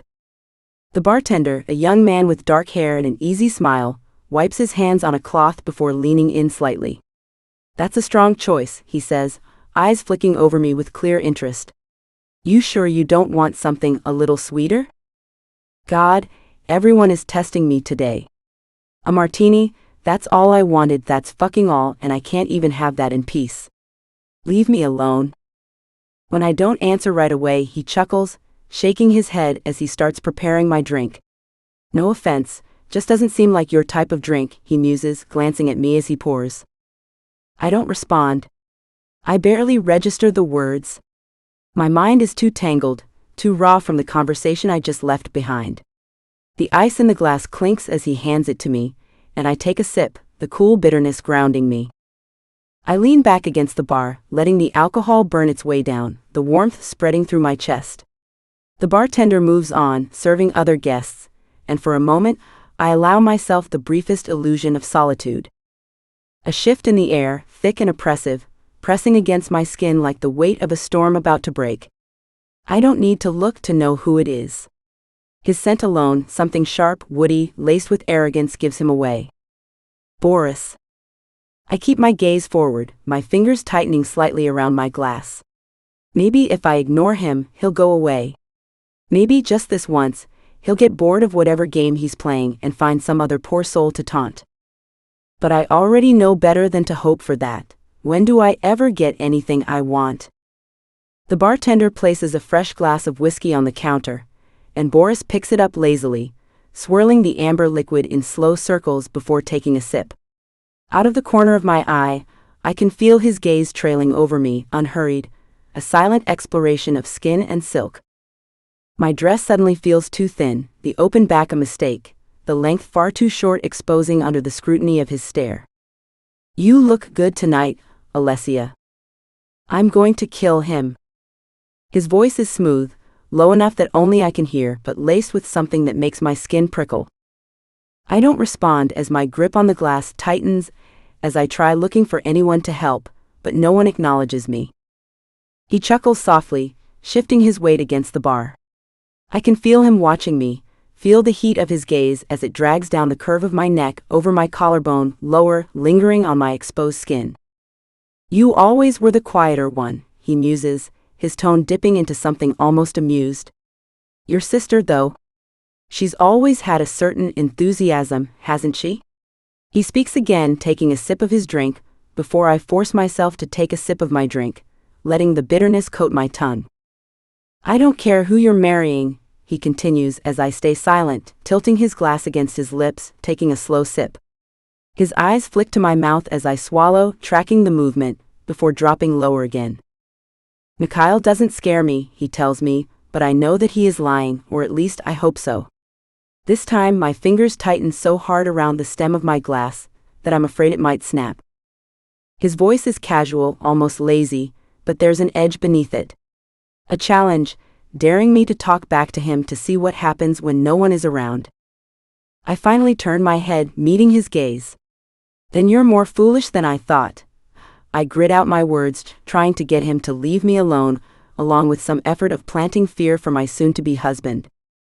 His smirk deepens, like I've just told him exactly what he wanted to hear. Foolish, he repeats, swirling the whiskey in his glass again. No, sweetheart. Just determined. He whispers as someone walks past us. I set my drink down with a quiet clink before my eyes form a glare towards him. Stay away from me, Boris. He exhales a quiet laugh, shaking his head as his filthy eyes wash all over me. Come on now, don't be like that. I turn to leave, but the moment I shift, his fingers close around my wrist, light, almost imperceptible to anyone watching, but firm enough that I can't pull away. A pulse of cold panic tightens in my chest. I glance down, but his grip doesn't falter. I think we're having a nice conversation, he murmurs, tilting his head slightly. Don't you? He asks, taunting me, knowing I can't do anything about this. My pulse kicks up. He knows exactly what he's doing. He's careful, calculated. If I jerk away, if I make a scene, it will be me who looks unstable. I inhale sharply, lifting my chin, my jaw tight, trying to seem as if I'm not disgusted by his touch on something even as distant as my wrist. Let go. I say under my breath, to avoid drawing any attention, knowing it'll be punishable. His thumb brushes over the inside of my wrist, slow, deliberate. What's the rush? The night's young, he says, and he's betting on that. His smirk never wavers, but his grip remains, keeping me in place as his gaze flicks lower once more over the curve of my waist, the dip of the silky, airy fabric on my back, the exposed skin of my thigh beneath the short length of my dress. I've always admired your fire, Alessia, he murmurs. It makes things interesting, he says, taking a step closer to me, but his eyes pinned on my lips and moving down to my neck. I grit my teeth. Is this the part where you tell me what you want? I blurt out when I realize he isn't letting me go anytime soon, and if I slap him, I will disobey my father, along with embarrassing him and Boris. I can't go in that room. His thumb brushes against my pulse again, and I hate that he can feel how fast it's beating. I think you already know, he says simply. Your father and I have an understanding. He wants me happy. And if I say I want something. He leans in slightly, his voice lowering to something almost intimate. I get it. He tells me, and the way he says it sounds too close to a threat. My father will do anything to keep Boris happy. And I have no doubt that Boris has already used that to his advantage, would my father let him have his way with me? Probably, for the right price at least. My fingers curl at my sides. You should be careful, I say evenly. Mikhail isn't the type of man you want to provoke. I bring his name up again to provoke that fear response out of him, but it is true. The word of our marriage has spread across the Mafia world, and people are calling it the biggest alliance of the century, as our Mafias have been enemies for ages. And to see Boris being like this with me wouldn't be good for his reputation. I've learned that Mafia men care for their reputation more than anything in this world. His voice is casual, almost lazy, but there's an edge beneath it. A challenge, daring me to talk back to him to see what happens when no one is around. Before I can answer, a voice cuts through the tension, smooth yet ice cold. Is there a problem? Boris stiffens, his entire body locking up in an instant. His grip on my wrist loosens so fast, it almost feels like he was burned. He takes a step back, his confidence wavering for the first time. Mikhail. Weirdly, the second he lets go of my hand, I'm forced to grab the bar to steady myself to keep myself falling, as the room begins to spin just the slightest bit. He stands beside me, his presence as effortless as it is imposing. Boris swallows, his Adam's apple bobbing slightly, but he tries to mask it, straightening his shoulders, forcing an easy smirk. Just having a friendly chat, Boris says, voice measured, though his fingers twitch slightly around his glass. Mikhail doesn't respond. Instead, he reaches for my drink, his movements slow, deliberate. Lifting it slightly, he tilts it toward the light, and my stomach drops when I see it. A pill, dissolving at the bottom. My breath catches, the room suddenly spinning for a different reason. My fingers twitch at my sides, as Mikhail sets the glass back down with a quiet clink. Without looking at Boris, he slides the drink toward the bartender, a silent command. Boris's smirk falters, his face paling slightly. Well, I should leave, Mikhail finishes for him, his voice devoid of warmth. There is no question in it. Only an order. Boris hesitates, his eyes flickering between me and Mikhail, then without another word, he steps away, disappearing into the crowd. The tension in my shoulders doesn't ease though. My skin still crawls. I open my mouth to thank Mikhail, but the words never come.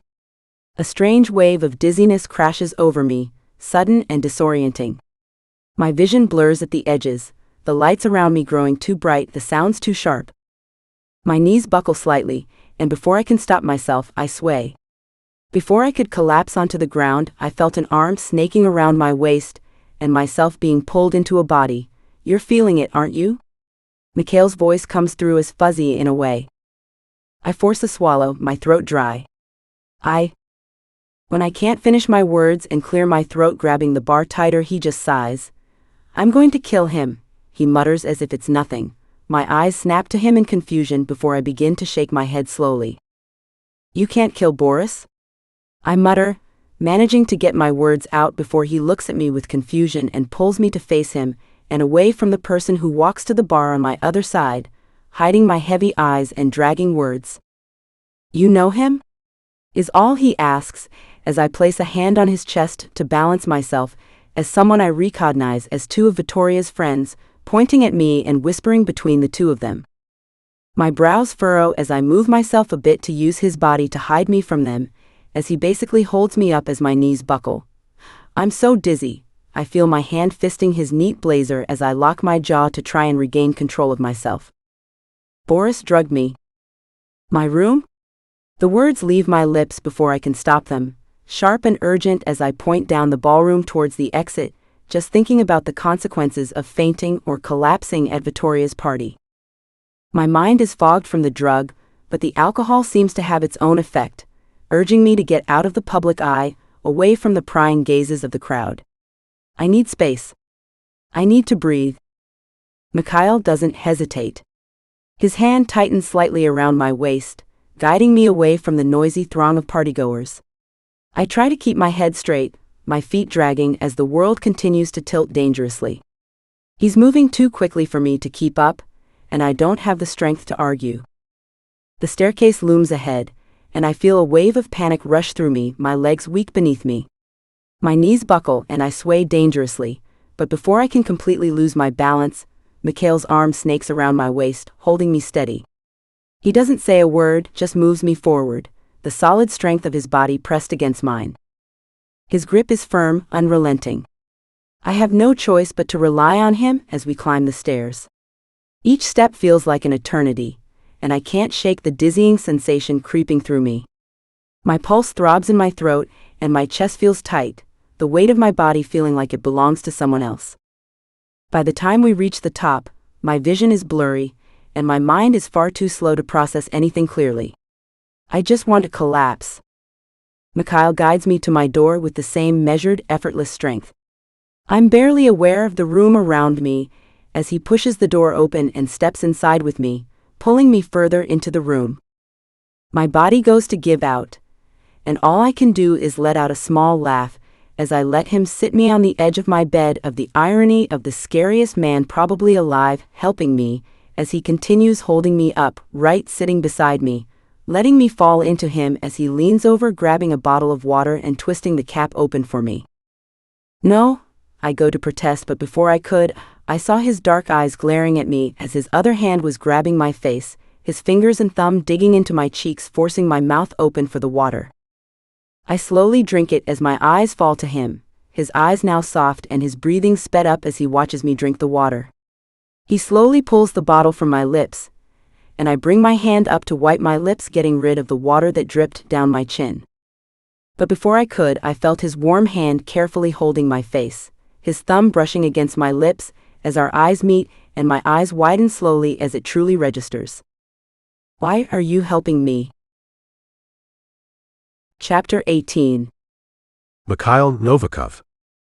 The door clicks shut behind me, the sound too final in the quiet of her room. The muffled noise of the party still lingers beneath us, but up here it's different. Quieter.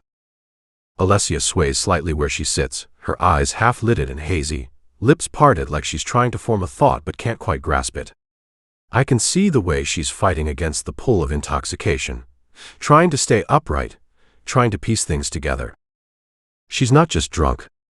No, that would be too simple. The drug bore slipped into her drink, or still sinking their claws into her system, leaving her loose-limbed and slow. Her pupils are wide, dark pools against the golden brown of her irises, her breathing uneven. She blinks sluggishly, her hands gripping the edge of the bed, as though letting go might send her tumbling into the abyss. I should leave. She's safe now. The worst has passed, and there's nothing more for me to do here. But I don't move. Instead, I watch as she tilts her head slightly, her gaze trailing lazily over me, as if trying to decide if I'm really standing here or just a figment of her blurred reality. Finally, I exhale and take a step back. Get some sleep. I turn toward the door, reaching for the handle, when her voice stops me. Mikhail. My name, soft and breathless, lingers in the air between us. I don't move. For a second, I don't even breathe. Something about the way she says it, unfiltered, unguarded, hits somewhere deep, somewhere I don't let people reach. She shifts on the bed, pushing herself up on shaky arms, her brows knitting together in something like desperation. Don't go yet. I turn my head slightly, just enough to catch her in my peripheral. She looks small like this, vulnerable in a way I doubt she ever lets herself be. I hate the way something in my chest tightens at that realization. I should leave. I don't. Because I'm fucking fucked. Instead, I sigh through my nose, running a hand down my face before I move back toward her. I sit on the edge of the bed, my back to her, elbows resting on my knees as I glance at her from the corner of my eye. Just for a little while. I mutter, trying to make it look I'll only stay until the party ends. She exhales softly, relieved. Why? I don't know. The idea that someone finds comfort in my presence is foreign. Something I've yet to decide is a good thing or not. She shifts slightly, her head tilting as she studies me, her intoxicated mind making her bolder than she probably realizes. You should change, I say, glancing at the dress clinging to her. You'll be more comfortable. She frowns, her foggy mind slow to process the words. Then she blinks. Are we going back downstairs? I scoff, shaking my head. I hate parties. For some reason, that makes her smile slow and warm. It's genuine, in a way that unsettles me. Then, before I can react, she lifts a finger and taps the tip of my nose. Same girasole. I blink, as my entire body stills. Sunflower. Why the fuck would she call me that? Something unreadable flickers in her gaze before she pushes herself off the bed, swaying slightly on her feet, as she makes her way toward the closet to change, humming something under her breath, intoxicated as fucking hell. I watch her go, my mind still tangled in the name she just called me, the way it sounded falling from her lips. Before I can think too much about it, my phone vibrates in my pocket. Pulling it out, I see the name flashing across the screen. My father. I exhale sharply, standing as I press the phone to my ear. Yes. Good, you're alone. His voice is cold, sharp. I assume everything is going as planned. I glance toward the closet where Alessia disappeared, my jaw tightening. As expected. He hums in approval. This marriage is nothing more than a move on the chessboard, Mikhail. The Italians have grown comfortable. They think this alliance means peace, but it only leaves them more exposed. I say nothing.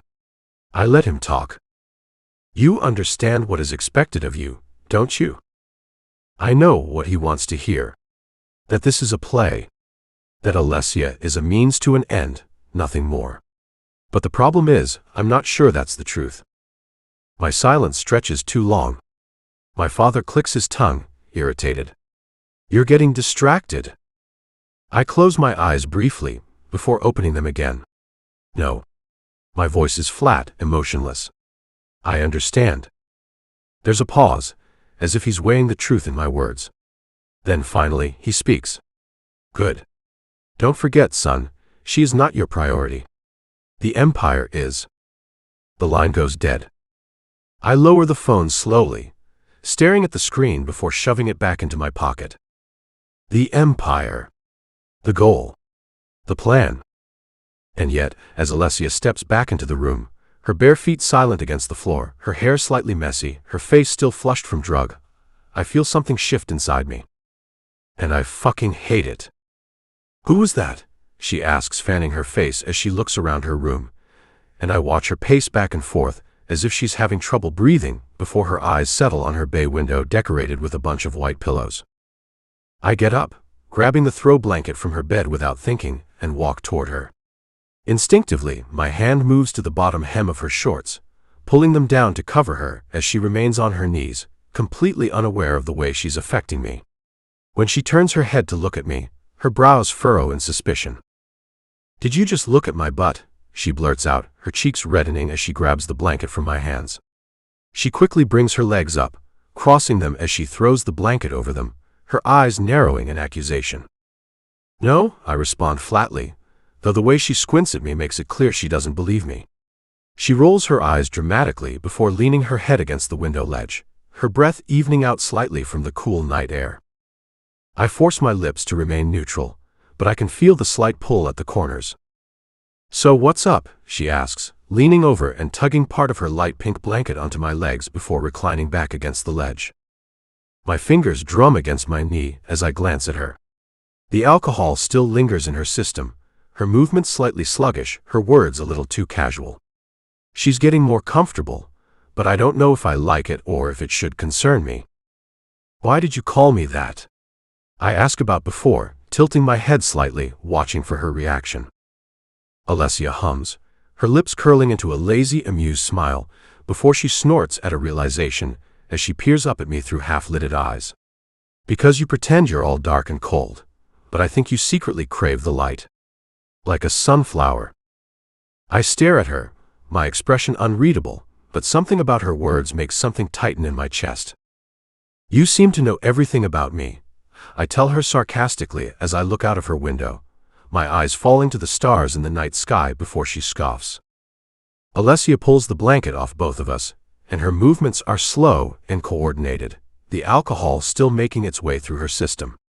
She doesn't even seem to notice as she shifts toward me, her body unsteady but determined.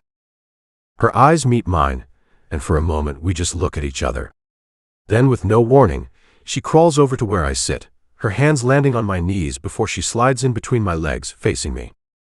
I stiffen, surprised by the sudden proximity, but she doesn't hesitate. Her back presses against my chest, her head resting against my shoulder, and I feel the weight of her body, the warmth of her presence seeping into mine. For a second, I don't know what to do. The closeness is alien, uncomfortable, but also unsettlingly welcoming. I've never let anyone get this close to me.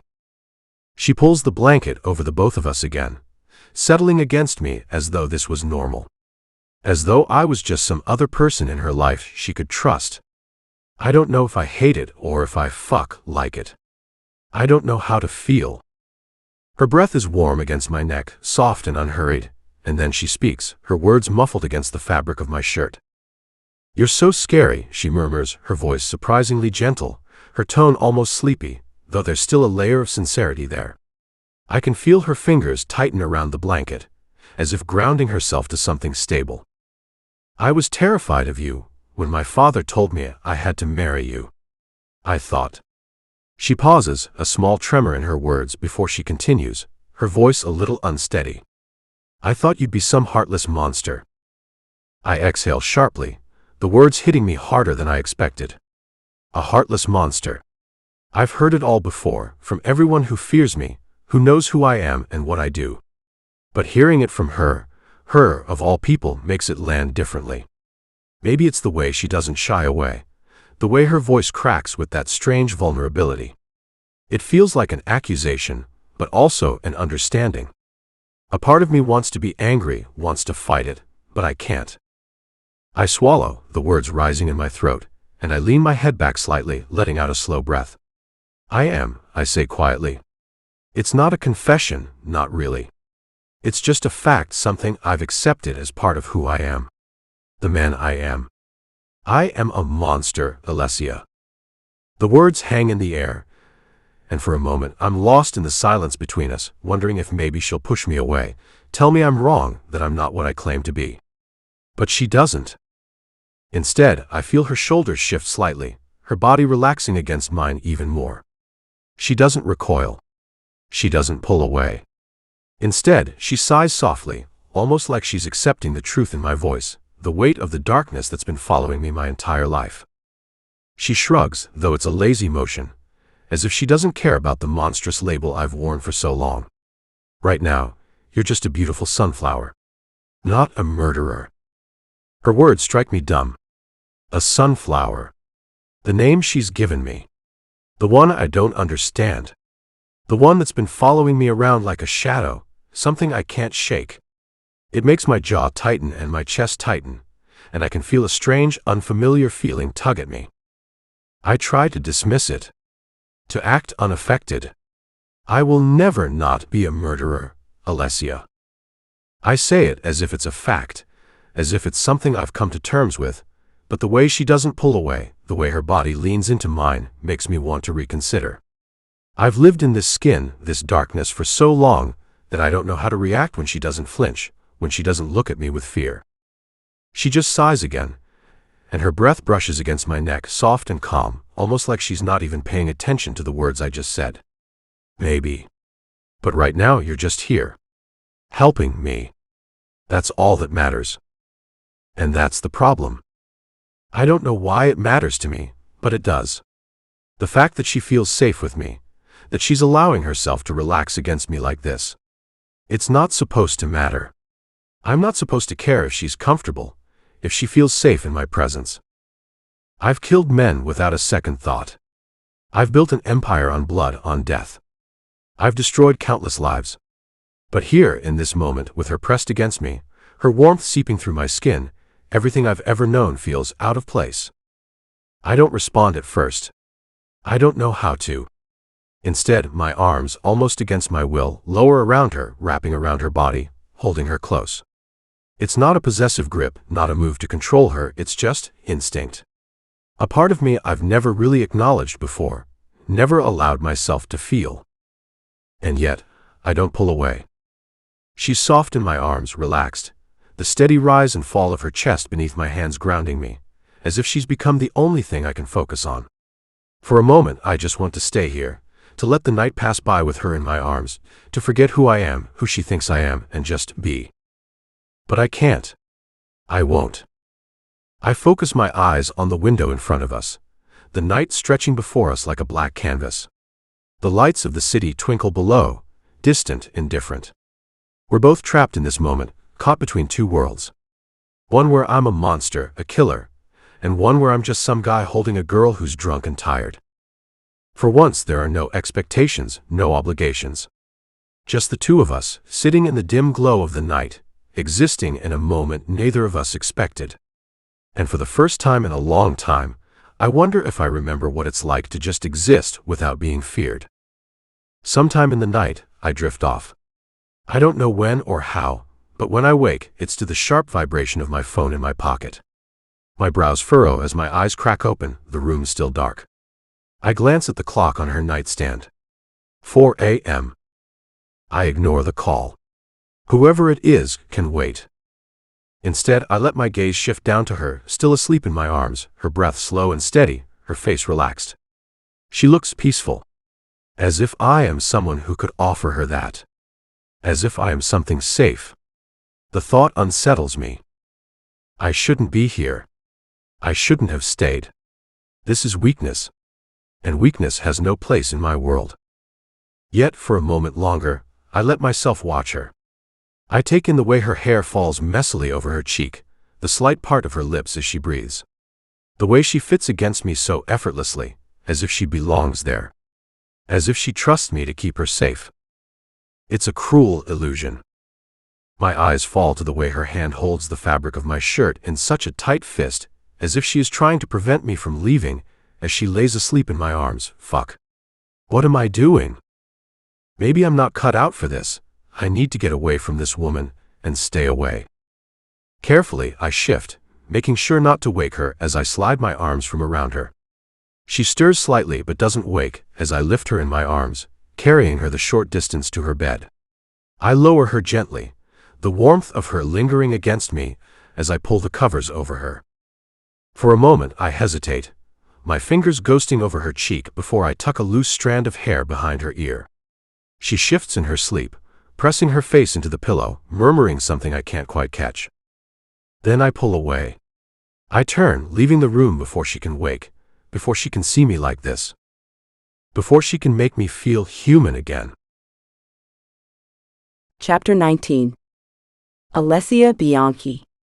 The air is being sucked out of my lungs as I stand on the small stage in the wedding dress boutique my father had emptied for my sister and I to find our wedding dresses. My father and mother sitting behind my sister as she tries on dresses while I stand here alone. Luca is handling Mafia business and didn't know we'd be doing this. I don't want to tell him to make him feel bad, so here I stand. Alone once again. Are you okay, dear? The kind woman asks me, and I just nod because there is simply nothing else to say. I look at myself in the mirror in this skin-tight white dress with lace and pearl details and the long veil behind me before sighing. Whatever. You don't like it, she states before smiling at me, and I just shrug lightly. Through the mirror in front of me, my eyes drift off to my parents looking at Vittoria trying her dresses on as they laugh and talk. I force myself to look away and just look down as I step off the small platform before the woman urges me back on. It's my mother's choice, I have to like it. I tell her, trying to explain that my mother told me I must wear this, and what is said is to be done of me. Especially after Vittoria's birthday 2 months ago, I disappeared after talking to him at the bar, and the worst part? I have no idea what happened. A complete blackout. I remember taking only a few sips of a drink, and then nothing. The next morning, I woke up with a pounding headache and my window thrown open, my room in disarray. Father was furious. He scolded me for vanishing, for raising questions, for embarrassing him.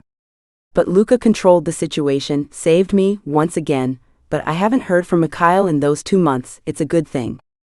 It's your wedding, not hers. What dress would you like to try on next? The woman asks, her voice kind, offering me a moment of something I rarely get, choice. For just a second, my heart beats faster. I think about the dress I dreamed of as a child, the most beautiful ball gown, walking down the aisle with a bouquet of sunflowers in my hands, heading towards the love of my life. But that dream belongs to someone else.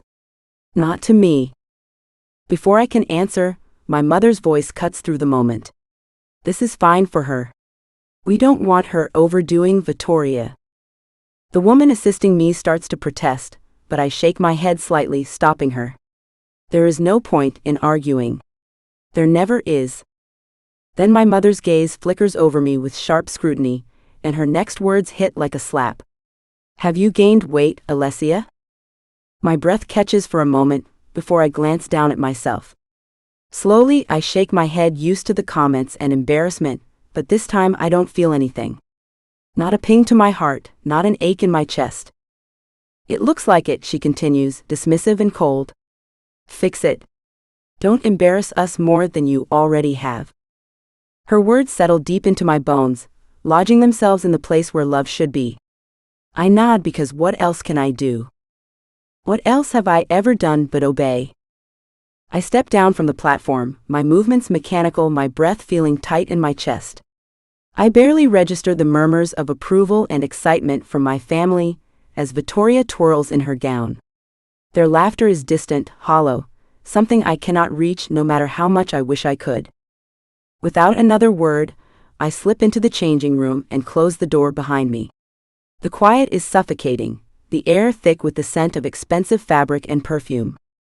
My fingers tremble as I reach behind me, struggling with the buttons of the dress, my nails slipping uselessly against them. A frustrated sob builds in my throat, but I swallow it down, biting my lip hard enough to sting. I don't want to wear this dress. I don't want this marriage. I don't want this life. The dress finally loosens, sliding down my body in a heap of white at my feet.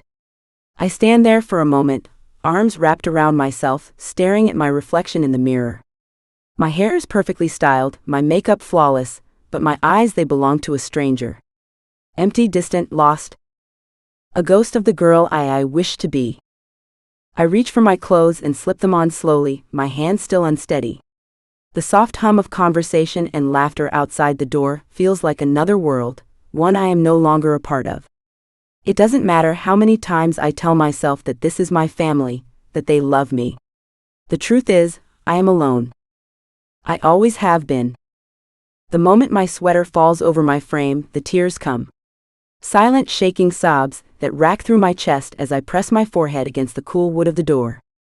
My shoulders tremble, my fingers digging into the fabric of my sleeves, as if I can hold myself together, as if I can stop the pieces of me from falling apart. I don't know how long I stay there, my breath hitching, my body shaking with the weight of it all. The fear, the loneliness, the inevitability of what's to come. Being married off to Mikhail, being trapped under his mercy, being nothing more than a pawn in a game I never asked to play. I wipe my face quickly, swallowing the lump in my throat as I force myself to straighten. I can't cry here. Not now. Not when they'll all be waiting for me outside, expecting me to smile, to pretend that this is the happiest moment of my life. I take one last deep breath, press my fingers into my temples, and push down everything I'm feeling. Then, with a final glance at my reflection, I step out of the changing room, plastering on the most convincing lie I can wear, my smile. Mikhail Novikov. I sat at the head of the table, the polished wood smooth beneath my fingers, drumming against it absent-mindedly. The voices around me filled the air, smooth and rehearsed talk of sales figures, projections, government contracts. Everything sounded the same. Calculated. Cold. Business as usual. I didn't care. The investors, they were talking about the company's success, about the new line of ballistic weaponry that we were about to release, how it would increase our profit margins. They were discussing their latest offshore accounts, the millions flowing in, how they'd handle the government regulations, the deals that were being made. But it was all background noise to me now. Because for the past 2 months, all I could think about was her. Alessia Bianchi. The way she had looked at me that night, like I wasn't the monster everyone else saw, the murderer that had killed without hesitation. The way she had made me feel something real, something human, for the first time in years. It was confusing. I tried to shake it off. I'd thrown myself into business, into wars, into missions where I could almost taste death just to drown it out. I'd gotten shot. I'd killed. I'd made money. None of it had made my heart race the way it did when she smiled at me that night. When she said my name in a way no one ever had. I had been in this room for what felt like hours, but none of their voices reached me. I was lost in that moment, back in her eyes, the way they shone even though she was terrified. The way she didn't recoil when I told her the truth, I will never not be a murderer, the way she had sighed like it didn't matter. God damn it. I clenched my jaw, my focus snapping back to the meeting when I heard a throat clear. Alexander. My younger brother, always so damn composed, always so good at controlling everything, making sure that everything ran smoothly. The one who never let his emotions show, unlike me, the idiot who couldn't stop thinking about a woman. Anyway, Alexander was saying, his voice smooth and steady. As I was saying, the new line of ballistic weaponry is on schedule to meet our targets. With our recent sales to the Eastern Bloc and increased interest from our overseas clients, we expect a 20% increase in profits this quarter alone. I nodded, forcing myself to focus, but it wasn't enough. His words barely registered. What the fuck was wrong with me? Why couldn't I shake her off? The meeting dragged on, but the minutes felt like hours. Finally, it ended. Investors filed out of the room, their smiles fake and their handshake agreements made with nothing but greed behind them. Alexander remained behind, his eyes narrowed, studying me like he always did. Like he knew something was wrong. He always had this way of reading me. He knew I wasn't all there, that I wasn't truly present. You've been distracted for months? Alexander's voice was low, his gaze never leaving me as we both stood. You're slipping. I didn't respond at first, adjusting the cuff of my suit, pretending I was fine. I'm handling my business. He scoffed. Handling it? Maybe. But you're not present for it. Not the way you used to be. I could feel the weight of his words, but I wasn't going to admit anything. I wasn't going to tell him what had been eating at me, because I had no idea how to explain it. I wasn't used to feeling anything, not for anyone. But Alessia, she had made me feel. The bastard in me wanted to fight it, to suppress it. I wanted to bury it, to shut it off. Alexander continued, his steps echoing in the empty room as we made our way down the sleek corridors of the building. In a few weeks, you're marrying Alessia. The entire world will be watching. The Mafia will be watching. You can't afford to slip up. You can't afford to show any weakness. His words hit me harder than I'd like to admit. Weakness, the word itself felt foreign to me, yet it wrapped around me like a chain. The very thought of showing weakness, of not being in control, made my skin crawl.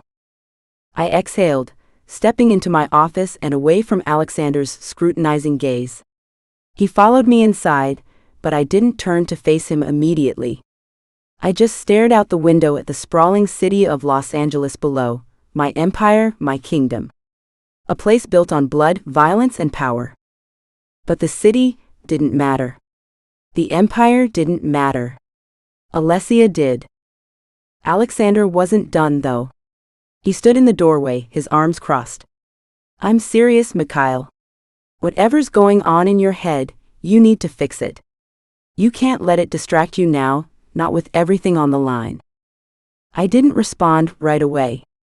The words felt heavy in my chest. I wasn't sure if I was supposed to answer. I didn't know how to answer. I didn't know how to admit that the woman I was about to marry, the one who was supposed to be just a pawn in this game, had made me feel something I couldn't ignore. Nothing distracts me, I said finally, my voice cold, even though the words tasted like ash in my mouth. I didn't want to show that any of this had an effect on me. Alexander didn't say anything for a long moment, just studied me with those calculating eyes of his. Then he shook his head, muttering something under his breath as he left, leaving me alone with my thoughts. I didn't move from the window. My reflection stared back at me. The man I had become. The monster I had forged myself into, and the monster I have to stay as when we go back to my house in Russia next week for our engagement party. Chapter 20. Alessia Bianchi. I sigh, placing my hair curler on the ground after turning it off, balancing it against the wall so the hot part doesn't touch anything, as I look at myself in the full-body mirror in front of me. I'm sitting on the ground of this room in one of the many houses Mikhail owns in Russia, after getting ready for our engagement, the one he is supposed to be here for, but he still isn't. Meaning, I'm going to have to face all these people alone if he doesn't show up soon. As I run my fingers through my hair, fixing my loose curls, I hear a knock on the door. Expecting it to be Luca, I tell them to come in because really who else would check up on me? But through the mirror, my eyes find Alexander walking through the door before shutting it behind him, leaning against the wall behind him as he looks at me. "You're on the ground," he states, looking at me in amusement before I sigh. I almost didn't notice. I give him a sarcastic smile before grabbing my white Louboutins and pulling them onto my feet as I stand up, running my hands down my dress, fixing it up a little bit. I hear him chuckle behind me as I ignore him. "I'm trying to befriend you, Alessia. You're going to need a friend to talk to after you start living with Mikhail." He tells me, and I freeze, forgetting that I actually will be living with Mikhail in less than a week. Fuck. The weight of that truth presses down on my chest, suffocating. I had managed to push it to the back of my mind, pretending that as long as I stayed here, surrounded by my family and familiar faces, it wasn't real yet. But it is. And the reality is that I'll be leaving all of this behind soon, my home, my fucked up family, my entire life. To live with a man I barely know. A man I fear. I clear my throat, trying to shake the tension creeping up my spine. "I'll be fine." Alexander doesn't look convinced. He pushes off the wall, stepping further into the room. "You say that like you believe it." I glance at him through the mirror, giving him the best unimpressed look I can muster. "And you care because?" "Because," he shrugs, stuffing his hands into the pockets of his suit, "Mikhail is my brother. And you, well, you're about to be my sister-in-law. Whether either of us likes it or not." I let out a humorless laugh, shaking my head. "That's not exactly reassuring, Alexander." He smiles, but there's something almost genuine behind it, something I don't quite trust. "I'm just saying, you might need someone on your side. You think Mikhail is hard to deal with now? Wait until you're in his home, living under his rules. He doesn't do well with attachments." I swallow, my fingers instinctively brushing against the lace of my dress. "I'm not looking to be an attachment to him." "Good," he says, tilting his head. "Because he doesn't allow them."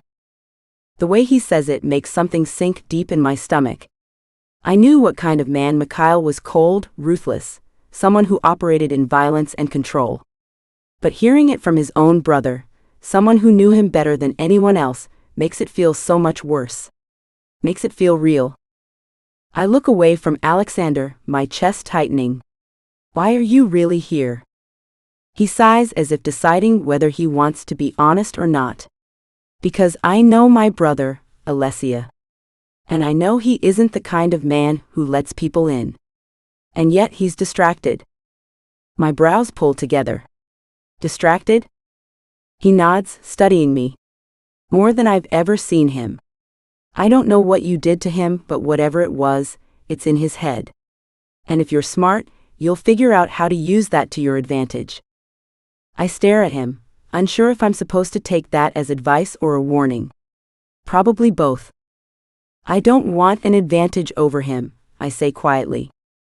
Alexander lets out a quiet laugh, but there's no humor in it.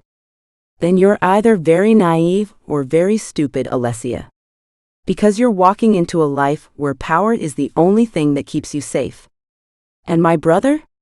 He's the most powerful man you'll ever meet." I inhale slowly, my nails digging into the fabric of my dress. I don't say anything, because what is there to say? He's right. I know he is. I can't walk into this thinking that Mikhail will ever be anything other than what he is. a man made of war, of blood, of destruction. A man who doesn't have space in his world for softness. But that doesn't make any of this easier. Alexander watches me for a moment longer before sighing. I meant what I said. If you ever need someone to talk to, I'll be around. I don't respond. I can't. So I just nod stiffly as he turns and heads for the door, leaving me alone with my thoughts. As soon as he's gone, the silence in the room is deafening. The sounds of my family's laughter and celebration filter in through the walls, muffled and distant, as if they belong to a different world. A world I'm about to leave behind. I blink back the sudden sting in my eyes, taking a slow, shuddering breath. And then, before I can stop it, the tears come. Silent, desperate sobs rack through my chest as I press my hands over my face, sinking back onto the ground, the weight of my future crashing down on me all at once. I don't know how long I sit there, curled in on myself, mourning a life I no longer have control over. But by the time I finally wipe my face and force myself to stand again, there's only one thought left in my mind. I am completely, utterly alone. 45 minutes later, I am standing in the grand hall of Mikhail's estate, my arms stiff in Ivan Novikov's grip as he parades me through the crowd, introducing me as if I'm some prize on display. "This is Alessia Bianchi," he announces, his voice carrying through the room, filled with people I don't recognize but know I should fear. "My future daughter-in-law." The guests murmur, some nodding in approval, others eyeing me with an interest that makes my skin crawl. I keep my posture straight, my expression neutral, the way I was trained to. But inside I feel cold. Hollow. As I sip my red wine, more people come up to me, men and women alike, all eager to introduce themselves, to study me, to gauge what kind of woman Mikhail Novikov is marrying. Their words blur together, polite but filled with undertones I don't quite trust. Questions about my upbringing, my father's influence, whether I understand the world I'm stepping into. "Mikhail isn't here," he told Alexander. "He is at one of his other properties, getting ready before he comes here, leaving me all alone." His father may act like his presence is enough to solidify this engagement, but I know the truth. Mikhail is nowhere to be seen. He has left me to fend for myself among these people, left me to put on a show while he does whatever it is that keeps him away. And for the first time tonight, anger flickers through the numbness, because if I have to stand here and pretend to belong in his world, the least he could do is show up for it. I tighten my grip on the stem of my glass, taking a slow sip to cover the heat rising to my face. The weight of too many eyes lingers on me, assessing, judging. A woman with sharp cheekbones and a knowing smile approaches, her emerald dress clinging to her tall frame. "Alessia, was it?" Her voice is smooth, almost amused. "You're even prettier up close," she says, and I can tell she is trying to hide her lie as her eyes run up and down my body, judging my long flowing yellow dress and soft curls. I nod, unwilling to entertain whatever game she's playing. "I'm Ekaterina. My family has been close with the Novikovs for years." She tilts her head, watching me with an intensity that makes my skin itch. "It's strange, really. I thought Mikhail would marry someone different." She starts off with a small laugh as she takes a sip of her champagne. "Look at that, Alessia, you've got these bitches mad again." "Great, because it seems like everyone wants Mikhail except for me. I wish they could have him." My smile is polite but sharp, because I am forced to deal with her rather than turning my back and walking away. "Different how?" I ask kindly. She sips her champagne, eyes gleaming. "Someone more familiar with our ways. Someone he actually spends time with," she says, telling me anything I need to know. She is among the many people who wish they were in my shoes. I wish they were too, not in my specific shoes, though I love my white Louboutins. I don't rise to the bait, keeping my expression impassive. "Familiarity doesn't always mean compatibility," I say, sipping on the red wine Ivan so kindly got me when I asked. "He is kinder than my father. He showed me where the back exit is if I needed to get away, telling me that he knows this may be overwhelming." She laughs softly, shaking her head. "Oh, Alessia, you're adorable. But let's be honest, you barely know him, do you?" She asks me as her eyes run down my body in a roll of her eyes, as if I disgust her. I don't know him, and I hope that I never do. I clench my jaw, willing myself not to let her words get to me. I know enough, I try saying to stand my ground. Ekaterina hums as she circles me slightly, her eyes assessing. Do you though? Her voice is syrupy sweet, but there's venom beneath it. You're a doctor, aren't you? She tilts her head in mock curiosity after flipping the topic. Do you really think someone like you belongs in this world? What is she so fucking mad about? My grip on my wineglass tightens. I think that's for me to decide. I narrow my eyes at her slightly, but she simply pushes her long hair off her shoulder, but she smiles slow and condescending. Doctors heal. But this world? It doesn't need healing. It chews people up, soft little things like you, and spits them out. If Mikhail doesn't do it first. She scoffs at me. Why come up to me just to talk about this? Why couldn't she stay away rather than bitching in my face about how much she wants the man I am forced to marry? Keyword, forced. I swallow, willing myself to keep my expression unreadable. I can handle Mikhail. I say, knowing I can't. Ekaterina leans in, her lips painted in a cruel smirk. He's going to break you, Alessia. You're not built for this.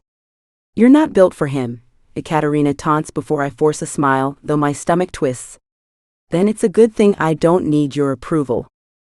Before she can respond, a familiar presence steps up beside me. Alexander. The only thing that matters, Ekaterina, Alexander says smoothly, his voice calm but laced with something cold, is that Mikhail chose Alessia, not you. Whatever familiarity you think you have with him clearly wasn't enough. Ekaterina's expression falters for the briefest second before she regains her composure, forcing a smile. Oh, Alexander. Always so protective. She rolls her eyes at the sight of Alexander now standing beside me with a glass of alcohol in his hands. It's not protection, Alexander corrects, his smirk growing. It's fact. Ekaterina's lips press into a thin line before she huffs a soft laugh, raising her glass in some mock gesture before walking off, her heels clicking against the marble floor. I exhale slowly, my grip on my wineglass loosening. Alexander tilts his head at me. I saw you talking to her and thought you could use something stronger. He hands me the glass he was holding, and I just sigh, grabbing it from him. Not caring about asking any questions.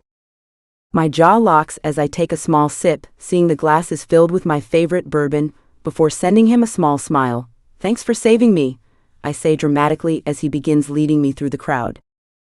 Passing my family in the process, I watch them all stare at me before we get past them, and I see he's brought me to the bar in the corner of the room as he orders himself a whiskey. Can you stay with me until Mikhail comes? I blurt out as he stands there waiting for his drink. He lets out a small chuckle looking down at me despite the height of my heels before nodding. I guess we are friends then, he asks with a small smile.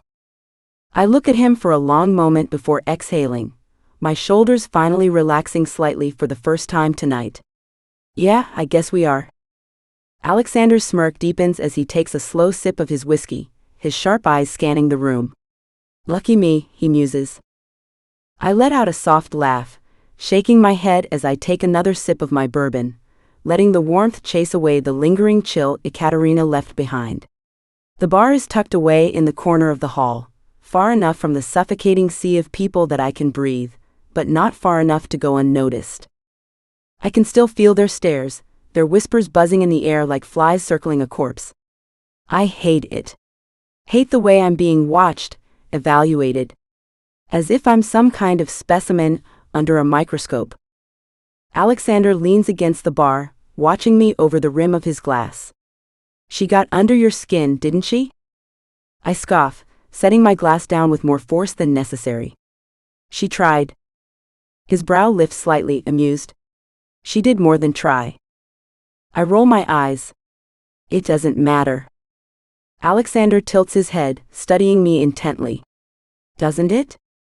I narrow my eyes at him, frustration bubbling just beneath the surface. You enjoy pushing, don't you?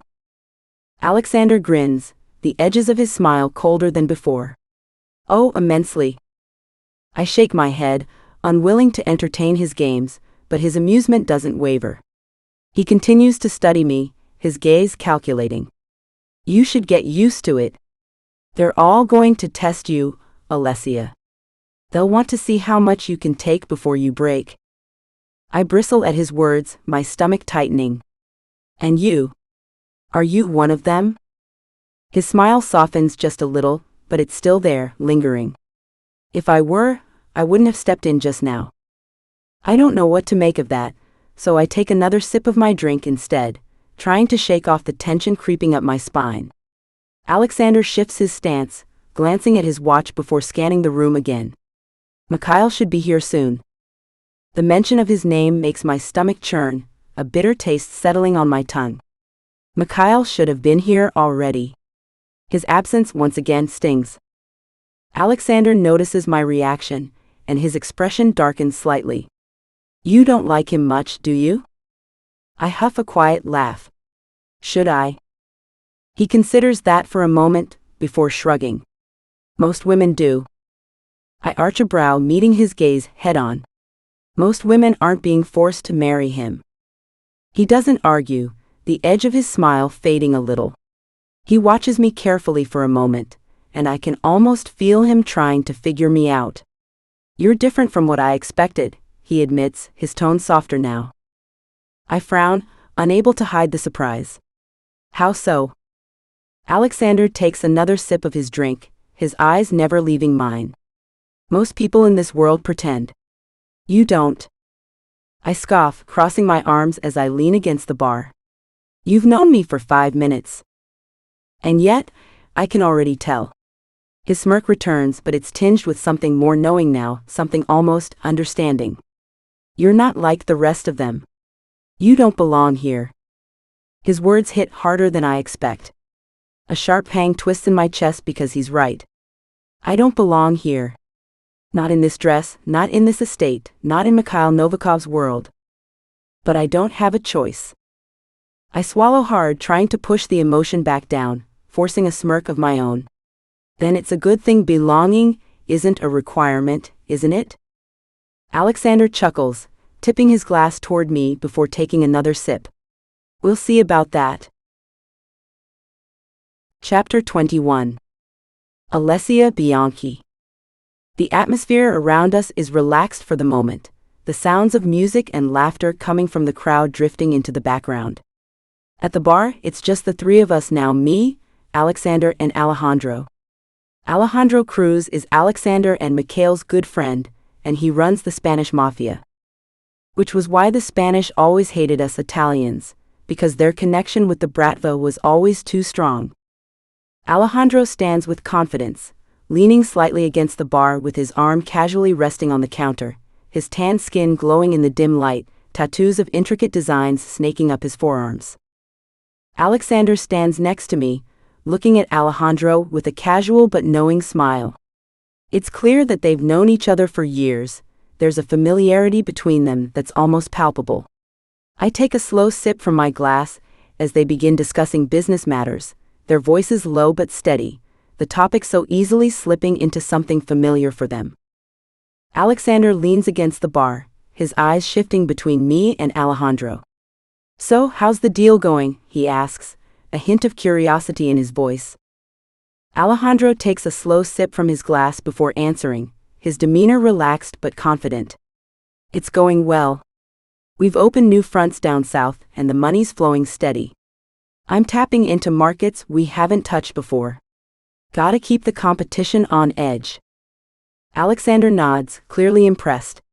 You've always been ahead of the game. Alejandro shrugs slightly, a smirk tugging at his lips. It's not just about keeping up. It's about knowing where to move next before anyone else does. Alexander raises an eyebrow, his tone turning more curious. Any plans to expand further east? Alejandro's smirk deepens, his eyes hardening for a moment. Maybe. But you don't rush things. Timing's everything. Move too fast, and you make the wrong enemies. Alexander nods in understanding, and their conversation drifts back to business. I watch them, sensing the weight behind Alejandro's every word, knowing he's not just playing the game, he's shaping it. The conversation shifts effortlessly, the business talk now fading into the background as they both focus on the glass of bourbon in front of me. Alejandro leans forward just slightly, the tattoos on his arms almost seeming to come to life as his muscles flex. "So Alessia," he says, his tone now much more casual but still intense, "I've been curious. You're a doctor, right? That's a bit of an interesting choice for someone in this world." I meet his gaze, feeling a slight shift in the air. There's no judgment in his words, only curiosity, but it makes me pause. I take a small breath, not sure exactly how to explain why I did what I did, but knowing that now might be the time to give them a little more of an answer. "I just don't like being helpless. Being able to heal helps me not feel like that," I say lightly, and keep it short to try and end this conversation, not wanting to converse with anyone. I'm not exactly thrilled to be surrounded by skilled murderers who don't think twice before letting someone die. It's scary. Alejandro tilts his head, considering my words, his eyes thoughtful. "So you chose a profession that's all about healing in a world that thrives on destruction?" His question is genuine, the edges of it not sounding like a challenge, but more like a point of interest. His question is almost poetic. I nod, letting the weight of his words settle. Yeah. People need healing, even in a world where everything around them seems broken. I tell him, confused why he wants to talk about this. My parents and their company hate talking about me, let alone my interests. Alexander takes a slow drink, watching me closely, his expression unreadable for a moment. He seems to be taking in my words more deeply than I expected. "Most people wouldn't be able to do what you do," he says quietly, his voice softer than before.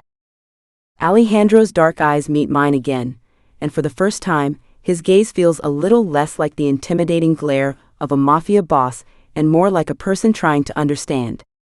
"That's rare," he says, his voice calm but heavy with respect, something I'm not used to.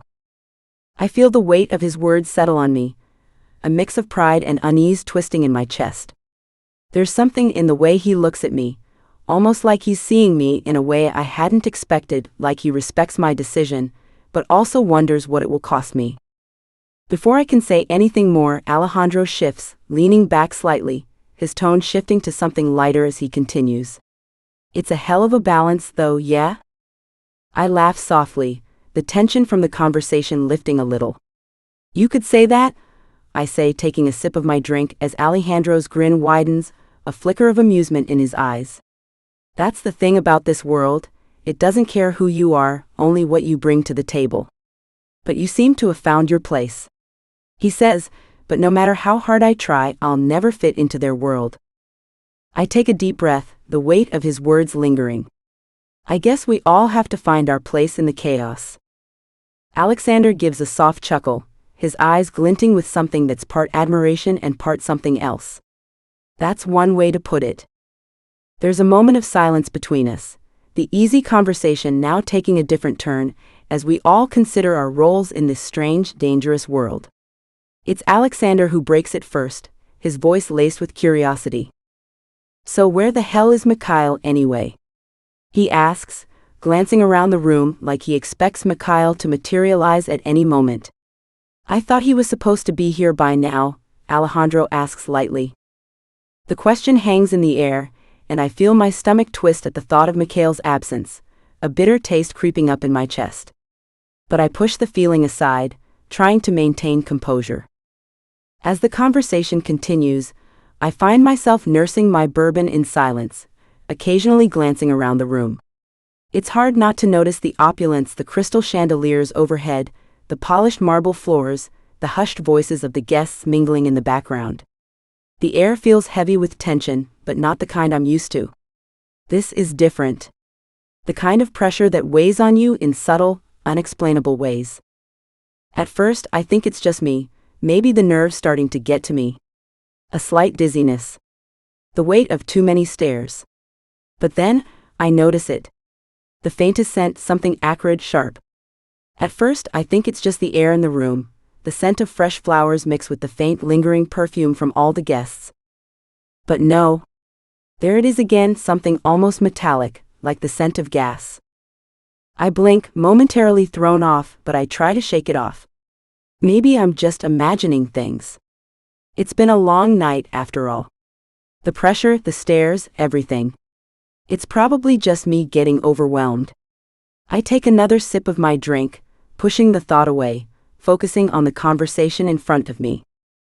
Alejandro's ordering another round, his deep voice filling the space as he gives his usual casual orders to the bartender. His presence is commanding, and for a second I just focus on the sound of his words, trying to steady myself. The smell is still there, though stronger now. A metallic tang in the air. I start to feel uneasy, my throat tightening as my stomach churns. But I keep quiet, unsure if anyone else is noticing it or if it's just my mind playing tricks on me. After a moment, Alexander turns to me, his expression light but with a glint of amusement in his eyes. "What else do you want to drink, Alessia?" His voice is casual, but his eyes flick over to me, clearly waiting for an answer. Before I can respond, I see the change in his expression. His eyes flick to Alejandro, then back to me. He freezes, his features sharpening, his body going still for a moment as if he's sensing something is off. "Do you?" he begins, his voice trailing off as he looks at Alejandro. "Do you smell that?" he asks, his voice suddenly sharp, filled with realization. I can't help but stiffen. Alejandro, noticing the sudden shift in tone, also looks around. His eyes narrow, and his lips curl into a frown. "Gas," he mutters under his breath, his expression now guarded. "Do you think something's wrong?" Alexander's gaze sharpens. He leans closer, his voice low but serious now. "We need to get out of here," he says, the playful tone of the night slipping away. "Both of you stay close." I swallow, panic creeping in as the realization hits me. This isn't just a figment of my imagination. The smell is real, and it's getting stronger. My heart pounds in my chest, my pulse quickening. But before I can respond, Alexander is already moving, his hand subtly gripping my arm as he steers me toward the exit. Before we can move, before Alexander can pull us any further, the entire room erupts. A deafening explosion tears through the far end of the hall, the force of it sending a shockwave through the air. The crystal chandeliers rattle violently, glass shattering from the sheer impact, as an orange fireball blooms from where the blast originated. The force of it slams into us like a tidal wave, ripping the breath from my lungs as my feet leave the ground. For a moment there's nothing, just weightlessness, heat, and the roar of destruction. And then pain. My body crashes hard against something unyielding. The impact sends a searing pain through my skull, as my head snaps back against a wall. A sharp ringing noise fills my ears, drowning out every other sound, muting the chaos. My vision blurs instantly, the entire room tilting, the edges darkening as I try to blink the haze away. Through the spinning disarray, I can barely make out the movement around me, shadows shifting, people screaming, the panic shouts of men drawing their weapons. Gunfire cracks through the air like thunder, but it sounds distant, muffled. I try to push myself up, but my body doesn't cooperate. The pain in my head throbs, disorienting me further. The floor beneath me feels too far away and too close at the same time. Through my blurry vision, past the chaos and destruction, I see them. Dozens of men, all in dark suits, moving as one. But they're not rushing to Vittoria, they're not circling around my sister, the way they always have in times of danger. They're running to me. I blink, disbelieving, but it's unmistakable. Every single man working for the Russian and Spanish Mafia is closing in around me, forming a shield with their bodies, guns drawn, eyes scanning the room for threats. A solid, impenetrable wall between me and whatever danger still lingers in the air. I barely have time to process it before two figures break through the cluster of men. Alexander reaches me first, his face tense, his gun still in his grip as he crouches down, his sharp eyes sweeping over me with an intensity I've never seen before. "Alessia," his voice cuts through the ringing in my ears, firm but edged with something close to concern. He grabs my arm, pulling me up just enough so I'm not sprawled across the ground. A second later, Alejandro is beside him, his usually calm expression now hardened as he looks me over. His tattooed fingers press against the back of my head gently before pulling away, checking for blood. "Shit," he mutters under his breath. "She hit her head hard." I groan slightly, blinking up at them, still struggling to focus. "I'm fine," I try to say, but my words slur slightly, my tongue heavy. Alexander's grip tightens. "No, you're not," he counters, his tone sharper now, more authoritative. His eyes flick back up, scanning the room. The explosion had sent debris flying everywhere, shattered glass, broken furniture, chunks of the ceiling. The air is thick with smoke and dust, making it harder to breathe. More gunfire echoes in the distance, and the tension in the room remains suffocating. This isn't over. Alejandro helps Alexander pull me fully to my feet, one of his strong hands bracing my shoulder to keep me steady. "We need to move," he says, his voice low but firm. "Now?" I nod weakly, trying to shake off the dizziness, but the throbbing in my skull is relentless. My fingers curl into Alexander's jacket for balance before I release it, forcing myself to stay upright. The men around us remain in formation, their movements calculated, controlled. Even as my vision clears, even as the room starts making sense again, the reality of what just happened sinks in. Someone set off that explosion. Someone wanted to send a message. And based on the way every single one of Mikhail's men moved to protect me, before anyone else, I have a feeling I know exactly who that message was meant for. Chapter 22. Alessia Bianchi. I finally regained control of my body, as Alexander and Alejandro work through the crowd and the debris of the explosion to get out.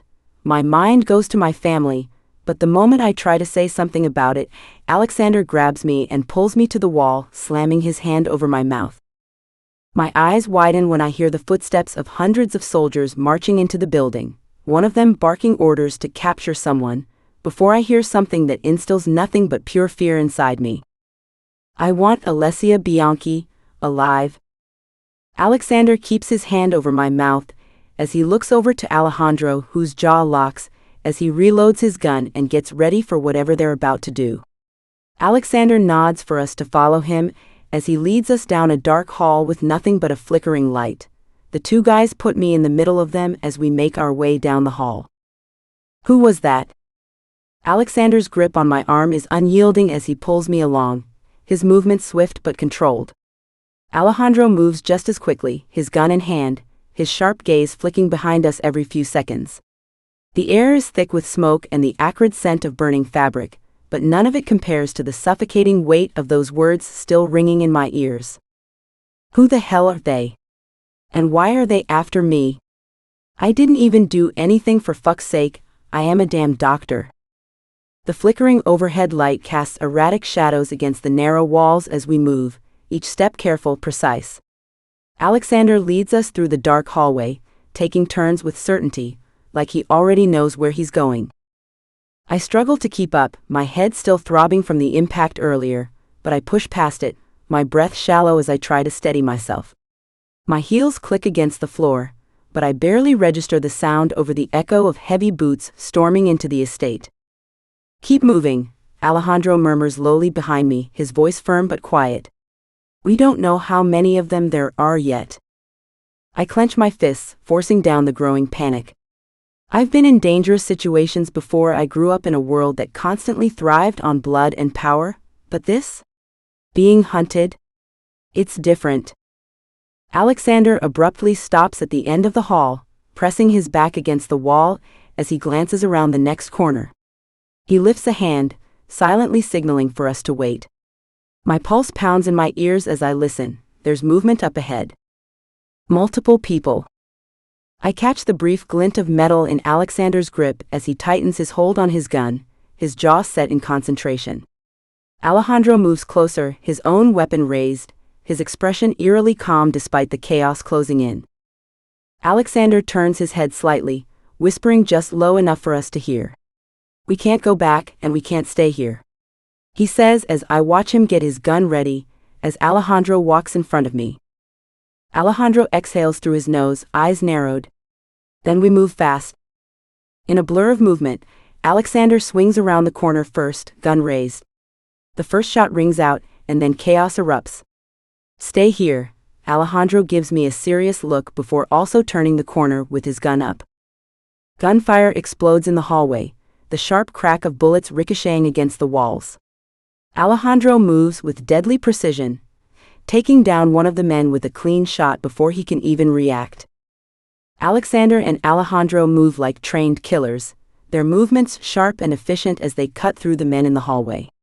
Gunfire echoes, bullets ripping through the air as bodies hit the floor. The scent of blood and gunpowder thickens, making my stomach churn. I press myself against the wall, my breath coming too fast. My hands tremble at my sides, fingers curling into fists as I try to block out the carnage in front of me. I've seen blood before, too much of it in hospital rooms, on operating tables, but this is different.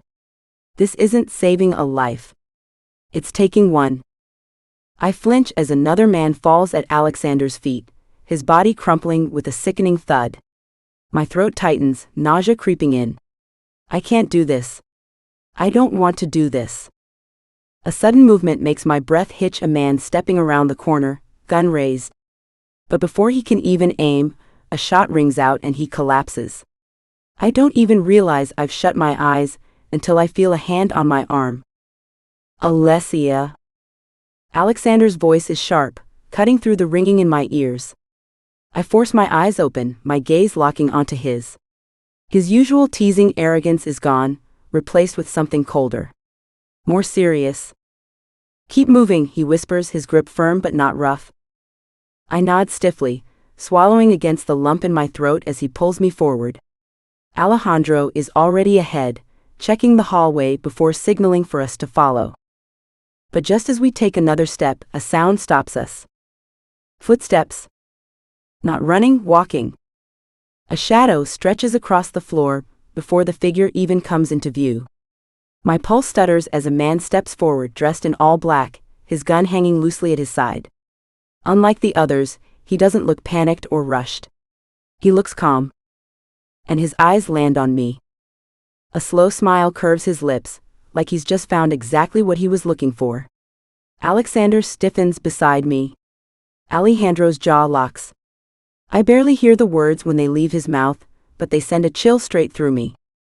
"Alessia," he murmurs, his voice smooth, almost amused. "I've been looking for you," he says as two other men stop on each side of him. They both point their guns towards Alexander and Alejandro, outnumbering us. I watch them both stand in front of me, shielding me with their bodies, before I feel my heart threaten to beat out of my chest. And for the first time ever, I pray to God that Mikhail finds us. I pray that Mikhail is already somewhere in the estate looking for us, looking for me. The silence in the hallway is suffocating.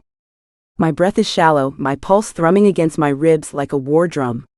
The man in black watches me with a smirk that makes my skin crawl, his confidence unwavering, despite Alexander and Alejandro standing protectively in front of me. "Our boss wants Alessia," he says, tilting his head slightly, like he's amused by the way they're shielding me. "Hand her over, and maybe we won't have to put a bullet in either of you." Alexander shifts slightly, his stance tense, his grip tightening around his gun.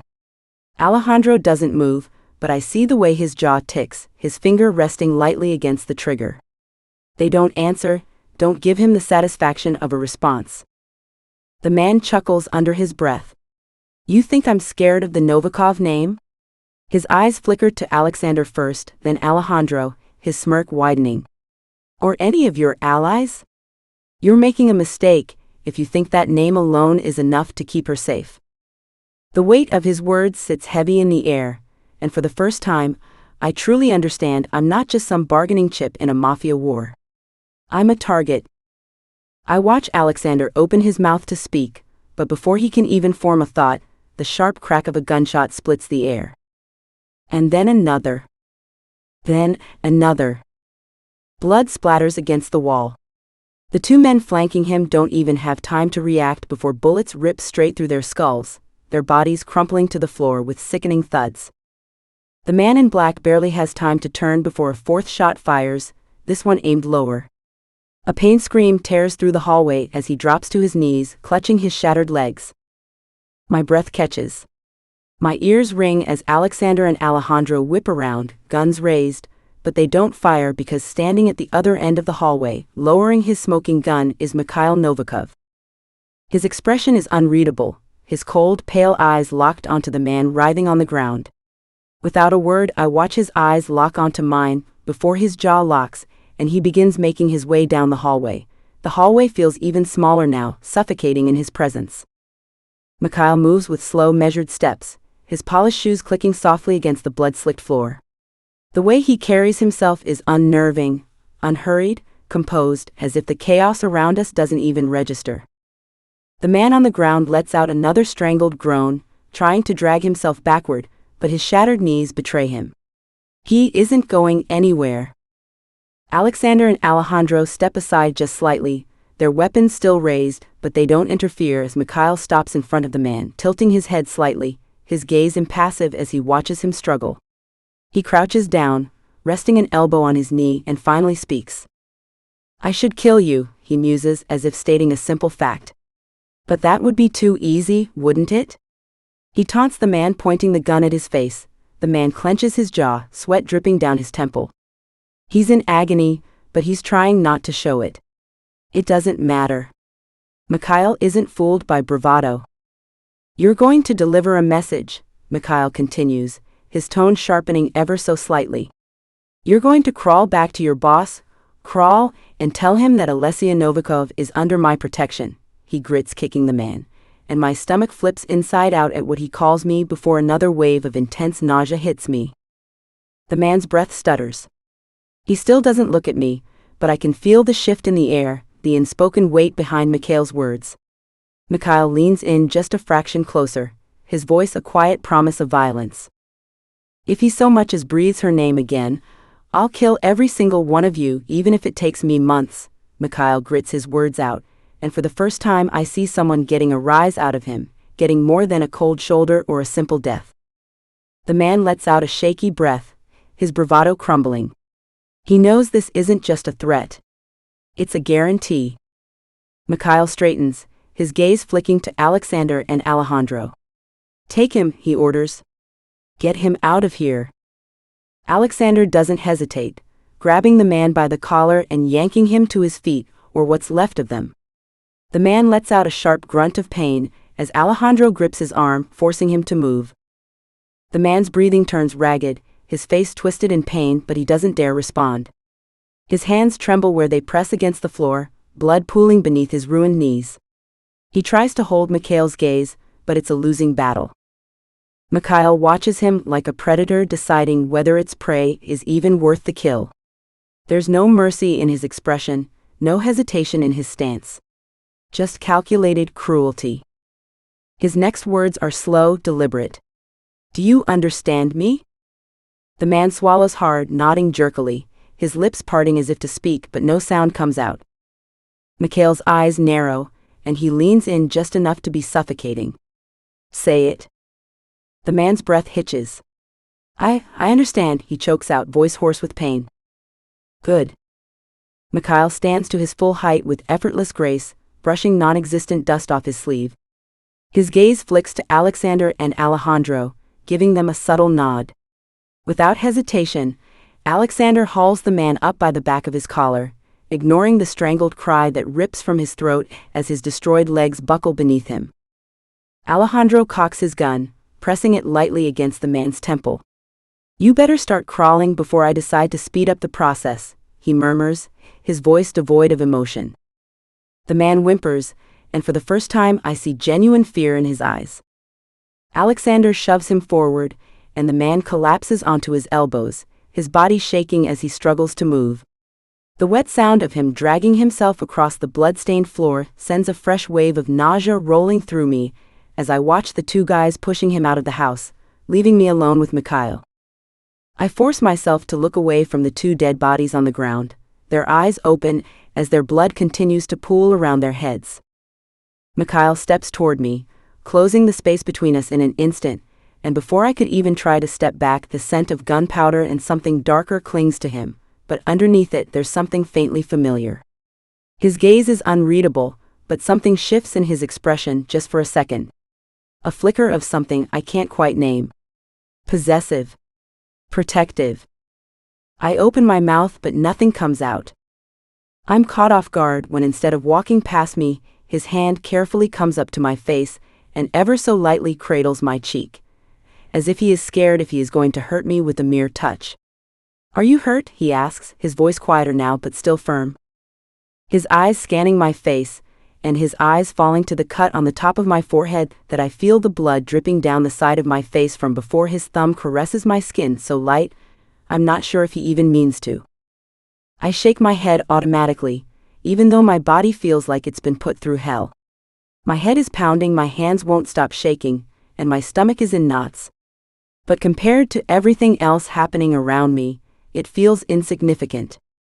Mikhail doesn't look convinced. His gaze flickers over me, searching, assessing. Then, as if deciding for himself, he exhales sharply. Mikhail's thumb lingers against my skin for a moment longer than necessary, his touch barely there, yet it sends a sharp jolt of awareness through me. His fingers are warm, steady, a stark contrast to the icy fear still curled tight in my chest. I know I should pull away, force some distance between us, but I don't. Maybe I can't. Maybe I don't want to. His jaw tightens as his eyes move over the small cut on my forehead, as if the sight of it alone is enough to make something dangerous stir beneath his carefully composed exterior. His expression doesn't shift, not outwardly, but I see it in the way his fingers twitch ever so slightly, in the way his gaze darkens just a shade deeper.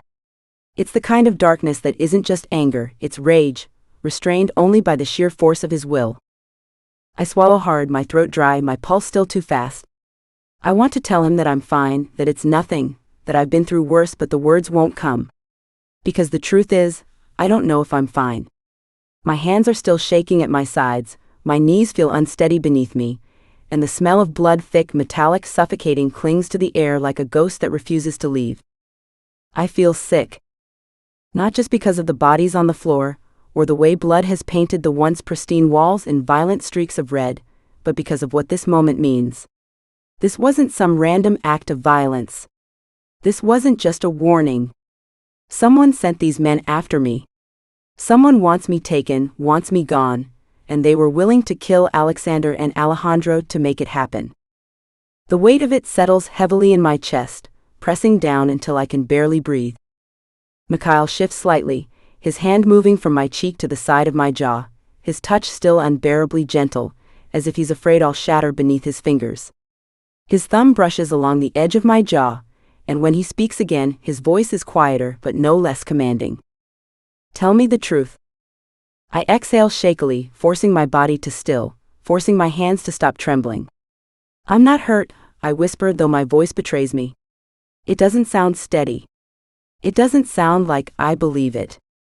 Mikhail's gaze flickers, something unreadable passing through his eyes before he exhales through his nose, slow and controlled. He doesn't believe me, but he doesn't call me out on it. Instead, he releases his hold on me just enough to straighten to his full height, towering over me, an unmovable force in the chaos. "You're leaving with me," he says, and there's no room for argument in his tone. I blink up at him, something uneasy curling in my stomach. "Mikhail?"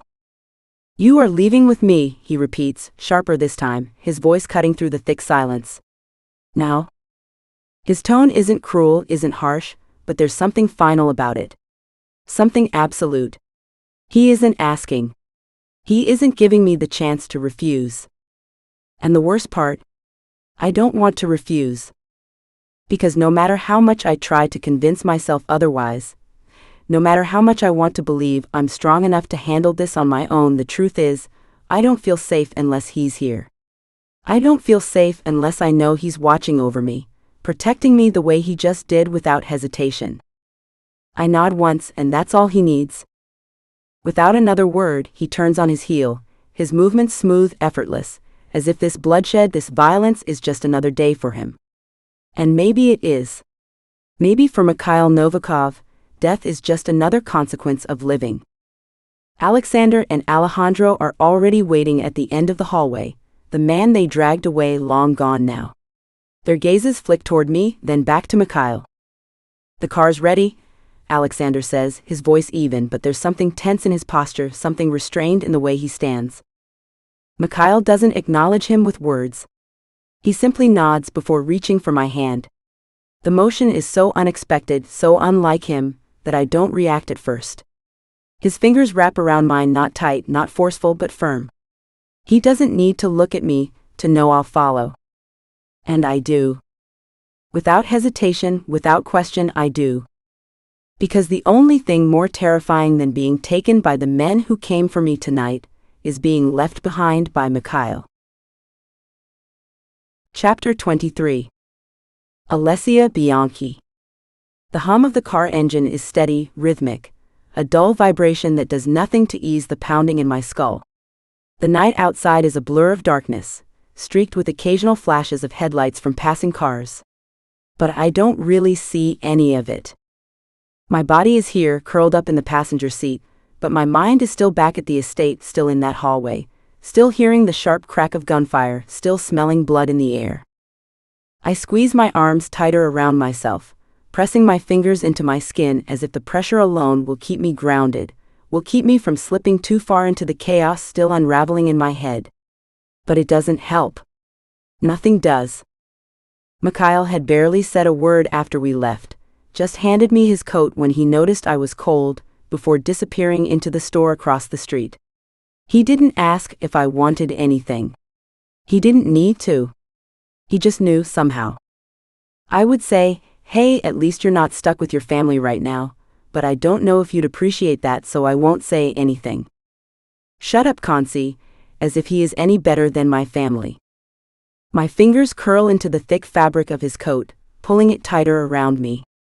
It smells like him, like expensive cologne, and something darker, something that lingers in the air even after he's gone. I hate how much comfort I find in it. A soft knock against the window startles me, and I jolt upright, my pulse spiking before I realize it's just him. Mikhail stands outside the car, one hand grabbing a bag, the other reaching for the door handle. The overhead light flickers on as he slides into the driver's seat, the scent of cold night air clinging to him. Without a word, he reaches into the bag and pulls out a bottle of water, twisting the cap off before handing it to me. I take it, my fingers brushing against his for the briefest second before I press the bottle to my lips, letting the cool water soothe my dry throat. Here, he says, softer this time, pulling out a bundle of neatly folded clothes. Go change in the back. I glance at the back seat, then at him. Why? His jaw ticks like he's holding back his impatience. Because you're covered in blood, Alessia. His voice is low, controlled, but there's an edge to it, something sharp hidden beneath the surface. And I don't want you sitting in it any longer than you have to. I look down at myself, at the dried blood-staining dress, the one that represents our engagement. Ironic. Most of it isn't mine, but that doesn't make it any better. My stomach churns. I don't argue. I just take the clothes and climb into the back seat, pulling the curtain shut between us. My fingers shake as I peel off the ruined fabric clinging to my skin, my body aching in places I hadn't even noticed before. The clothes he got me are simple, black sweatpants, a plain hoodie, a fresh pair of socks. Comfortable. Warm? Thoughtful though. I don't know why that unsettles me as much as it does. By the time I settle back into my seat, Mikhail is already pulling back onto the road, his focus locked on the dark highway ahead. How much longer? I murmur, my voice hoarse. 2 hours. I nod, shifting slightly to rest my head against the cool glass of the window. Silence stretches between us, thick and heavy, neither of us speaking. It should be uncomfortable, but somehow it's not. After a while, I close my eyes, letting exhaustion creep in, letting the steady sound of the road lull me into something close to sleep. Mikhail Novikov. The road is nothing but an endless stretch of black ice and snow, the mountains looming in the distance, dark shapes against the even darker sky. The car's tires crunch over the frost-covered pavement, the only sound accompanying the low hum of the engine. I don't let myself relax, not even for a second. Not until I know she's safe. Alessia is asleep beside me, her breathing soft and even, but I know better than to believe she's at peace. She's exhausted, her body finally giving in after the past 24 hours of hell, but sleep doesn't erase the things she's seen. The things I've done. The things I'll still have to do to make sure no one ever tries to take her from me again. Or to make sure no one fucking harms a single fucking hair on her gorgeous damn head. My fingers tighten on the steering wheel as I pull off the main road, guiding the car through the dense trees that swallow the narrow path ahead. It's nothing more than a rugged trail, nearly invisible beneath the snowfall, but I know every twist, every turn. I built this place for a reason. No one knows about this safe house. Not Alexander. Not Alejandro. Not even my own men. It's mine, hidden deep in the Russian mountains, miles away from any city, any trace of civilization. Out here, no one can find us. Out here, she's safe. Finally, the headlights catch on the outline of the cottage, small, almost unassuming, nestled between the thick trunks of the evergreens. The snow on the roof is untouched, undisturbed, just the way I left it. No tracks. No signs of movement. Still, I don't let my guard down. I park the car just outside, the tires crunching against the ice as I kill the engine. Silence settles around us instantly, thick and heavy, interrupted only by the distant howl of the wind sweeping through the trees. For a second I just sit there, my hand still gripping the wheel, my pulse a steady controlled rhythm beneath my skin. I close my eyes, drawing in a slow breath, trying to ignore the sharp, burning pain radiating from my side. The bullet wound isn't deep, I made sure of that. But it's still there, still bleeding, still a weakness I can't afford. Not now. Not when she needs me. I glance at Alessia. She's curled into the seat, her body smaller than it normally looks, wrapped up in the hoodie I got her with my blazer on top of her. The sight of her like this, soft, vulnerable, trusting, does something to me, something I don't have time to acknowledge. I move carefully, opening my door and stepping out into the bitter cold. The moment the fresh air hits me, my vision sways slightly, pain lancing through my side like a hot blade. I clench my jaw, forcing the feeling down, and make my way to her side of the car. When I open the door, she doesn't stir. She's in deep now, the kind of sleep only exhaustion can bring. For a second, I hesitate. Then, without thinking, I reach for her, sliding one arm beneath her knees, the other supporting her back as I lift her into my arms. She shifts slightly, a soft sound escaping her lips as she instinctively curls into my chest, her fingers weakly clutching the front of my coat. The movement is unconscious, but I feel it like a brand against my skin. I adjust my grip, holding her tighter as I move toward the cottage. The weight of her against me is light, barely anything at all, but it feels heavier than it should. Maybe because for the first time in a long time, I'm not just holding something. I'm holding someone. I reach the door, shifting her weight slightly to unlock it.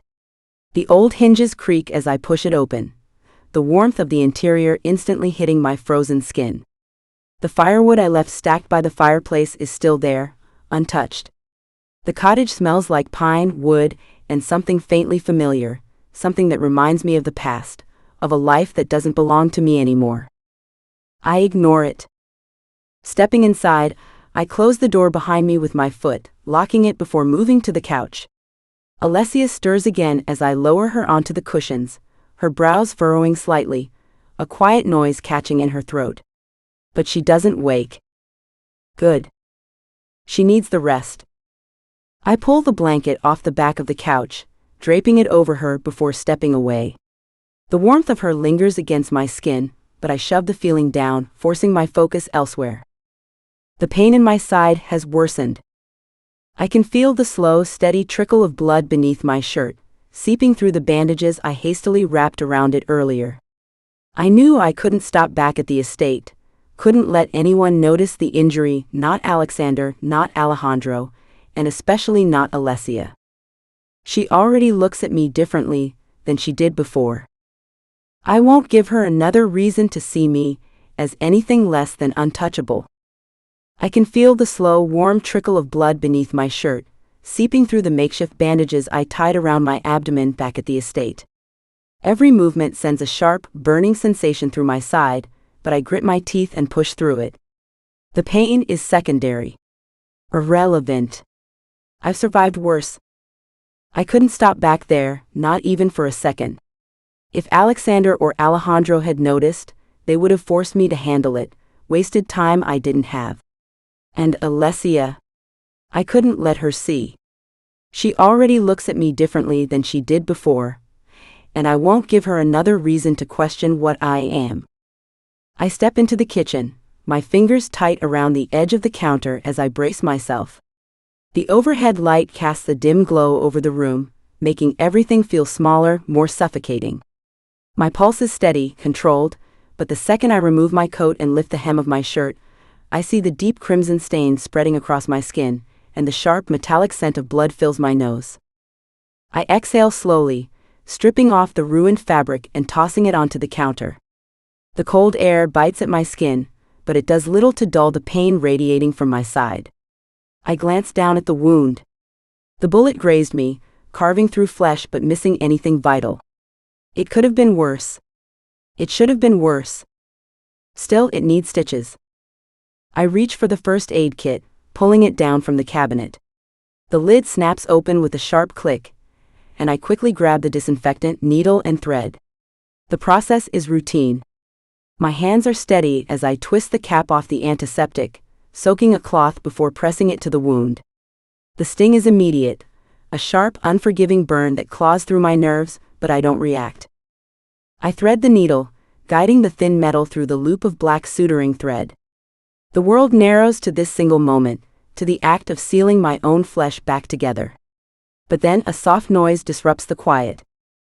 Mikhail? The voice is soft, thick with sleep. My shoulders tense, the needle still in my grip as I turn slightly. She stands in the doorway barefoot, the blanket from the couch wrapped around her small frame. Her dark hair is tousled from sleep, her face pale, her eyes, those damn eyes, filled with something I don't recognize at first, but then I notice, it's the same look she gave me when I found her at the house. It hits me like a blow, like something far more painful than the bullet wound in my side. I don't know why. No one has ever looked relieved to see me before. Feared, respected, hated, I know those looks well. But this is new. She's bound to be a weakness. My father warned me about this, the moment I purposed the idea of us. Attachments make men vulnerable. They turn the ruthless into the weak, the feared into the hunted is what he has always told my brother and I, and yet despite everything I've done to avoid it, here she is. Alessia takes a slow step forward, her grip tightening on the blanket as her gaze drops to my exposed side, to the blood, to the needle still poised between my fingers. Her expression shifts in an instant, sleep fading from her features, replaced with something sharper. "You're hurt," she mutters, tossing the blanket onto one of the chairs near her. It's not a question. It's a realization, one she clearly doesn't like. I exhale, turning back to my work, keeping my movements controlled. "It's nothing."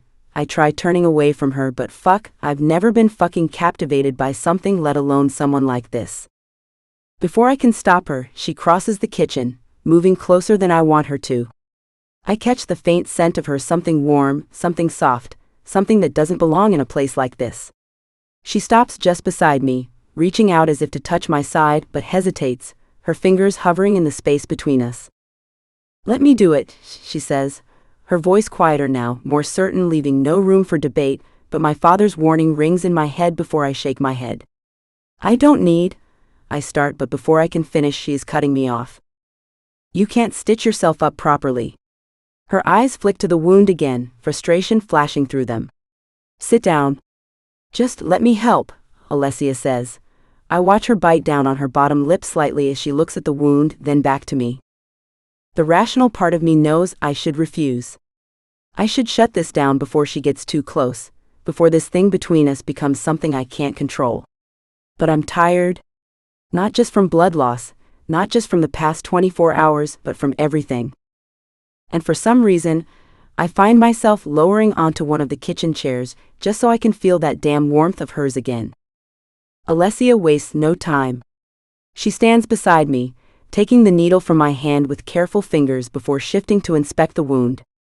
Her movements are precise, but I can see the tension in her hands, the way her breathing hitches when she looks at the torn skin. She doesn't ask how it happened. She doesn't demand answers.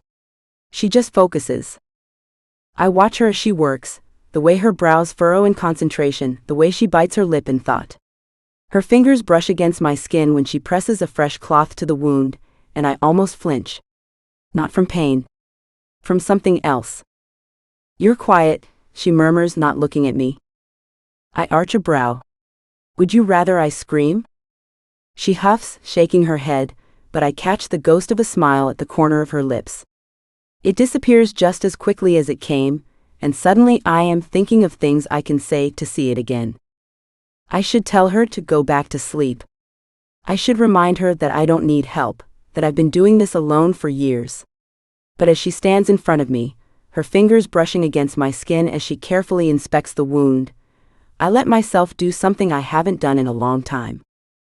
I let someone else take care of me. She doesn't hesitate, doesn't waver as she presses a hand against my side, testing the damage. There's blood, too much of it, and the bullet is still lodged inside. I see the moment she realizes it, the way her breath catches, her lips parting slightly like she's about to say something but stops herself. Her gaze flickers up to mine, dark and unreadable, before she exhales slowly, steadying herself. "Is there any alcohol?" she murmurs, glancing around the dimly lit cabin before pushing herself up onto her feet, as I point to where it should be.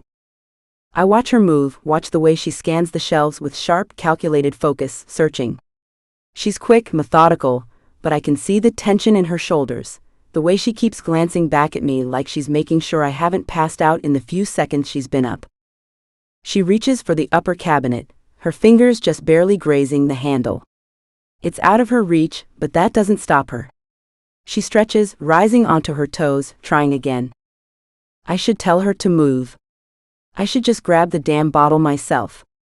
But instead, I push myself up from the chair, my movements slower than I'd like thanks to the pain slicing through my side. I step in behind her, close enough to feel the warmth radiating off her small frame, close enough to see the way her breath hitches when she realizes I'm there. She goes still. Reaching past her, I grip the cabinet handle, feeling her tense as my chest presses lightly against her back.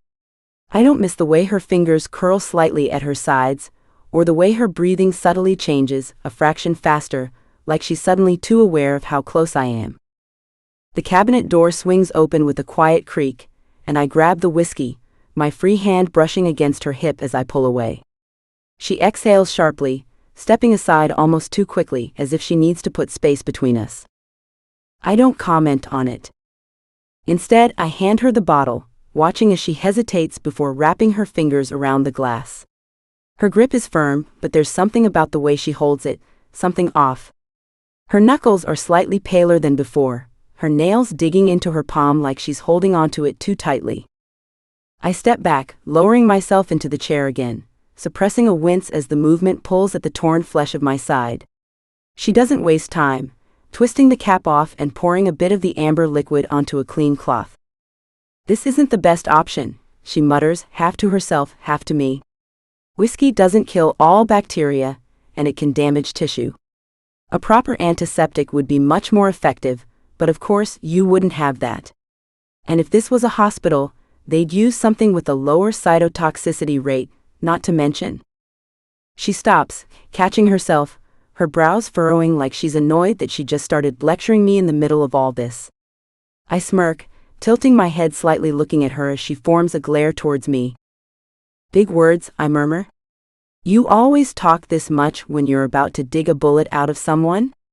I ask slightly tauntingly, and her glare only intensifies before she presses the whiskey-soaked cloth to my wound.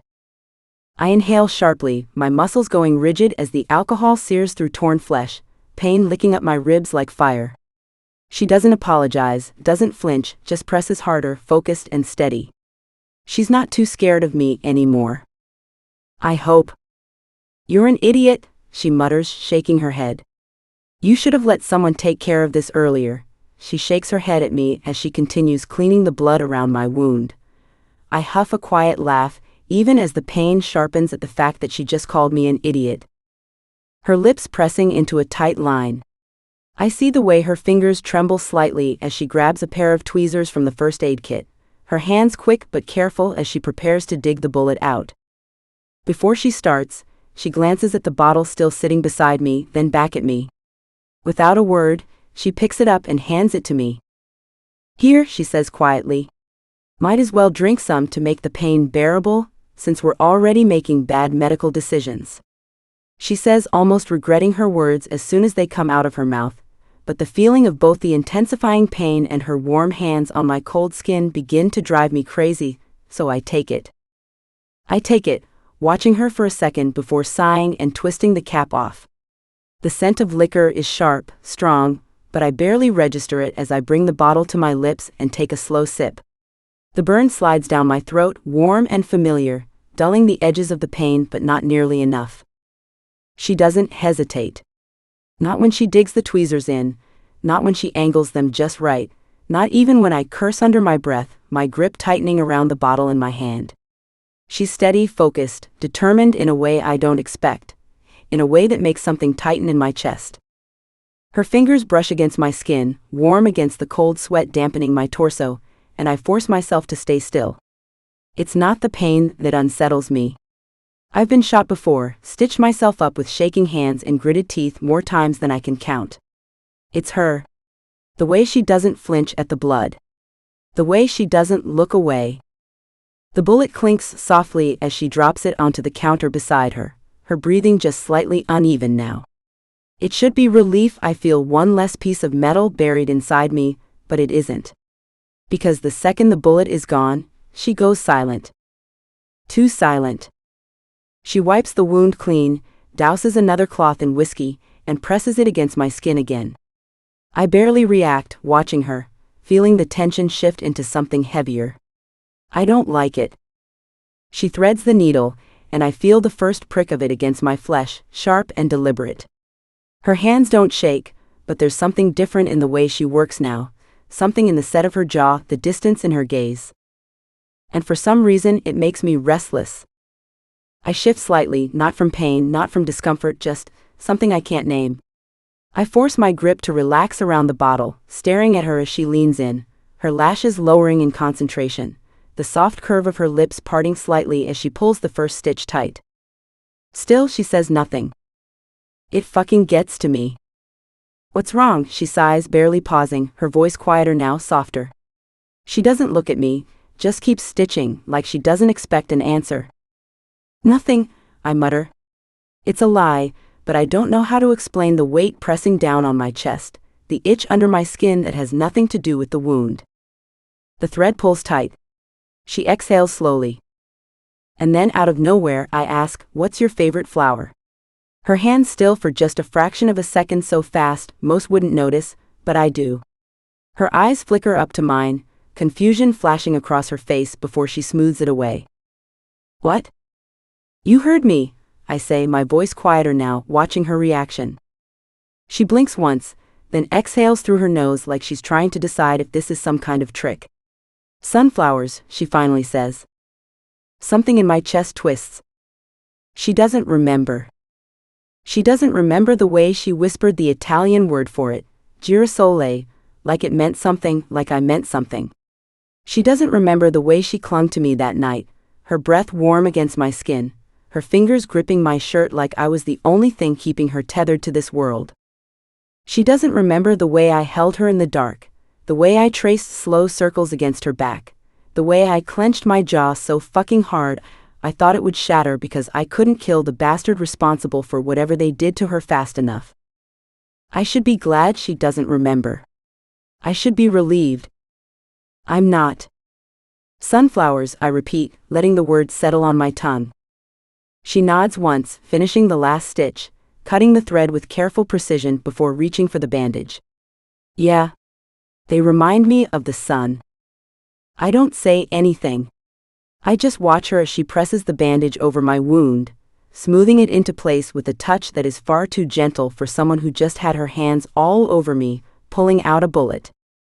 She finally looks at me, really looks at me, and I see the question in her eyes before she even opens her mouth. "Why did you ask?" she murmurs. I grip the bottle tighter. I should tell her it was nothing. I should let the moment slip away, let the memory stay buried where it belongs. But I don't. Instead, I reach out, my fingers brushing against her wrist before I can stop myself. It's the lightest touch, barely there, but she still goes tense. Not in fear, no, I know what fear looks like on her. This is something else. Something that makes my pulse hammer against my ribs. Chapter 24. Alessia Bianchi. I wrap the towel around my body tightly, feeling the damp fabric cling to my skin, the coldness of the water still dripping from my hair down my back. It's almost 3 in the morning now, and we still haven't slept. I've tried, but sleep isn't coming easily, knowing I am stuck in some cottage with the leader of the damn Bratva. I can't forget the blood. Not just my own, but his too. The sharp, metallic smell that lingered in the cabin, the way it clung to my clothes and hands as I worked on stitching him up. Even now, as I stand in the bathroom, I can still feel the weight of it on me. I glance at the mirror, the reflection of my own tired eyes staring back at me, and for a brief moment, I can't shake the feeling that there's more to him than what he lets on. More to everything that happened tonight. I quickly grab the clothes he gave me, grateful that he has a bunch of things here. It's not like I wanted to stay in those clothes he gave me earlier, still stained with blood. His scent fills my senses before I can even pull his button-up shirt through my arms. That familiar smoky, almost sharp scent of him.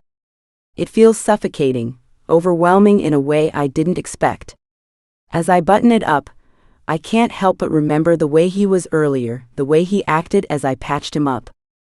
He was tense. So tense. He didn't even seem to breathe when I first started. His eyes never left me, cold, calculating, like he was trying to assess every move I made, trying to see through me, as though he thought I would slip up, do something wrong. I could feel the weight of his stare on me, and it made my pulse quicken, even though I knew I had to focus.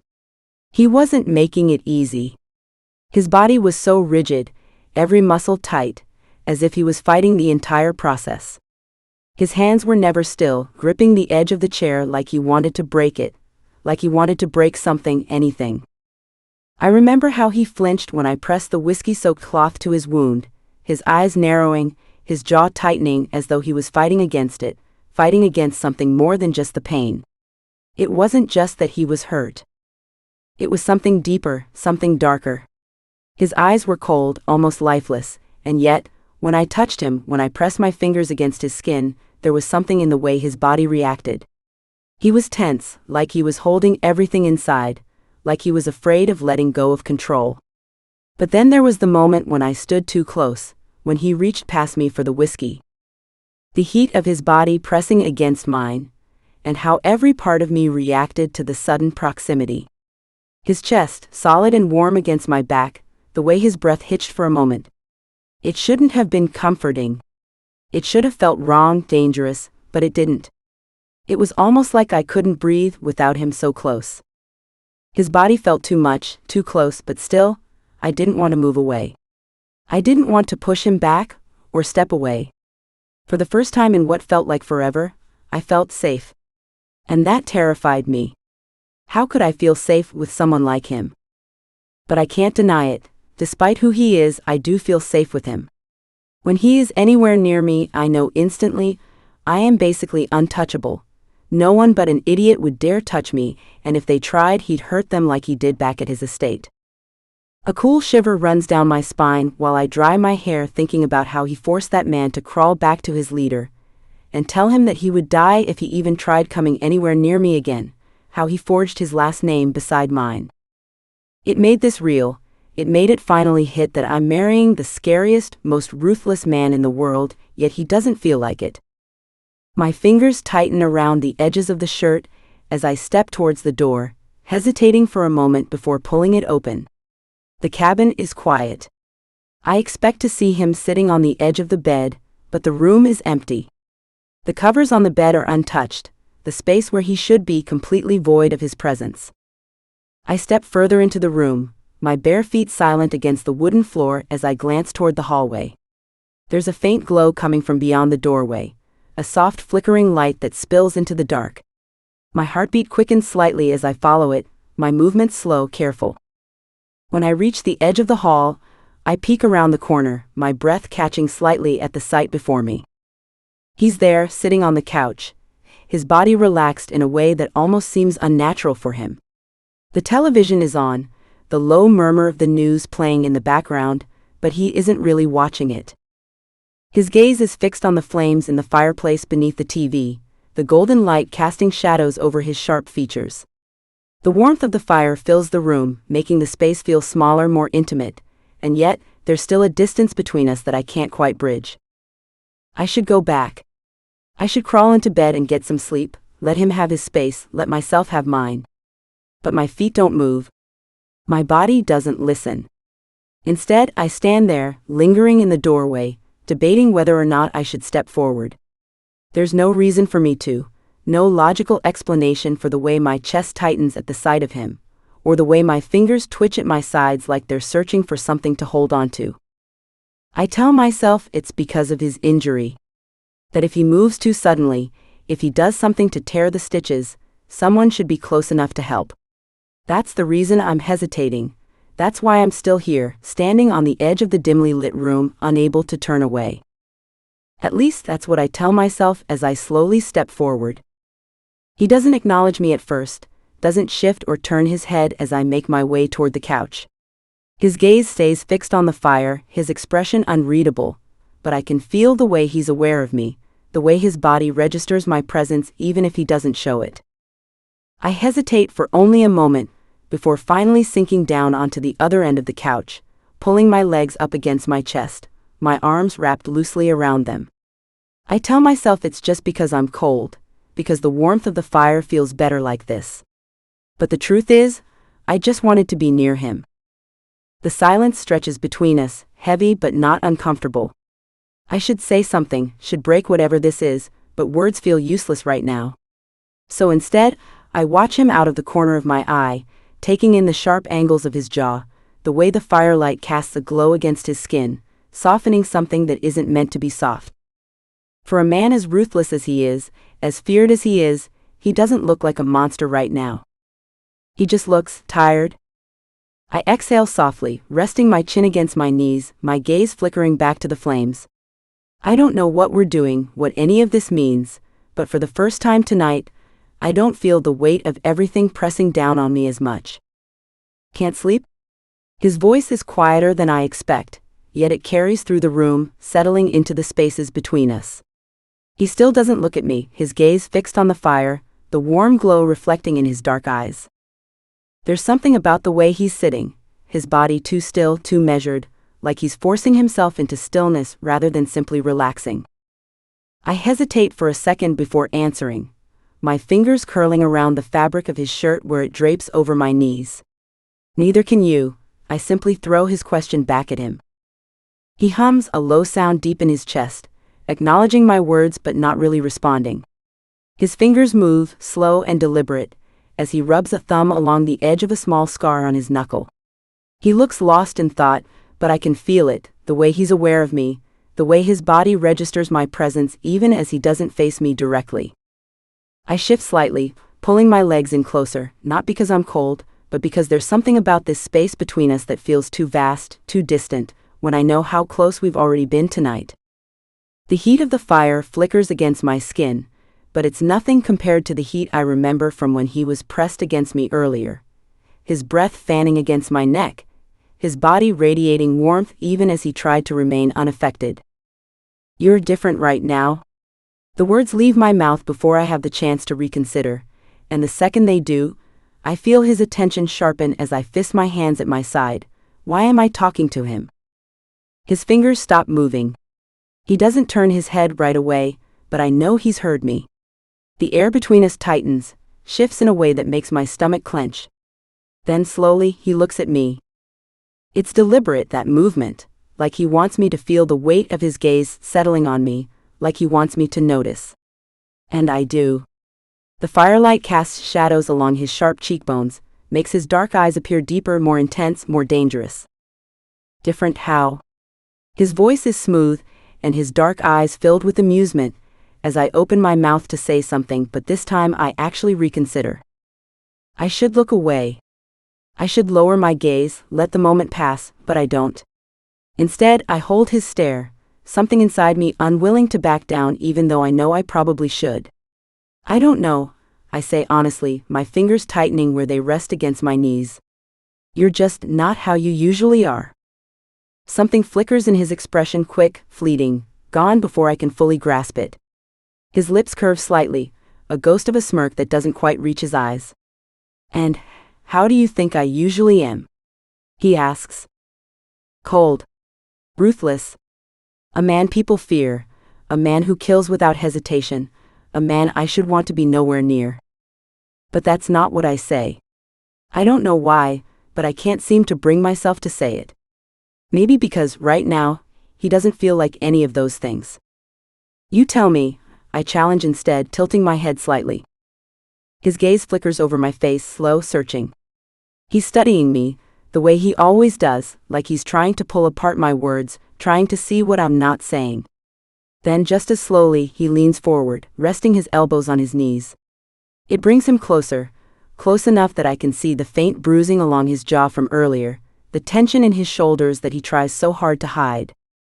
You think too much, he says, low, amused, though there's something else beneath it. It keeps you awake, he says, trying to dismiss my words. You're the one still sitting here, I counter, my voice quieter now, more careful. What's keeping you up? I ask, regretting it as each word comes out of my mouth. Growing up, my father and brother always warned me of many people, but they made it clear that the Russians were the ones not to mess with. That they don't care about anything other than money and power. And here I am sitting in some cold cottage with the leader of the Russians to be wed to him. His expression doesn't change, but there's something different in the way he's looking at me now, something heavier. His fingers drum once against his knee before going still again. Business, he says simply, but I know it's a lie. Or at least not the full truth. But I don't push.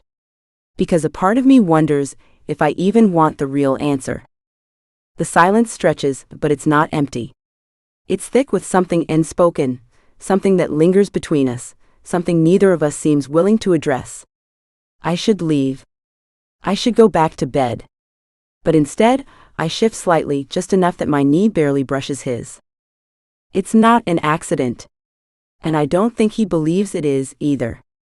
His eyes flicker down just for a second to where our legs touch, and I swear I see his fingers twitch against the fabric of his pants before he exhales slowly, like he's forcing himself to stay still. You look tired, Solnishko, he murmurs suddenly, the foreign word sliding from his tongue effortlessly as I blink, caught off guard. What? His lips barely move, but the faintest smirk tugs at the corner of his mouth. Go to bed, he says instead, his tone too casual, too deliberate. I narrow my eyes at him, my stomach twisting at the fact that he's obviously not going to explain whatever it was he just said. What does that mean? I ask again, now looking at him. His smirk lingers for a second longer before he leans back, stretching his arm along the back of the couch, his body completely at ease, in a way that feels almost intentional, like he wants me to see that none of this affects him. Go to bed, he repeats. Or stay here. Doesn't matter to me, he shrugs but waits for me to move and leave, like he expects it. But I don't move. Instead, I stay right where I am, my body close to his, the soft weight of his presence beside me. His gaze is still on me, and I can feel it, a quiet tension in the air. I don't want to leave. Not tonight. So I stay, my knee brushing against his, a small but deliberate connection that feels more like an invitation than anything else.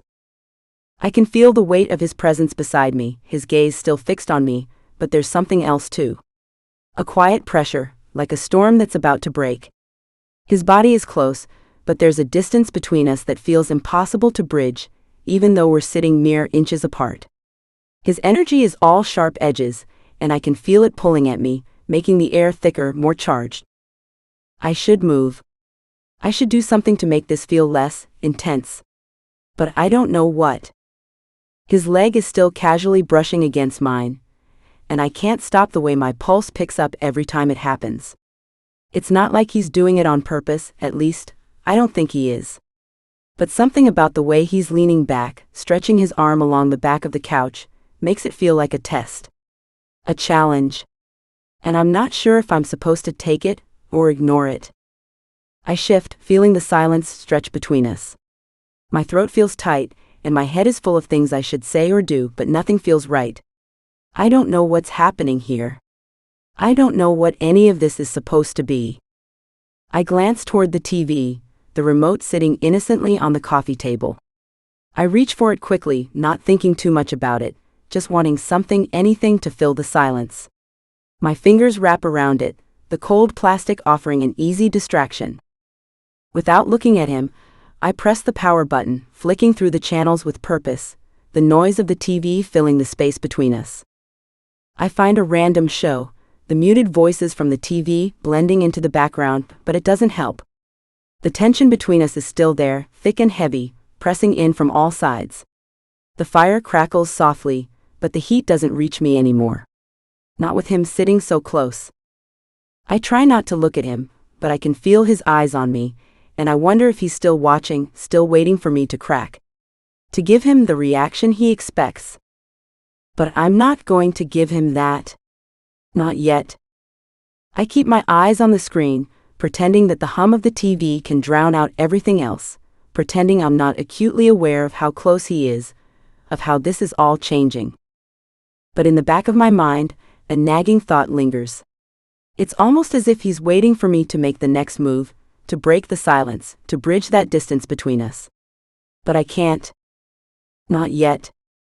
Instead, I shift again, just a little, enough to feel the warmth of his body just slightly more pronounced beside me. My chest tightens, but I force myself to exhale, to look anywhere but at him. I leave the remote on the table and cross my arms over my chest, pulling my knees up a little higher, trying to shield myself from whatever this is, whatever he is. Chapter 25. Mikhail Novikov. I look down at her, after only 10 minutes. She's already asleep. Her breathing is slow and steady, a gentle rise and fall of her chest. I can barely believe it. One moment she's insisting she's fine, that she wants to stay here with me, and the next she's asleep, completely vulnerable. I can't help but feel the weight of the memory rush over me. Months ago, she had been under the influence, her words spilling out between the haze of alcohol and confusion. "I'm scared of you," she had confessed, her voice trembling, almost apologetic that day in her room. She doesn't remember it, of course. She doesn't remember calling me Girasole, or how she asked me to stay with her, her voice soft, pleading, like she needed something only I could give her. I remember it all, though. I remember every word. I remember the way she looked at me, not with fear, but with something deeper. Now, looking at her asleep in front of me, I wonder if that version of her, the one who let down her guard just for a moment, is real. Or if it's something she'd never allowed to resurface again. I don't want to wake her, so I move as quietly as possible, bending down to lift her lightly, carefully. She stirs a little but doesn't wake, her body soft and pliant in my arms. I don't take any chances, though. I carry her into the bedroom, laying her gently on the bed, making sure she's comfortable. I pull the covers over her, tucking them around her snugly, knowing she gets cold fast before watching her for a moment, letting myself breathe. It's strange being so close to her when she's not wide-eyed and alert. When she's not holding her guard up, afraid of what might happen next. I glance at her one last time, before grabbing the second pillow off the bed. I don't think she'd expect me to stay in here, but I can't bring myself to go back to the couch just yet. Instead, I place the pillow against the wall and sigh before sitting down on the floor beside the door. I tell myself I need to keep my distance, but I can't look away. There's something about the way she lies there, vulnerable, without realizing how much of a hold she has on me. I watch her for a moment longer, ensuring she's settled, her breath steady and peaceful. She's truly asleep now, and something in me tightens, protectiveness maybe, or just a strange pull I can't name. The room is quiet, save for the soft rustle of the covers as she shifts slightly. I can hear the faintest sound of her breathing, calm and steady. I should be farther away, should be in the other room where the distance makes sense. But instead, I sit here, a breath away from her, the space between us like a quiet tension I'm not sure how to untangle. I sit on the ground before running a hand through my hair and letting my eyes fall to the clock on the wall. Alexander should find and safely extract us from here before 9 in the morning. All I have to do is wait until then, because sleep isn't an option because of the lack of the insomnia pills that are probably burnt somewhere in my estate that was bombed to the ground. I lean back, my fingers digging into the fabric of the pillow in my lap, trying to keep my thoughts at bay. But memories are like shadows that won't leave me alone. They creep in without warning, showing me things I'd buried deep, things I'd hoped I'd never have to relive. Growing up, there was always this sense of emptiness. My father was never there. Not really. He was always away on missions, distant and cold, locked in his own world. I hated him for it. But it wasn't just that. It was the way he never saw me. When he was home, he'd bring back nothing but shadows, drugs, alcohol, paranoia, and his eyes would be glazed over, distant. And then there was her. My mother. She was never the woman I thought she should be. She was broken, lost in a haze of whatever she was addicted to. I never understood why she chose to stay in it.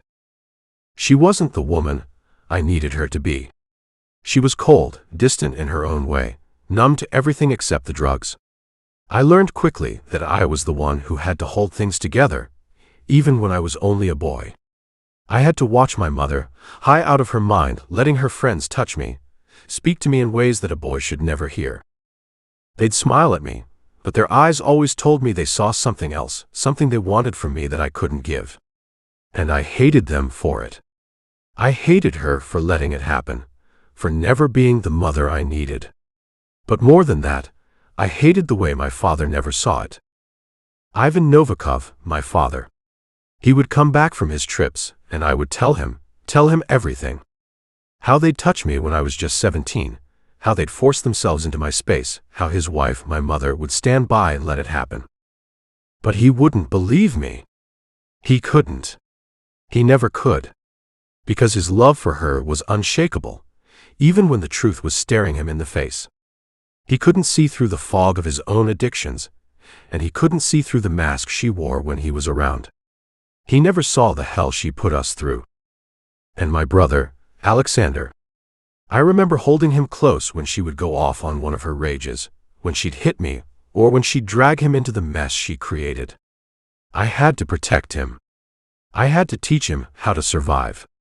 I didn't have the luxury of innocence. I didn't have the luxury of being a child. I was forced to grow up too soon, to become the man I am now, even though I was just a boy. I remember the sting of her slaps, the way she'd hit me until my skin was bruised and broken. And I remember the helplessness in her eyes when she'd hurt me. She knew she was hurting me, but she couldn't stop. I wonder now if she even wanted to. I don't know what made her the way she was. Maybe she was just a product of her own trauma, or maybe she was just too far gone. But the worst thing, the thing that has never left me, was the moment I had to kill her. I had no choice. She had tried to kill Alexander, the one thing I couldn't let go of. She was so far gone, so lost in her own darkness, that she had turned on him, my baby brother, and I had to stop her. She didn't even know what she was doing. She was high, her mind lost to whatever she'd been on, but I knew I couldn't let her hurt him. I couldn't let her tear apart the only family I had left. So I did what I had to do. I killed her. I still hear the sound of her body hitting the ground, the hollow thud that rang in my ears for days. And my father never forgave me for it. But it was the only thing I could do. I had to protect Alexander. I had to save him. I clench my jaw, my fingers digging into the pillow harder as the memories press in. I don't think I've ever really allowed myself to feel the weight of it all, not fully. Maybe because I've been too busy surviving, too busy keeping my head above water. But now, sitting here in the dark, my mind flashes back to those days, to the way I was forced to grow up too quickly, to the things I had to do just to keep us alive. I've always kept my distance from people. It's the only way I've known how to survive. I don't trust anyone. I can't. People disappoint you. They hurt you. They leave you when you need them most. And that's why I've never let anyone in. I can't let them see the scars. I can't let them see the cracks in me. If they do, they'll take advantage. They'll use me. And I won't let that happen. Not again. But then there's her. I can see it in the way she watches me, in the way she lets her guard down even for a moment. She's afraid of me. I know that. She doesn't understand me. She probably never will. But when she looks at me, there's something in her eyes that's soft. A softness that I can't reconcile with the world I come from. I exhale slowly, my eyes flickering back to her sleeping form. She doesn't know what she's walking into with me. She doesn't know what she's truly dealing with. But maybe she never will. And maybe that's for the best. I lean back on the wall behind me, the weight of everything pressing on me, suffocating me. I'll get through this, like I always do. But I can't help but wonder if there's a chance, just a small chance, that she might be the one to finally make me feel something other than cold. Maybe that's why I can't leave. Why I can't stay away from her. But for now, I wait. Because that's all I can do. I wait, and I watch, and I keep my distance because that's what I've always done. And in the morning, when Alexander arrives to take us away, I'll go. But until then, I'll stay here watching her sleep, remembering what it's like to feel something other than emptiness. Just when my mind was about to wander, I was snapped out of my horrid thoughts when I hear a low whimper escape her lips, and it's then I realize she's having a nightmare. She's caught in it. I can see it, the way her breath starts to hitch and quicken, the tremble that runs through her body as though she's trying to run from something. She's not awake. Not fully. I can see the distress in her expression, the terror that clouds her features even in sleep. My heart beats faster. I don't hesitate anymore. I can't. I need to wake her up, to pull her from the nightmare before it pulls her further under. My heart aches as I see her like this, vulnerable, lost to something I can't see but feel the weight of. Her chest rises and falls rapidly as she gasps for air, her body clenching as though trying to fight whatever demon haunts her. I see her hand move to her face, as though she's trying to stop the tears, but they keep falling, slipping silently down her cheeks, each one a little trail of pain, of something that's deeper than just a dream. And then the words. I tried my best. I tried my best. She repeats it, almost frantically, barely more than a whisper, but the agony in her voice is unmistakable. I tried. I tried. Please forgive me. I move, my body moving faster than my mind can keep up, as I push out the murderous thoughts in my head, hearing her beg for forgiveness to someone. I reach for her, calling her name softly at first. Solnishko, I murmur, my voice thick with concern, but she doesn't stir, she just stays captive of the dream that forces her in its hold. I try again, louder this time, my voice harsher with the fear that grips me. Alessia. I call, shaking her lightly to try and wake her up, but her eyes remain tightly shut. My pulse races. The desperation builds as I lean down, gripping her shoulders gently, trying to shake her awake. I can feel the softness of her skin, the warmth of her body, but there's a distance between us that's impossible to cross, the nightmare holding her too tightly. Her breath comes in quick, shallow gasps, the desperation in her words growing. I tried my best. Please forgive me. She begs. The moment those words leave her lips, my jaw locks at the idea of her begging someone for forgiveness. Without thinking, I gather her in my arms. I force her body upright, pulling her against me. Wake up, Alessia. I grit out my words carefully, but it's sudden, too sudden, and I feel her stiffen at first, her body still half drowned in the nightmare. She gasps, a startled breath that tears through her chest, and for a moment, I think she's going to push me away. But she doesn't. I hear a sob tear its way through her chest before my hands are on her arms, gently shaking her, gripping her with a desperation I can't explain. Solnishko, I say again, this time with more force, it's just a nightmare. I try saying, but she doesn't respond, and my heart tightens. My own chest feels heavy with a need to do something, to make her stop suffering. I can't stand to see her like this, broken, lost in a place where I can't reach her. I've never felt this. What the fuck is this? I would try to describe it, but I can't. All I can say is a damn bullet hurts less than seeing her tears roll down her cheeks. I pull her closer, holding her against me like she's a lifeline, trying to force her back to reality. Her eyes search mine with a confusion that shatters me, and then before I can even react, her arms are around me. She holds onto me like she's afraid I'll vanish if she lets go, her arms wrapping around my body with an urgency that pulls me closer to her. I freeze for a moment, unsure of how to respond. I've never had anyone hold on to me like this. I've never let anyone hold me like this. But I don't pull away. Her body shakes against mine, and I feel her tears soaking through my shirt, her breath coming in quick, frantic gasps.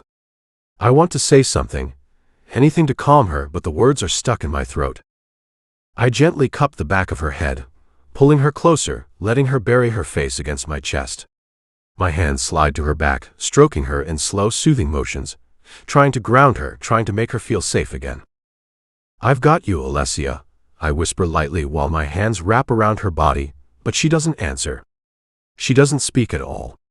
She just holds onto me like she's afraid to let go, like she's afraid I might slip away too.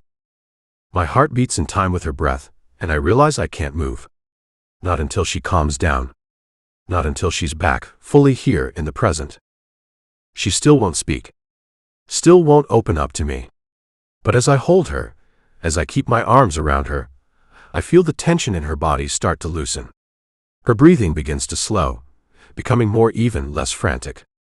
It takes time, but eventually her sobs fade, leaving only the quiet rhythmic sound of her breath against my chest.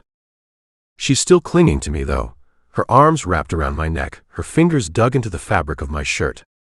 She won't let go. I can't help but wonder why she's so terrified. What happened in that nightmare that she won't even tell me? Why is she crying, shaking, like the world is closing in around her? But I don't ask. Not yet. I just let her hold on to me, letting her breathe and settle into the comfort of my presence. I'll give her the time she needs to open up, if she ever does. Chapter 26. Alessia Bianchi. My eyes flutter open as a pounding pain in my head makes me groan lightly, the sun streaming through the cabin windows forcing me to squint. My body feels sluggish, weighed down by something warm, something solid. I shift slightly, intending to turn over, but the second I try to move, I realize I can't. Someone holds me in place. My breath catches as my senses fully register my position. I'm not just lying in bed. I'm in his lap. Oh God, what have I done? My head rests against his shoulder, my forehead tucked into the crook of his neck, and my arms, one wrapped loosely around his neck, the other curled between us, cling to him like he's something safe. His arms are wrapped tightly around my waist, keeping me close, while his other hand rests heavily on my thigh. His fingers are warm, solid, unmoving. I don't breathe. Everything inside me is screaming to move, to pull away, but I don't. Instead, I take him in, my gaze flickering to his face, to the sharp angles of his jaw, the faint bruising along his cheekbone, the way his lips are slightly parted in sleep. He looks softer like this. The tension that always grips his features is gone, his usual sharpness dulled by sleep. A part of me doesn't want to move. I should. I know I should. But I stay there for a second longer, taking in the quiet warmth of the moment, feeling the steady rise and fall of his chest beneath me. It's dangerous how easy it is to stay like this, how natural it feels. Then the door bursts open. The loud crack of it slamming against the wall shatters the moment, and we both jerk awake instantly. My heart leaps into my throat as I gasp, my head snapping toward the doorway, my pulse hammering from the sudden intrusion. I barely have time to register what's happening before I see them. Alexander. Alejandro. I'm so excited for this interaction. They stand frozen in the doorway, their eyes locked on us, their expressions shifting from shock to something else entirely. Something amused. Alexander is the first to react. His lips curve into a slow smirk, his gaze flicking between me and Mikhail with unmistakable amusement. Well, this is interesting, he smirks as he puts his hand out, and Alejandro sighs before putting a 20 bill in his hands, confusing me. Mikhail tenses beneath me, his entire body going rigid, his arms tightening for the briefest second before he snaps fully awake. His jaw locks as his voice cuts through the tension like a blade. Get out? Alexander lifts his hands in mock surrender, but the smirk on his face only widens. Alejandro, standing beside him, lets out a low whistle, his dark eyes glinting with something smug. "Didn't expect to find you two like this," he muses. "But I can't say I'm surprised," he adds on, clearly testing him. Mikhail's glare sharpens as his grip on me tightens when I try getting up and out of his lap. He holds me still as I lift my head a bit to look at him, but he just glares harder at his brother and friend. "Now?" Alexander chuckles but doesn't argue. All right, don't get your panties in a twist." He steps back, still smirking. Alejandro lingers for a second longer, throwing me one last look, something knowing in his gaze, before he follows Alexander out of the room. The door swings shut behind them. When Alexander and Alejandro leave the room, the door slamming shut behind them, the silence between us is almost suffocating. The weight of the moment settles in the air, thick and tangible. I quickly pull myself off Mikhail's lap, my movements stiff and awkward. I'm still not entirely sure what to make of everything that just happened, but it's hard to ignore the tension that's spiraling between us. His body is still warm where I was resting, and I can feel the heat from his gaze as I stand up, struggling to regain some sense of composure. I shift on my feet, suddenly aware of the space between us, and feel a strange flutter in my chest. He hasn't moved, hasn't said anything, and the silence stretches longer than I'd like. It's like he's waiting for me to do something, say something, anything to break the growing tension in the room. My heart is still pounding, and my thoughts are scattered. Finally, I turn to face him, my words coming out in a soft murmur. "Sorry? I didn't mean to fall asleep on you." My voice feels too small, too vulnerable for the situation we're in, as I filter out things I should or shouldn't say. Mikhail's gaze flickers toward me, the intensity in his eyes never faltering. For a long moment, he doesn't respond. His posture is rigid, his expression unreadable. The quiet between us feels almost suffocating. I can't tell if he's irritated, or if it's something else entirely, like most the time we're together, or near each other. "It's fine," he says finally, his voice low, but the edge in it catches me off guard. It's not the flat dismissal I was expecting. It's something more. Something darker, like he's trying to read between the lines, to understand why I'd let myself get so close. "You needed to rest." There's something in his tone, a quiet bite of frustration, and I don't know how to respond to that. I should apologize again, or at least say something more, but I can't bring myself to. Instead, I just nod, trying to swallow the lump forming in my throat. But I can't stand the silence anymore, can't stand the way he's still watching me like I'm some puzzle he's trying to solve. I'm still shaken from everything, last night, the dream, the way his arms felt around me, the way his touch made me feel safe in a way I shouldn't have let myself feel. "We should probably leave." I break the silence before his eyes fall to the wall behind me and settle on the clock, before nodding at my words, standing up ready to get back to someplace other than this cabin that feels too damn small. Mikhail stops just a step in front of me, his expression unreadable as his eyes flick toward the hallway. "You can use this bathroom," he says, voice low and even, the same clipped control he always carries. "I'll take the guest one." His tone leaves no room for discussion, not that I planned on arguing. I nod once, slipping past him into the bathroom, acutely aware of how close we are in the narrow space. His shoulder brushes against mine, barely a graze, but the contact lingers in my skin long after I shut the door behind me. My heart's still unsettled, still caught between the rawness of last night and the sharp reality of this morning. I splash cool water over my face first, trying to shake the lingering weight of the nightmare from my chest. The reflection staring back at me in the mirror looks like someone I barely recognize. Hair a little wild, cheeks flushed with the kind of heat that never comes from embarrassment, but from proximity, from tension. From him. After brushing my teeth, I pull my hair up into a ponytail and change into another pair of Mikhail's sweatpants and a plain black t-shirt I find folded neatly on the counter. It smells like him. Everything in here does. Clean, dark, grounding. Like bergamot smoke. When I walk out of the room, I pause in the hallway, catching the sound of low voices filtering through the open kitchen. My steps are quiet as I make my way there, and when I enter, Alexander's the first to glance up, seated at the island with a fresh cup of coffee in hand, his boots kicked up on the leg of the stool beside him. Alejandro's by the stove, stirring something in a pan that smells like eggs and cheese, his sleeves rolled up and his dark hair still slightly damp. He glances over his shoulder and grins. "Morning, Mrs. Novikov," he says casually, but the glint in his eyes is anything but. "Oh God." Alexander chuckles, resting his mug on the counter with a deliberate clink. "Didn't expect to see you again so soon. Thought you'd still be tangled up with our charming host," he taunts as I just try glaring at him, but his warm smile melts my glare down.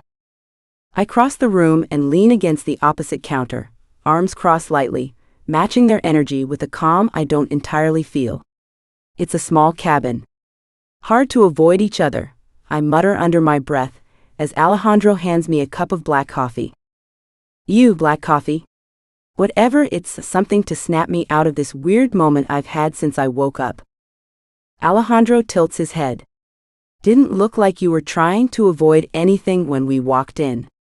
His grin widens slightly. "You always sleep in his lap, or was last night a special occasion?" Alejandro says, as Alexander snorts into his coffee. "She looked right at home," he says, glancing over at me with a raised brow. "Shut up." I narrow my eyes at the both of them, trying to get them to be quiet before Mikhail hears their bullshit. Alejandro lets out a low laugh, flipping whatever he's cooking with a quick wrist. "Feisty. I like her," he says dramatically, trying to be funny. He's not. Before Alexander can get another jab in, the air shifts. The quiet click of leather soles against wood signals Mikhail's arrival before I even see him. When he appears in the doorway, the conversation comes to a natural halt. His eyes sweep over the space, landing on me with the kind of weight that makes it impossible to look anywhere else. Alexander grins like a bastard. I am slowly starting to recognize him as. Alexander lifted his mug in a mock toast, eyes glinting with amusement. "We were just catching up with your girlfriend here. Didn't know we were interrupting anything this morning," he says, and my cheeks burn red at what he calls me as I glare at him, but he waves me off. Mikhail doesn't stop. He doesn't even acknowledge me as he walks past me and heads to the coffee pot, poured himself a mug and speaks flatly. "She's not my girlfriend," he says before bringing his cup up to his lips. His eyes flickering between the three of us, and for the first time since I've been away from my father and with the Novikovs, I feel embarrassed. The red from my cheeks begins to spread as I look down towards my coffee cup, remembering how my father was the only other man who was able to embarrass me like this. And "She's my wife," Mikhail says, the words cutting through the kitchen like a blade. His voice is calm, but it lands with the kind of finality that makes my chest tighten. Not a question. Not a correction. A fact. Alejandro lets out a low whistle, eyes darting between the two of us with something unreadable in his expression. Alexander just laughs, but it's quieter now, less amused and more intrigued. "Right?" Alexander drawls, dragging the word out like he's testing its weight. He leans back on the stool, still holding his mug, but his gaze sharpens slightly. "Wife? My bad. It's just hard to keep track these days, what with all the tension and unresolved longing in the air." "Tell me about it." I don't look at him. I can't. I can feel the heat creeping further up my neck, and I hate it. Hate that they saw me like that this morning. Hate that I let my guard down. Hate even more that Mikhail barely looked at me when he said it. Alejandro steps away from the stove, setting the pan aside and sliding plates onto the counter. "All right, cut it out," he says, voice a little firmer now as he passes a plate toward me. "You're making her uncomfortable." I take the plate with a quiet "thank you," keeping my eyes on the scrambled eggs instead of the three men around me. I try to steady my breathing, ignoring how my fingers still tremble slightly from the weight of the moment. I don't know what I expected him to say, maybe nothing. Maybe something warmer. But not that. Not so cold. Mikhail moves past me again, this time heading to the other side of the counter, and I feel his presence before I see him. The space between us doesn't feel like distance, it feels like a challenge. He doesn't sit, doesn't eat. Just stands there with the coffee in hand, jaw clenched like he's barely tolerating the room. I didn't realize the cabin came with commentary, he mutters unimpressed, eyes flicking toward Alexander and Alejandro like they're just one more thing on his to-do list to handle and not his brother and his friend. Alexander raises a brow, but doesn't rise to the bait. You let her sleep in your lap, Mikhail. What did you think we were gonna do? He asks him, and Mikhail's eyes cut to me just for a second, and it's the first time he really looks at me since entering the kitchen. She was tired, he says simply, still watching me. That's all. Mikhail says clearly, trying to end the conversation, and I just wish I could bury my face in these scrambled eggs and never be seen again, but that's gross and weird and not possible. Alejandro leans against the counter beside me, nudging my arm gently. Ignore him, he says under his breath. He gets weird when he's trying not to feel anything, Alejandro says, sitting beside me, and I just give him a small smile. I glance at him out of the corner of my eye, and he offers a lopsided grin, like he's trying to lighten the weight of what just happened. I appreciate it, even if it doesn't help much. My eyes flick back to Mikhail. He's no longer watching me. He's staring into his coffee like it's going to give him answers to questions he refuses to ask. Maybe you should go cool off, Alexander says toward his brother, though he doesn't sound particularly concerned. You're starting to get that look again, he says, faking a look of fear towards his brother. I'm fine, Mikhail mutters, but the three of us just look between each other before Alejandro muffles his snort with the back of his hand. No, you're an idiot, Alexander corrects smoothly. Big difference, he says. I never thought I'd see Mikhail out of everyone arguing with his brother. It just doesn't seem like something he'd do. I don't know why. I can't imagine the big scary Mafia Don bickering with his younger brother over something so dumb. Mikhail slams his mug down on the counter with more force than necessary, the sharp sound cutting through the room and silencing everyone. He straightens slowly, eyes narrowing toward his brother.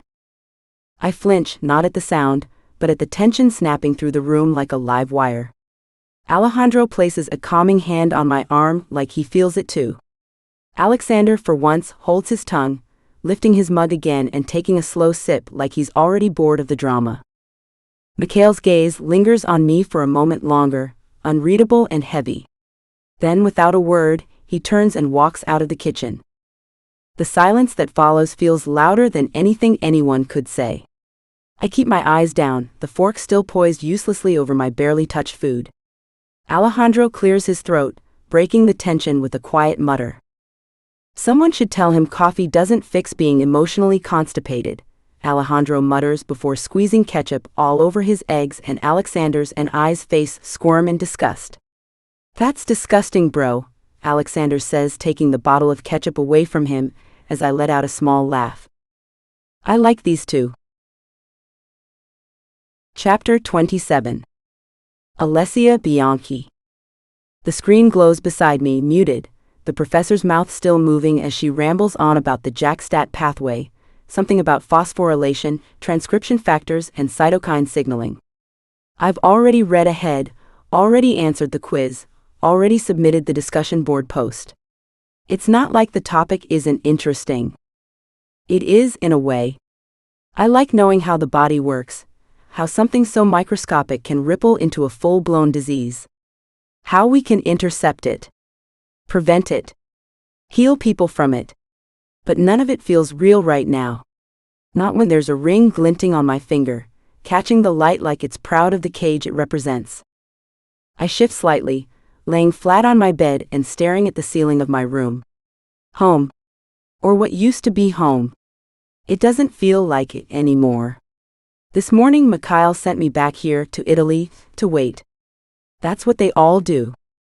The men decide, the women wait. 24 hours. In less than a day, I'm supposed to become his wife. Officially. Publicly. Legally. And all I can do is lay here, my body heavy, my thoughts louder than ever. My mind starts drifting the way it always does when I let it. Wandering off into the places I'm never allowed to go in real life. I picture it, what life might have looked like if I wasn't born into a family that made deals over blood instead of love. If my last name didn't tie me to power and danger. In this imagined version of life, I had two parents who loved each other. A mom who brushed my hair every morning when I was a kid, humming while she did it, tucking loose strands behind my ear before packing my lunch. A dad who'd wake me up on the weekends with pancakes and tickle fights, who taught me how to ride a bike and clap the loudest at my school plays. He'd tell me I was smart, not just pretty. He'd hold my hand when I was scared. He wouldn't hand me off like I was some kind of offering to another man with a kingdom of blood on his hands. I imagined going to a regular school, one where nobody's parent had a body count or a title that made police look the other way. Where kids worried about final exams and college applications, not arranged marriages and family alliances. I'd wear a uniform, maybe complain about the food in the cafeteria.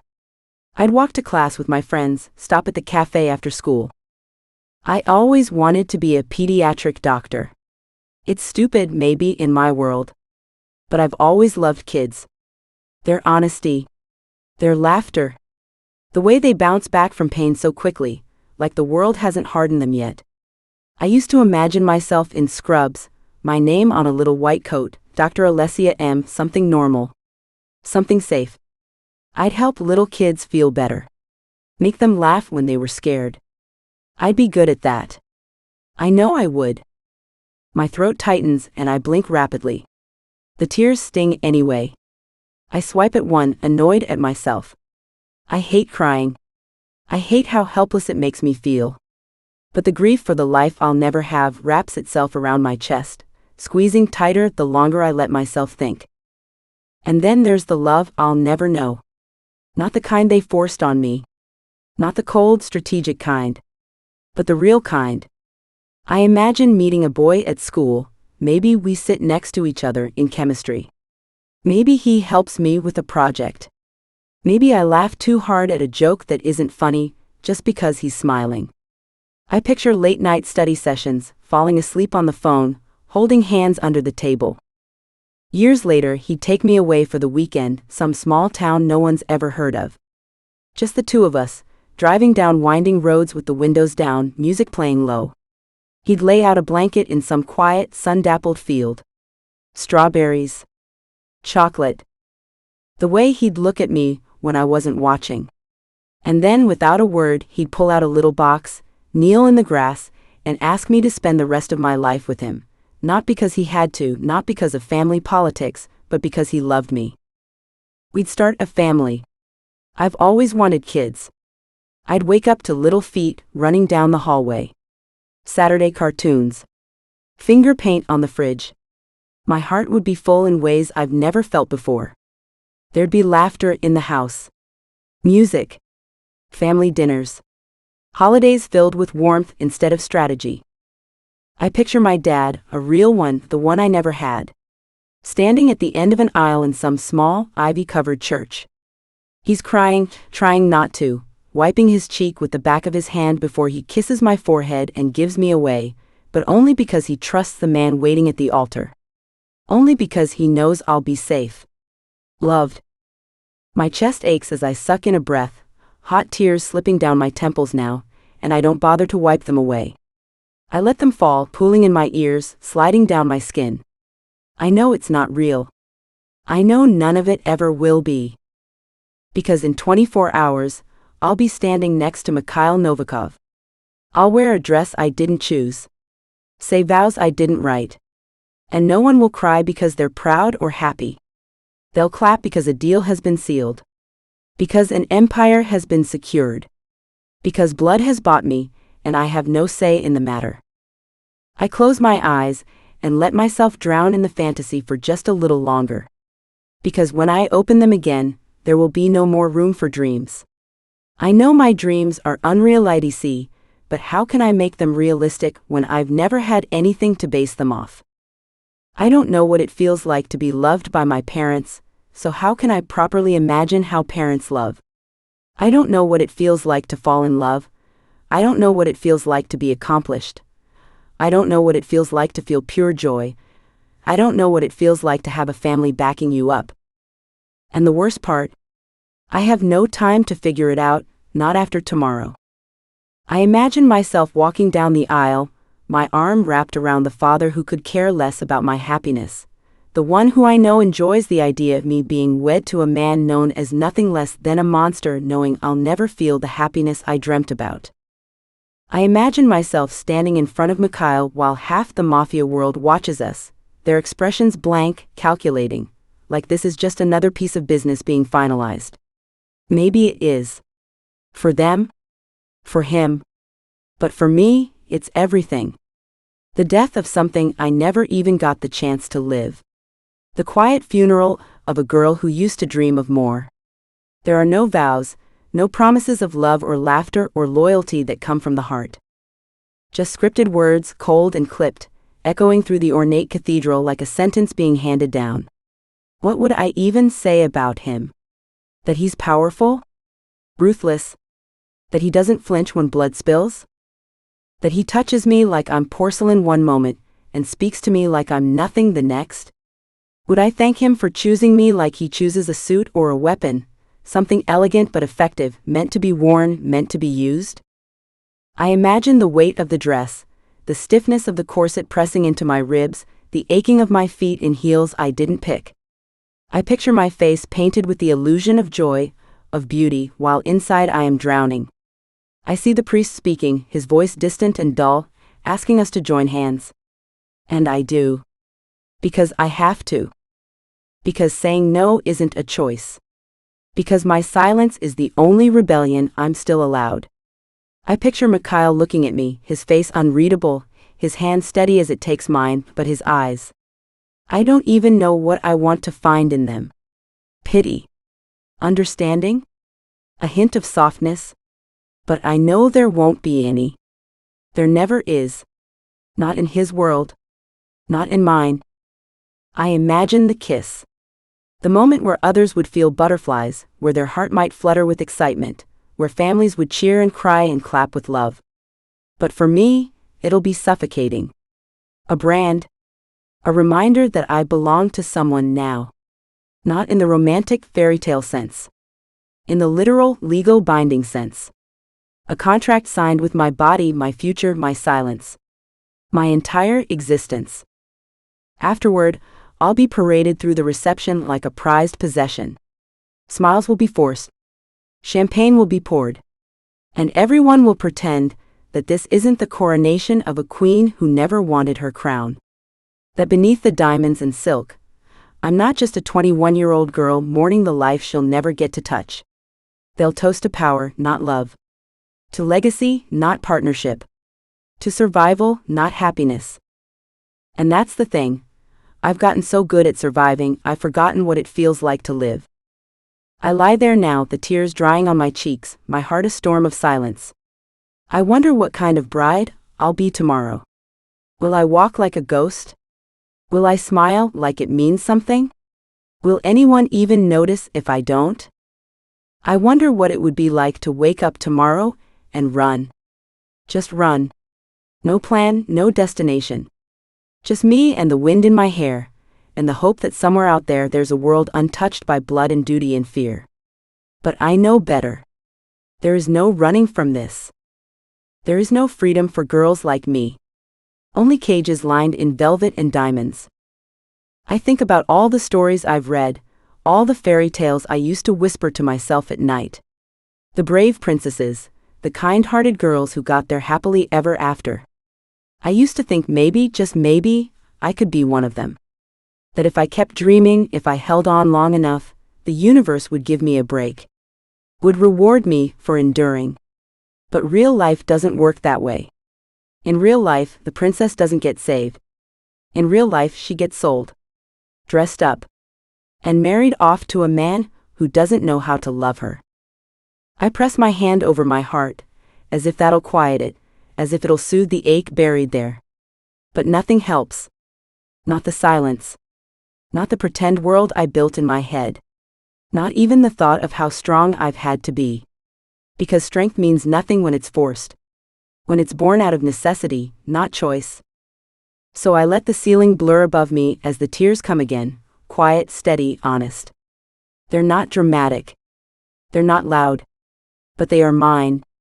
The only real thing I get to have right now. The only expression of truth I'm allowed. Because tomorrow, I'll have to wear a mask again. I'll have to play the part.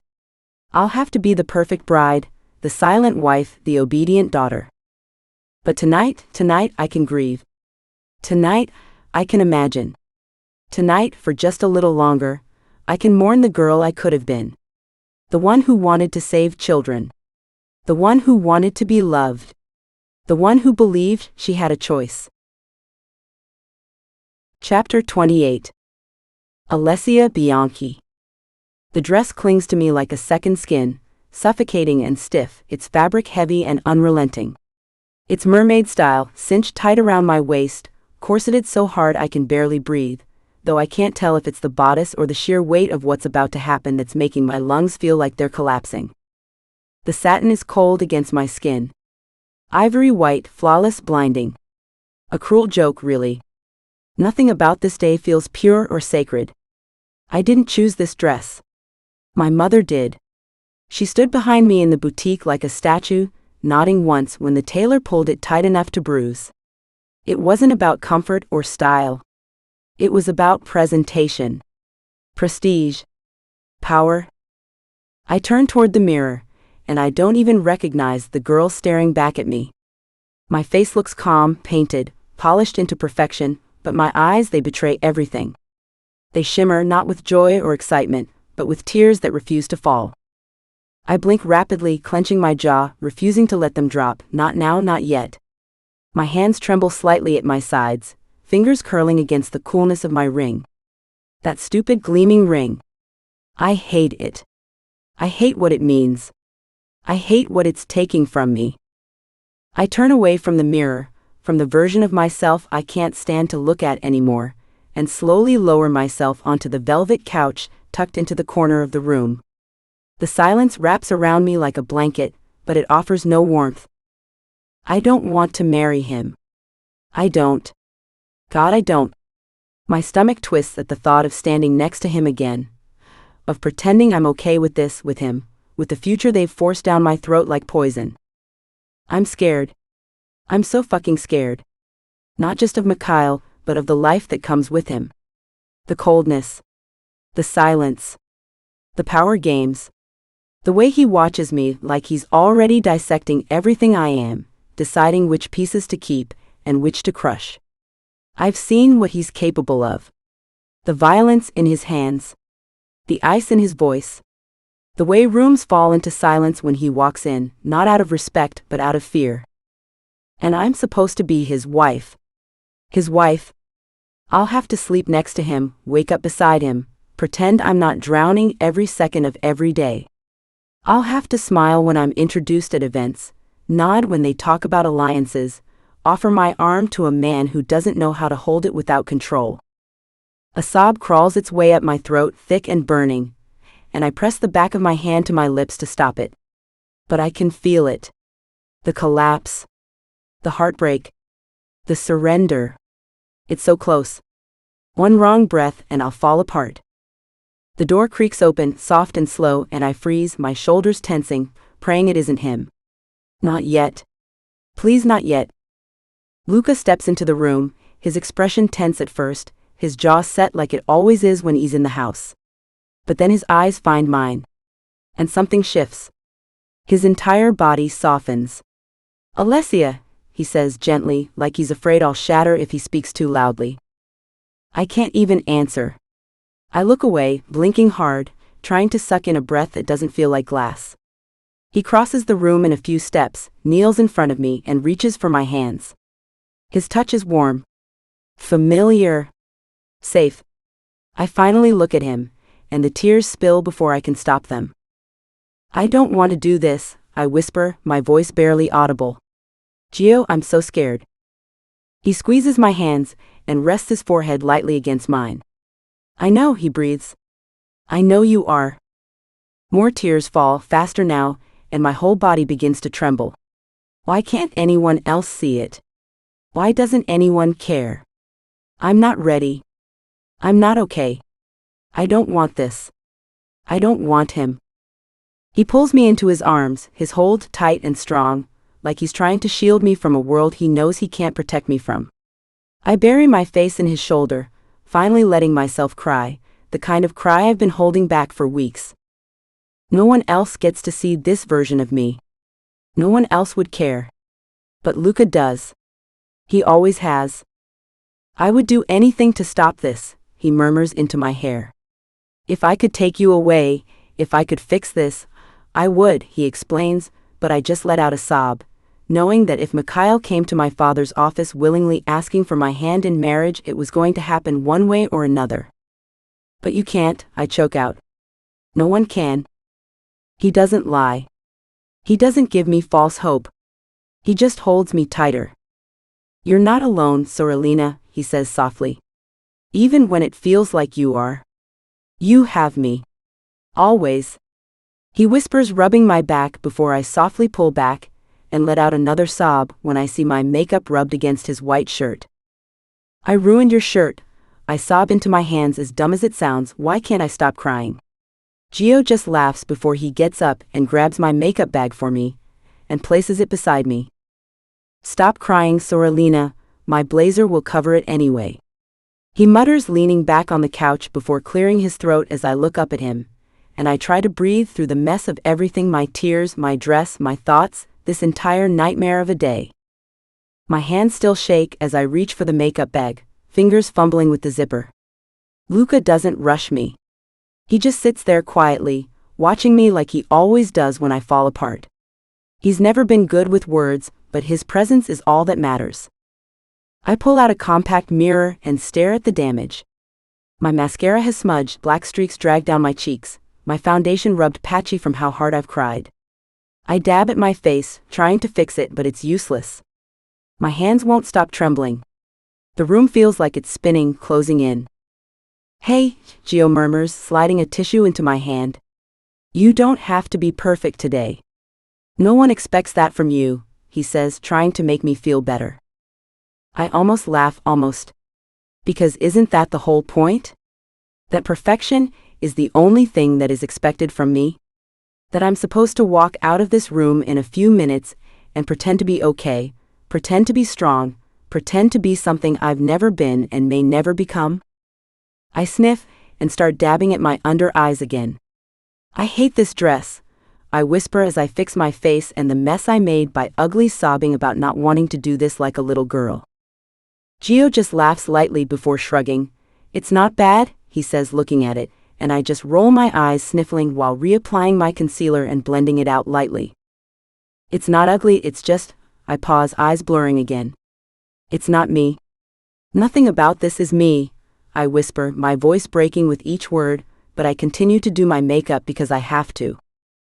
I know, he says softly, glancing around the room like the walls themselves are listening. They're all trying to turn you into something you're not. But you're still in there, Alessia. No matter what they put on you. No matter what they take from you. You're still you.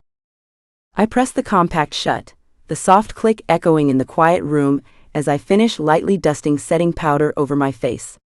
My hands are steadier now, but only because I'm forcing them to be. The familiar rhythm of blending, blotting, brushing, it helps, like muscle memory pulling me through a moment I don't want to be in.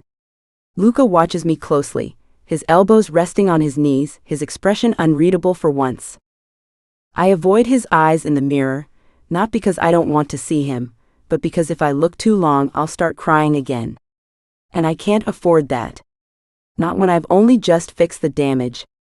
I pick up the setting spray and close my eyes, spritzing the mist over my face, counting the seconds it takes to dry. 3, 5, 8. I lower the bottle, exhaling shakily. The door swings open with a sudden force that startles both of us. My heart leaps into my throat, my spine snapping straight as I turn. Luka instinctively rises from the couch, tension bristling through him. It's not Mikhail. It's worse. It's our father. He steps inside like he owns the air we're breathing. His tailored suit pristine, the gold ring on his pinky glinting under the overhead lights. His eyes rake over me, not with pride or sentiment but with scrutiny. He sneers the moment he sees me seated with the makeup still in my lap.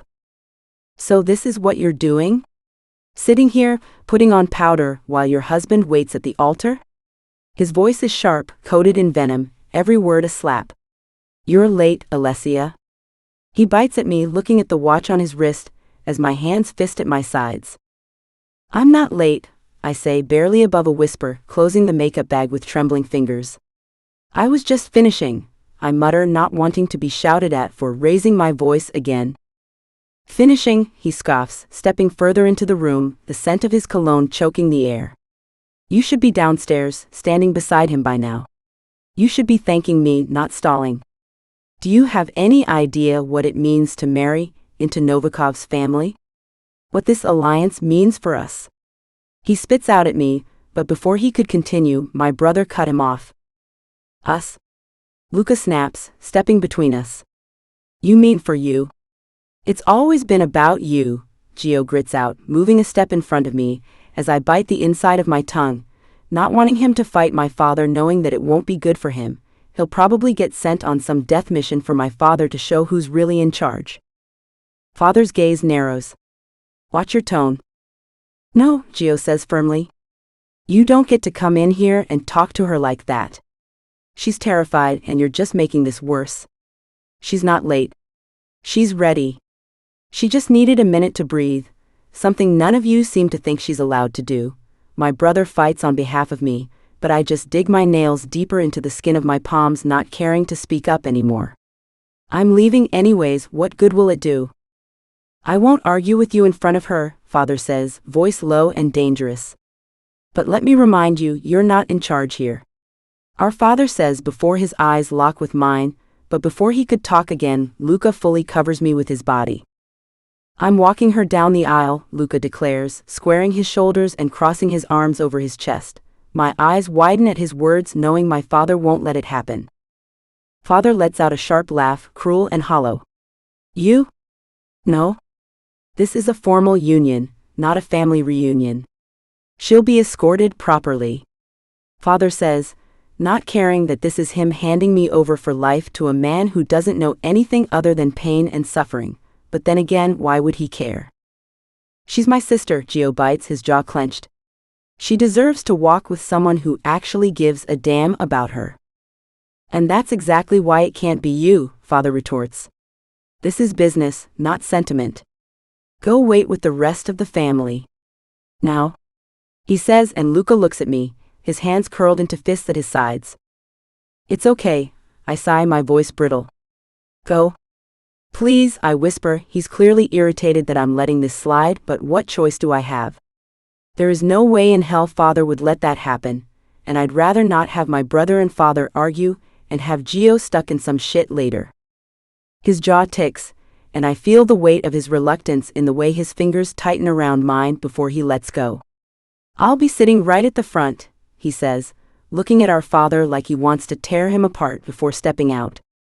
The door shuts behind him, and suddenly, I'm alone. With him. The air changes the second Gio is gone. My father doesn't wait a beat before turning on me, his expression collapsing into something crueler, more familiar. The mask drops. Fix your face, get the hell up and walk out there like you're proud to be his. Because after today, you're no longer my problem. He turns and walks toward the door, and for a moment I wish he'd slam it. At least that would feel honest. But instead, he closes it softly behind him, leaving me in the silence once again, except now that silence feels louder than anything. I don't move. I can't. My heart is splintering in my chest, and the only thing I can hear is the echo of his voice, still carving itself into the corners of my mind like a curse I'll never be free from, before my eyes fall to the mirror in front of me. Catching sight of myself as I sit motionless in front of the mirror, I almost don't recognize the girl looking back at me. She's pale beneath her makeup, her lips slightly parted like she's forgotten how to breathe, her lashes dark and clumped from dried tears. My eyes are still red around the edges. No amount of powder could cover that. The satin dress clings to me like it's mocking the fragility underneath, hugging my body in all the wrong ways, as if it wants to squeeze out the last bit of life I have left before handing me off like a prize. I glance down at my lap, at the makeup bag still sitting there, unopened now, useless. My hands remain curled around it, the corners of my nails digging into my palms to keep the sobs from clawing their way back out. I sit there like that for what feels like an eternity, every second stretching long and sharp until there's a knock at the door. Not gentle. Not kind. Just a single hard knock. I don't answer. I can't. But the door opens anyway, and my father is back. His expression is a mirror of earlier cold, collected, not a single ounce of warmth in his features. His eyes cut through me, landing like a blade on the small bouquet now resting beside me, forgotten. A tight nod is all he gives before speaking. It's time. 2 words. That's it. No sentiment. No comfort. No acknowledgement that this is the last moment of my life before everything changes, before I'm someone's wife, someone's possession. I don't respond. I just stare at the floor. He steps forward, his polished shoes clicking sharply against the marble tiles, and without asking, he picks up the bouquet of blood-red roses and shoves it into my hands. The stems are bound in silk ribbon, but even that feels like barbed wire against my skin. My fingers curl around the flowers like there's something to anchor me, but they tremble as they do, the petals shaking as if they too want to flee. He doesn't offer an arm. He doesn't ask if I'm ready. He simply turns and expects me to follow. I rise, knees weak, the weight of the dress dragging behind me like chains. Each step feels foreign, heavy, like my feet aren't entirely mine. I move forward anyway, because I don't have a choice. My father walks ahead, unbothered, confident, the picture of power and control. I trail behind him, the hem of the gown brushing against the floor, the echo of my heels haunting in the narrow hallway. The corridor leading to the cathedral doors is dimly lit, the sconces along the walls casting long shadows that flicker as we move past. My heart pounds louder with each step we take. It's not excitement. It's dread. My grip tightens around the bouquet as we reach the final doors, those massive, looming double doors of dark oak, carved with ancient patterns, heavy and ominous. They tower above me like judgment, like fate. 2 guards in black stand at either side, hands clasped behind their backs, emotionless. They don't speak. They don't move. They just nod at my father, then reach forward and begin to pull the doors open from the inside. Oh God, please save me. Chapter 29. Alessia Bianchi. The corridor leading to the cathedral doors is dimly lit, the sconces along the walls casting long shadows that flicker as we move past. My heart pounds louder with each step we take. It's not excitement. It's dread. My grip tightens around the bouquet as we reach the final doors, those massive looming double doors of dark oak, carved with ancient patterns, heavy and ominous. They tower above me like judgment, like fate. 2 guards in black stand at either side, hands clasped behind their backs, emotionless. They don't speak. They don't move. They just nod at my father, then reach forward and begin to pull the doors open from the inside. The cathedral explodes into light. The golden glow of chandeliers rains down from above, the stained glass windows catching sunlight in fractured beams that paint the marble floors in jewel tones. Everything is beautiful, ornate, perfect. The air is thick with the scent of incense and, what the fuck? My eyes widen in nothing but horror, when the elegant cathedral meant to be decorated with roses or lilies is glowing with bright big yellow sunflowers. The aisle covered in sunflower petals, the flower pots with sunflowers, rather than the roses my mother had approved weeks ago, just one step into the light, and my entire body locks up. My feet root to the ground. My lungs collapse inward. The guests are already standing. Rows and rows of people, many of them strangers, all dressed in black and navy and dark crimson. Everyone standing out against the vibrant yellow of the sunflowers. I don't move. My throat tightens. My hands shake so badly that the bouquet trembles again, one of the petals falling from the center and fluttering to the floor like a drop of blood. My father looks over his shoulder, irritation flashing across his face. Move, he hisses, low enough for only me to hear. I still can't. My legs won't respond. I feel like if I take one more step, I'll crumble completely. But he doesn't care. His hand snaps out, grabbing my arm not tightly but firmly enough to send a clear message, and he pulls me forward. I stumble slightly in my heels, but I catch myself and he keeps walking. I have no choice but to follow. My breaths come faster, shallower, as I try to match his pace down the center aisle. The click of my heels is nearly drowned out by the music, but I can still hear it, like a countdown echoing inside my skull. Each step down the aisle is a descent. Every face I pass is a witness to my surrender. The weight of their gazes feels like knives against my skin. My fingers grip the bouquet so tightly now that the thorns beneath the ribbon start to pierce through, but I don't let go. The paint grounds me. The blood mingling with the red of the roses is poetic, almost fitting. And then my eyes find him. Mikhail Novikov. He stands at the front beneath the grand archway, his posture perfect, his hands clasped in front of him, dressed in an all-black suit that fits him like armor. His face is carved from stone, unreadable, but his eyes, those pale, icy eyes, are locked on me. He doesn't blink. He doesn't flinch. He just watches me, like he's been waiting to devour something fragile.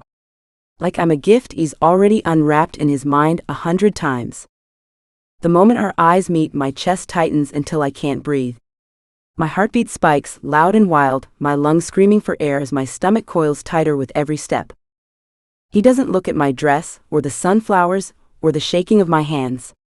Just my eyes. Like he wants to peel back every layer and see what's left underneath, once I've given up everything. Step by step, I get closer. The end of the aisle draws nearer, and the music begins to swell, beautiful and cruel. My father walks without hesitation, his grip firm on my arm, offering me up like a trophy on a pedestal. I can feel my knees trembling under the weight of my own body, of expectation, of fear. Every breath burns in my chest. My nails dig deeper into the stems, and my palms begin to throb with pain, but I still don't let go. I can't. It's the only thing I have left to hold on to. We reach the front. The priest stands between us and the altar, his robes pristine, his expression neutral. My father releases my arm with the grace of a man who's just made a profitable deal, and steps aside without a word. He doesn't even look at me. He just takes his seat in the front row, next to people who wouldn't flinch if the cathedral burned down around them. And now it's just me and Mikhail. Standing side by side. Inches apart. He doesn't say anything, but his gaze never leaves mine. I don't know what I expected, some cruel smirk, a whispered threat, something. But there's nothing. Just that relentless, unreadable stare, like he's already claimed me with his eyes alone.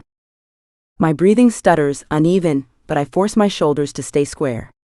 I force my chin up. I force myself not to cry again. Because I can feel it, every eye in this cathedral is on me. Every camera. Every whisper. They're all watching to see how I break. The priest begins to speak. The words blur. I don't hear them. I don't register the sound of the vows or the ceremonial traditions passed between families, spoken like scripture, sealing me to a man I barely know, a future I never asked for. All I can feel is the throb in my palm, the weight of Mikhail beside me, and the haunting certainty that my life no longer belongs to me. And it never will again. Mikhail Novikov. I watch her fall apart without ever making a sound. The second she stepped into the light, I saw it, that flicker of hesitation, the tremor in her hand, the war between flight and obligation tightening every line of her frame. Alessia moves like she's being dragged toward her own execution. I thought the sunflowers would make it less tense. Every step she takes is reluctant, every breath shallow, like the air itself won't obey her anymore. And yet she keeps walking. Or rather, she's pulled. Her father's grip on her arm is practiced. Subtle to the untrained eye, but I see it for what it is: control. Ownership. A final push to sell her off, to present her like something delicate and expensive, easily broken, easily bought. The old bastard walks like he's won something. He hasn't. I'll deal with that later. When she stumbles slightly, my hands twitch at my sides. I don't move, don't show it, but the instinct is there. To catch her. To pull her away from all this. Not out of kindness. No, it's something else, something more selfish. When she finally reaches the altar, she doesn't even look at me at first. She's too busy bracing herself, forcing the pieces back into place before she falls apart in front of everyone. But then she lifts her chin, and her eyes meet mine. I almost fucking fall when she looks into my eyes. She doesn't speak, doesn't move, but I see the way her shoulders square, the way her eyes refuse to drop. She's not ready to surrender. Not completely. Her eyes look up at me with nothing but fear laced in them, as the priest begins his recitations. I hear him, but barely. My focus is on her, the shallow way she breathes, the way her nails dig into her bouquet like it's the only weapon she has left. Blood stains the ribbon. I wonder if anyone else sees it. That ribbon stains darker with the blood from her palms. No one else sees it, not from this distance. But I do. I see the tremor in her wrists, the way her breath catches every few seconds like she has to remind herself to keep going. She's holding on to those thorns like they're the only thing tethering her to the world. I look down, watching her jaw clench tight, her lashes fluttering once quickly as if to hold back whatever's threatening to escape. Fear, tears, a scream. I don't know. Maybe all of it. Her throat bobs as she swallows hard, and still she doesn't look at me. Not again. Not yet. I want her to see me. Not as the man they've told her to fear. Not as the stranger they shoved her toward like a chess piece being sacrificed. I want her to see the truth, that I'm not going anywhere. A flicker of movement breaks through the blur of ceremony. It's fast, sudden. I barely catch the blur of red silk as she appears from the side, Alessia's sister, Vittoria. She steps up without hesitation, the soft click of her heels masked beneath the murmur of ritual. Alessia flinches, her hands tighten even more around the bouquet, but Vittoria reaches in, swift and sharp, and rips it from her grip without a word. The flowers fall apart instantly, loose petals scattered across the floor like crushed offerings. Alessia gasps, but not in pain. In shock. The blood on her palm is exposed now, smudged across her skin, vivid against her pale fingers. She looks at Vittoria, like she doesn't recognize her. Vittoria doesn't look back. She turns and retreats, bouquet in hand, a ghost dressed in wine-colored silk. She doesn't smile. Doesn't offer comfort. She just returns to her seat, like she's done her part in this grotesque theater. The priest pauses for only a second, clearly displeased, but he regains his composure fast. Please, he says, voice louder now, commanding the room's attention, take each other's hands. As I watch Alessia stiffen. Her eyes finally dart up to mine, wide and unsure, fingers twitching at her sides as if her body still wants to resist. She doesn't move. I reach for her hand slowly, deliberately, so she sees every inch of movement before it happens. I don't grab her. I don't force it. My palm hovers in the space between us, open and waiting.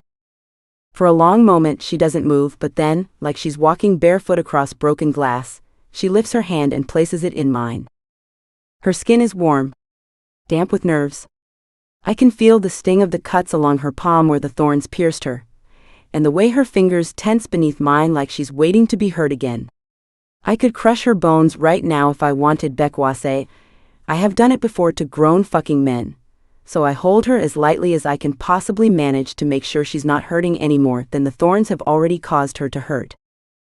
Her breath hitches. My thumb brushes faintly along the inside of her wrist, and the priest begins again. I hear the familiar cadence now. We're approaching the moment that matters. The vows? The binding. The point of no return. I glance at the crowd. Rows of eyes fixed on us like hawks. Politicians. Spies. Crime lords. Everyone here to witness the end of one girl's freedom, dressed up as tradition. The room is silent save for the priest's voice, and the distant echo of string instruments humming beneath his words. Do you, Alessia Bianchi, the priest begins, take this man, Mikhail Novikov, to be your lawfully wedded husband? She doesn't move, but her hand tightens around me, almost forgetting it's me she's holding, not some escape out of this moment. Her body has gone still, her lips parted, her eyes glazed over with something close to panic. I can see the calculation behind her gaze, the desperate search for some way out that doesn't exist. To have and to hold from this day forward, for better or for worse. Still nothing. My grip tightens slightly, not to pressure her. Just to anchor her. Her eyes snap back to mine, as if suddenly remembering she's still here, still breathing. I can feel the pulse in her wrist thudding against my fingers, fast and frantic. Until death do you part? The cathedral holds its breath. Then finally, barely above a whisper, her voice breaks the silence. I do. Not confident. Not loud. But real. The moment she says it, something cold and deep inside my chest stirs, satisfaction maybe. Possession. But not victory. It doesn't feel like winning. It feels like claiming something fragile, with the full knowledge that now it's yours to protect and worship. I say mine without pause. Without doubt the moment the priest asks me. I do. The priest continues on, blessing the union, calling on the weight of faith and legacy and blood. But none of that matters to me now. All I feel is the small hand in mine, the shaking that hasn't stopped, the way her breath stutters like she's trying not to cry again. The priest's final words fade into the background as I feel Alessia's hand trembling in mine, still unsteady, still unsure. The weight of the room presses down on us, but the air between us has shifted. She doesn't look at me like I'm her savior, nor does she look at me as her captor. It's not forgiveness in her eyes, but there's something different now. Something that wasn't there before. I don't think she'll ever be truly mine. Not in the way I might want her to be. But I'll make sure she's never hurt or crying again. Not after today. Not when the ink on this paper is dry, when the ink of our blood is sealed in promises both spoken and unspoken. The priest gestures for us to turn to face the congregation, the marriage complete, and in that moment I feel the crushing weight of all their eyes. They want to see her and they want to see me, but most of all, they want to see power. How this union, this public binding, will change the power dynamics of every shadowed corner of this world. But it's her that I focus on. I know she's not ready for me to kiss her lips. The trembling in her hand says it all. So I move slowly, deliberately, allowing her to feel every second of the space between us, the silence hanging thick as I lean closer. I raise my free hand to the side of her neck, delicate, careful, and I place a small kiss on her cheek, just beside the curve of her jaw. Soft. Almost too soft. But enough for her to feel the weight of my touch, the pressure of my intent, and my refusal to violate her boundaries. The scent of those damn flowers I fought everyone to get in here last night lingers in the air, and for a brief quiet moment the entire world falls away. She doesn't flinch, doesn't pull back. But I don't know if it's because she doesn't mind, or because she's too lost in this moment to move at all. My hand remains lightly around her neck as I pull away, holding her gaze for just a heartbeat longer, my thumb brushing gently against her skin before I let go. And then everything shatters. The sharp, deafening crack of a gunshot rips through the cathedral, echoing off the high stone walls. The sound is like a clap of thunder, sudden and violent, an unholy interruption to this already dark ceremony. The priest, mid-sentence, his voice still hanging in the air, staggers forward, his body jerking as if struck by some invisible force. His eyes widen, a look of confusion, of shock, and then his body collapses lifeless to the ground. The bullet has struck him dead center, right in the forehead. A surge of panic ripples through the crowd. People scream, duck, scramble, trying to shield themselves, to escape, to understand what's happening. My instincts take over faster than my mind can register the chaos around us. I pull Alessia close, my arm locking around her waist as I force her down behind me, away from the altar, away from the open space where every eye is now wide with fear. I shield her with my body, my back to the unfolding madness. I feel her breath, short, panicked, uneven against my side, but I don't turn to look at her. I can't. I have to focus on the immediate threat, on the danger I know is still circling, still hunting. My eyes scan the room, darting over the crowd now in full panic mode, scrambling to find cover, to flee. People fall over each other, trying to get to the exits, but there's nowhere safe. Not now. Another shot rings out, but this time I'm already moving, pulling Alessia with me. My eyes lock onto the high balcony above, the only place I can think of that would offer the shooter any advantage. I don't know how many of them are here, or who is responsible. I move us quickly, ruthlessly, ducking behind the nearest pillar, pressing Alessia against the cold stone, my chest heaving, my muscles tense and ready because of course we couldn't have just gone home after this. Chapter 30. Alessia Novikov. I almost scream, but it lodges in my throat like broken glass. The priest's body hits the marble with a sickening thud, the bullet wound in his forehead a clean, brutal statement. For a second, the cathedral goes utterly still, just long enough for my heart to stutter in my chest before the screaming starts. Gunshots rip through the silence like thunder cracking across the sky. Guests scatter. Some dive for cover. Others push through pews and chandeliers, trying to escape as chaos explodes all around us. The music has stopped. The lights above swing slightly from the shock, sending fractured shadows trembling across the marble floor. There's blood on the altar. Blood where a man just pronounced me someone's wife. Someone is screaming my name, maybe more than one voice, but it's drowned out by the sound of shattering glass and bullets snapping through air. It's not random. It's not a warning. This is an execution attempt. They're here for us. Down, Mikhail shouts over the gunfire and screams, and I don't even have time to react before his arm curls around my waist, and he pulls me hard behind one of the stone pillars flanking the altar. He moves like he's done this before, fluid, fast, efficient. My bouquet is long gone, my heels scraping against the polished marble as he positions himself in front of me, his body shielding mine without hesitation. His gun is already in his hand. I press my back to the pillar, trembling so violently my knees barely hold.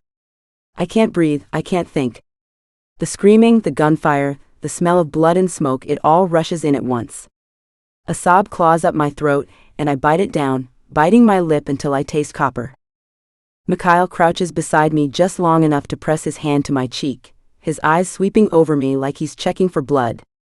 "You're okay," he says low, sharp. "You're with me. You hear me? You stay with me." He says, cradling my cheek in between this madness before I nod, forcing myself to breathe properly. My eyes snap toward the crowd, where people are still scrambling and pushing. Through the chaos, I see my brother.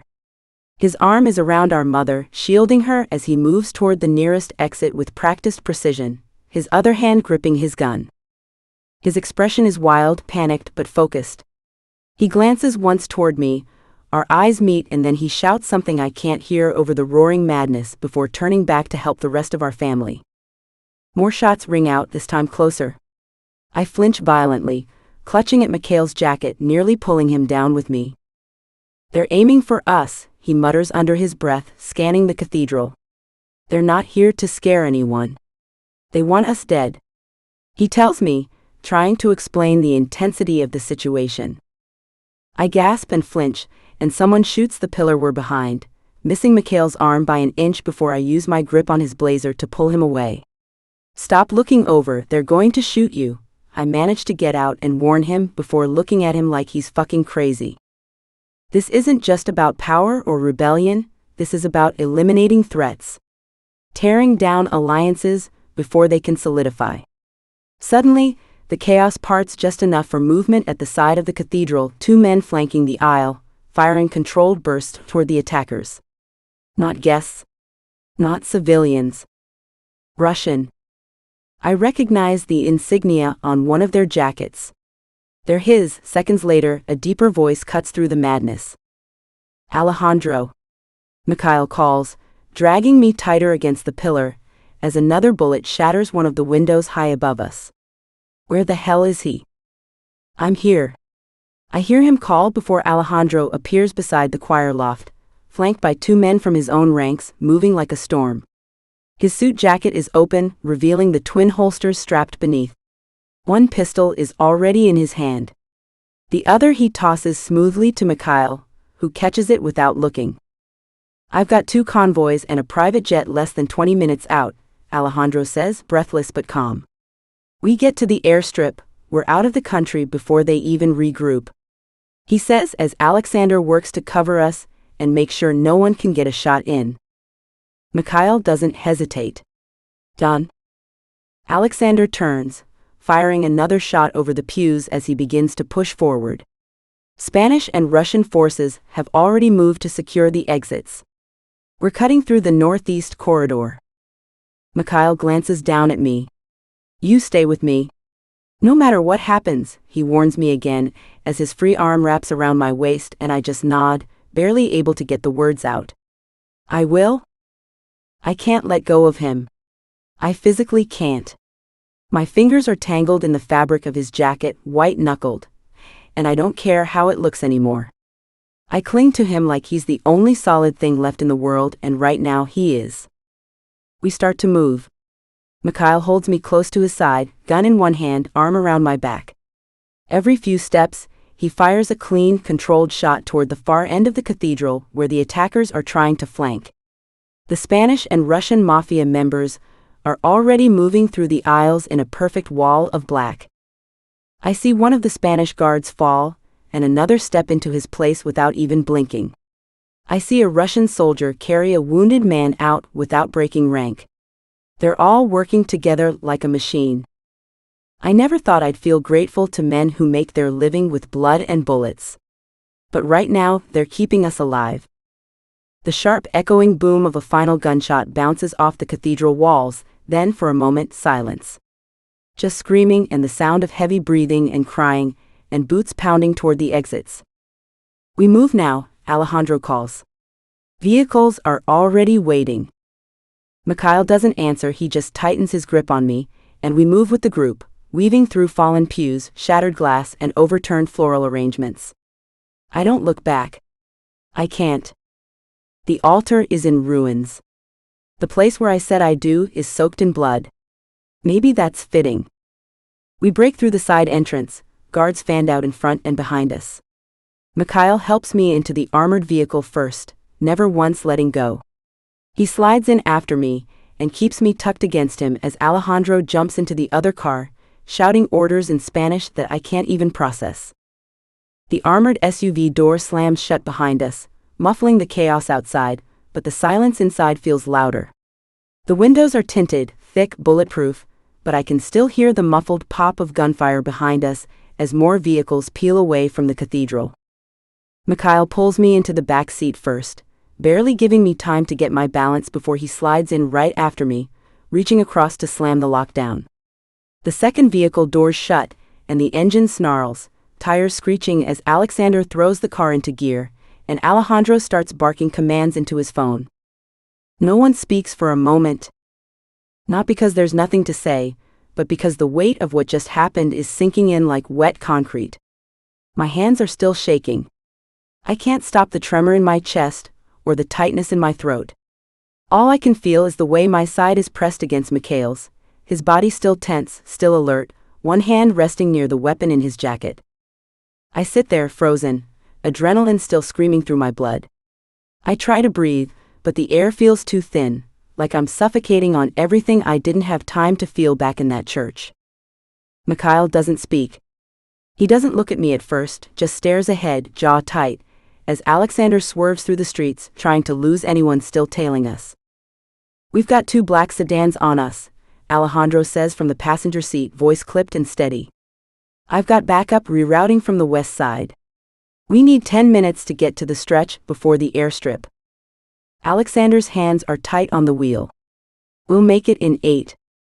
The city flashes by through the bulletproof glass cobbled roads, alleys, glimpses of sirens and smoke. I don't know how far we've gone. I don't know who's still alive. I don't know if anyone else saw what I did, if anyone saw the way the gunmen kept their eyes locked on us. Not the guests. Not our families. Us. They were targeting us, I say, the words barely more than a whisper. Mikhail finally turns his head, his profile sharp in the low light. Yeah. It's not a question. It's not a guess. It's a fact. I shift in my seat, pulling back slightly, and that's when I notice it. The sleeve of his shirt is torn just above the elbow, and dark red has soaked through the fabric, spreading down his bicep. It's not gushing, but it's not a scratch either. Mikhail, I say, eyes locking on the wound, my voice sharper now. Your arm? He looks down like he's just noticing it now. It's fine. It's bleeding. It'll stop. His tone doesn't invite argument, but it's not cold either. Just focused. Controlled. I stare at the blood anyway. It's not a clean line, it grays deeper than I thought. You need to wrap it, I say, starting to reach for him. Before it gets worse. He catches my wrist, not hard, just enough to still me, and finally looks at me, really looks at me, his dark eyes scanning mine like he's searching for something underneath all the fear and chaos. You're not hurt, right? You're okay? I blink, caught off guard by the question. No, I say quietly, surprised at the way the words feel like a relief once they're out. I'm fine, but your arm? Before I could get my words out, he speaks, he lets go of my wrist but doesn't look away. That's all that matters. His gaze lingers, like he's not sure if he believes me or not. Not because he thinks I'm lying, because he's trying to read everything I can't say yet. Everything's still stuck in my chest. Alejandro interrupts from the front seat, his voice low but firm. We're almost in the clear. As soon as we get to the airstrip, the jet's ready. 20 minutes out of the city, and no one will be able to touch you. Alexander glances at him. Any word on who gave the order? Not yet. Could have been an alliance. Someone high enough to slip in shooters without alerting our people. Alejandro's voice tightens. They had eyes inside. Someone knew the timing, Alexander adds. The placement of the priest. The entrance. This wasn't a message, it was an execution. No one says it, but we're all thinking the same thing. It was supposed to be us. My hands tighten in my lap. I look down at my dress, it's wrinkled, smudged with ash and dust. There's a tear near the hem, a smear of something dark along my arm. I don't even know whose blood it is. Maybe his. Maybe not. I shiver, even though the car is warm. My body won't stop shaking. Mikhail notices. He doesn't say anything, just shifts his arm behind me on the seat, subtly drawing me closer until my shoulder is tucked under his again. He doesn't press or cling. He just lets me lean. And I do. Maybe it's instinct. Maybe it's exhaustion. But I let my head rest lightly against his shoulder, my fingers curled into the fabric of his blazer. He doesn't move away. Doesn't stiffen or make a sound. He just stays like that, still and solid, like some kind of shield between me and the storm. We have a tail, Alejandro mutters suddenly. Left side. Alexander adjusts his grip on the wheel. 3 turns ahead. I'll lose them. Mikhail sits up straighter, arm tightening slightly behind me. If anything happens, Alessia stays in the car. No one's getting close enough, Alejandro replies. I've got another vehicle moving in to cut them off. I glance up at Mikhail, at the line of tension in his jaw, the blood slowly staining through his sleeve again. I don't say anything about it this time. He wouldn't let me fuss over it anyway. Not yet. Not until I'm safe. He doesn't say much. He's not the type to. But the way he sits between me and the door, the way he watches every window, tracks every bump in the road, keeps one hand near his gun and the other resting steady near mine, it says everything. And even though the city outside is chaos, and even though the wedding that was supposed to mark the start of something has already been blown apart, I realize something quietly in the backseat of that speeding car. He's not trying to protect his reputation. He's not doing this because of some deal, or image or power play. Chapter 31. Alessia Novikov. I can barely register the events that take place as our car is parked beside a private jet, and next thing I know, Mikhail's hand is wrapped around my wrist, guiding me out of the car before the 2 cars following us catch up. He pulls me out of the car before the 3 of them pull me in front of them, forcing me up the stairs to the jet first. It feels weird. The priority on keeping someone safe is me. It's never me, it's always been Vittoria. Under any circumstances, my father's men are instructed to ensure my sister's safety over mine. So to have 2 entire mafias covering and keeping me safe is a foreign feeling. I'm going to go get ready for takeoff, Alejandro mutters before rushing toward the front of the jet, his footsteps thudding lightly against the sleek flooring as he disappears into the cockpit. The door swings shut behind him. The moment it's closed, the atmosphere in the cabin shifts thick with adrenaline, with silence that feels too heavy to be peaceful. The hum of the engines deepens as the jet begins to taxi, gliding smoothly toward the runway. I glance toward the window just as the last SUV pulls up behind us on the tarmac, skidding to a stop as Alexander shoves me into a leather seat before my shaking hands go to buckle my belt, but he simply gives me a small smile and grabs the belt for me. "It's okay, we got you, you're safe, Alessia," he tells me lightly as Mikhail settles in the seat beside me. I nod slowly while Alexander buckles my seatbelt for me, and I simply give him a tight-lipped smile to thank him as he sits in the seat across from me. The plane's wheels are already leaving the ground. The city, the chaos, the blood-soaked cathedral, all of it begins to disappear beneath us, shrinking into nothing. I grip the armrest, my pulse pounding in my ears. When the wheels tuck up beneath us, and the jet climbs higher, the engines steady into a smoother hum. I feel the shift in pressure ease slightly, though the tightness in my chest lingers. Beside me, Mikhail hasn't moved. His posture remains tense, eyes watching the window even though the danger is technically behind us now. His shirt is still soaked down one side, dark and clinging to his skin where blood from the graze wound has dried into the fabric. I already checked him earlier, already tried to make sure he was okay, but that doesn't stop the unease curling low in my stomach at the way his bicep is beginning to swell slightly beneath the ruined material. Once we're finally in the air, I let out a small breath I had no idea I was holding. Before my hands let go of the armrest, I look out of the window to see the sun just setting. Then, without a word, Mikhail reaches down and unbuckles his seatbelt. The quiet click makes my head snap toward him. He glances at me, then jerks his head down the aisle. "Come with me," he says, voice low. It's not a command, not quite, but it's also not a question. It's just confusing. He is confusing. I nod, already unfastening my own belt. He doesn't wait. He moves ahead, long strides carrying him down the aisle past the row of seats and toward the private quarters in the rear of the jet. I follow quickly, my bare feet whispering against the carpeted floor, my mind still fogged from everything that just happened. When we reach the small lounge-like room in the back, he opens the sliding door and steps aside, letting me enter first. It's not much, but it feels like a world away from the chaos outside.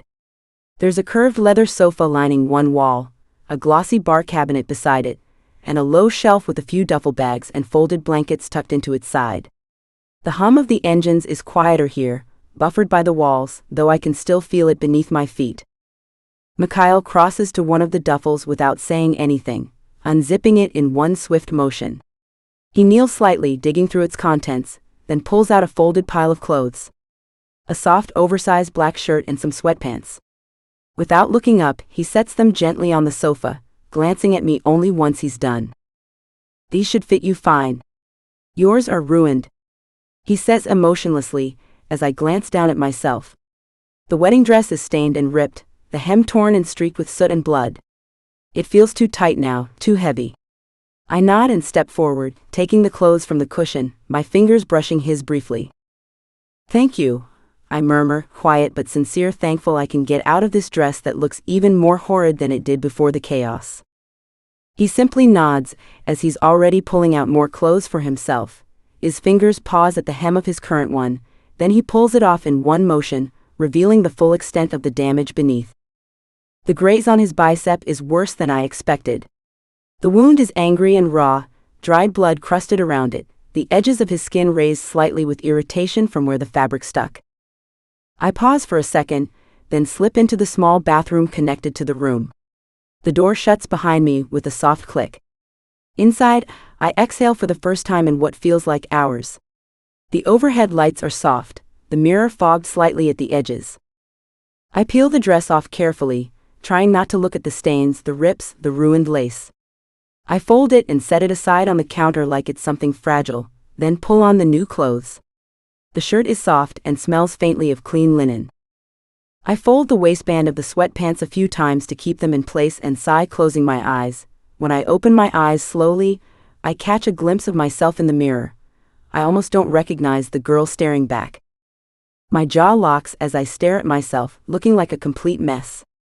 My hair messed up and my makeup ruined as I feel my eyes being brimming with tears. Is this what my life is going to be now?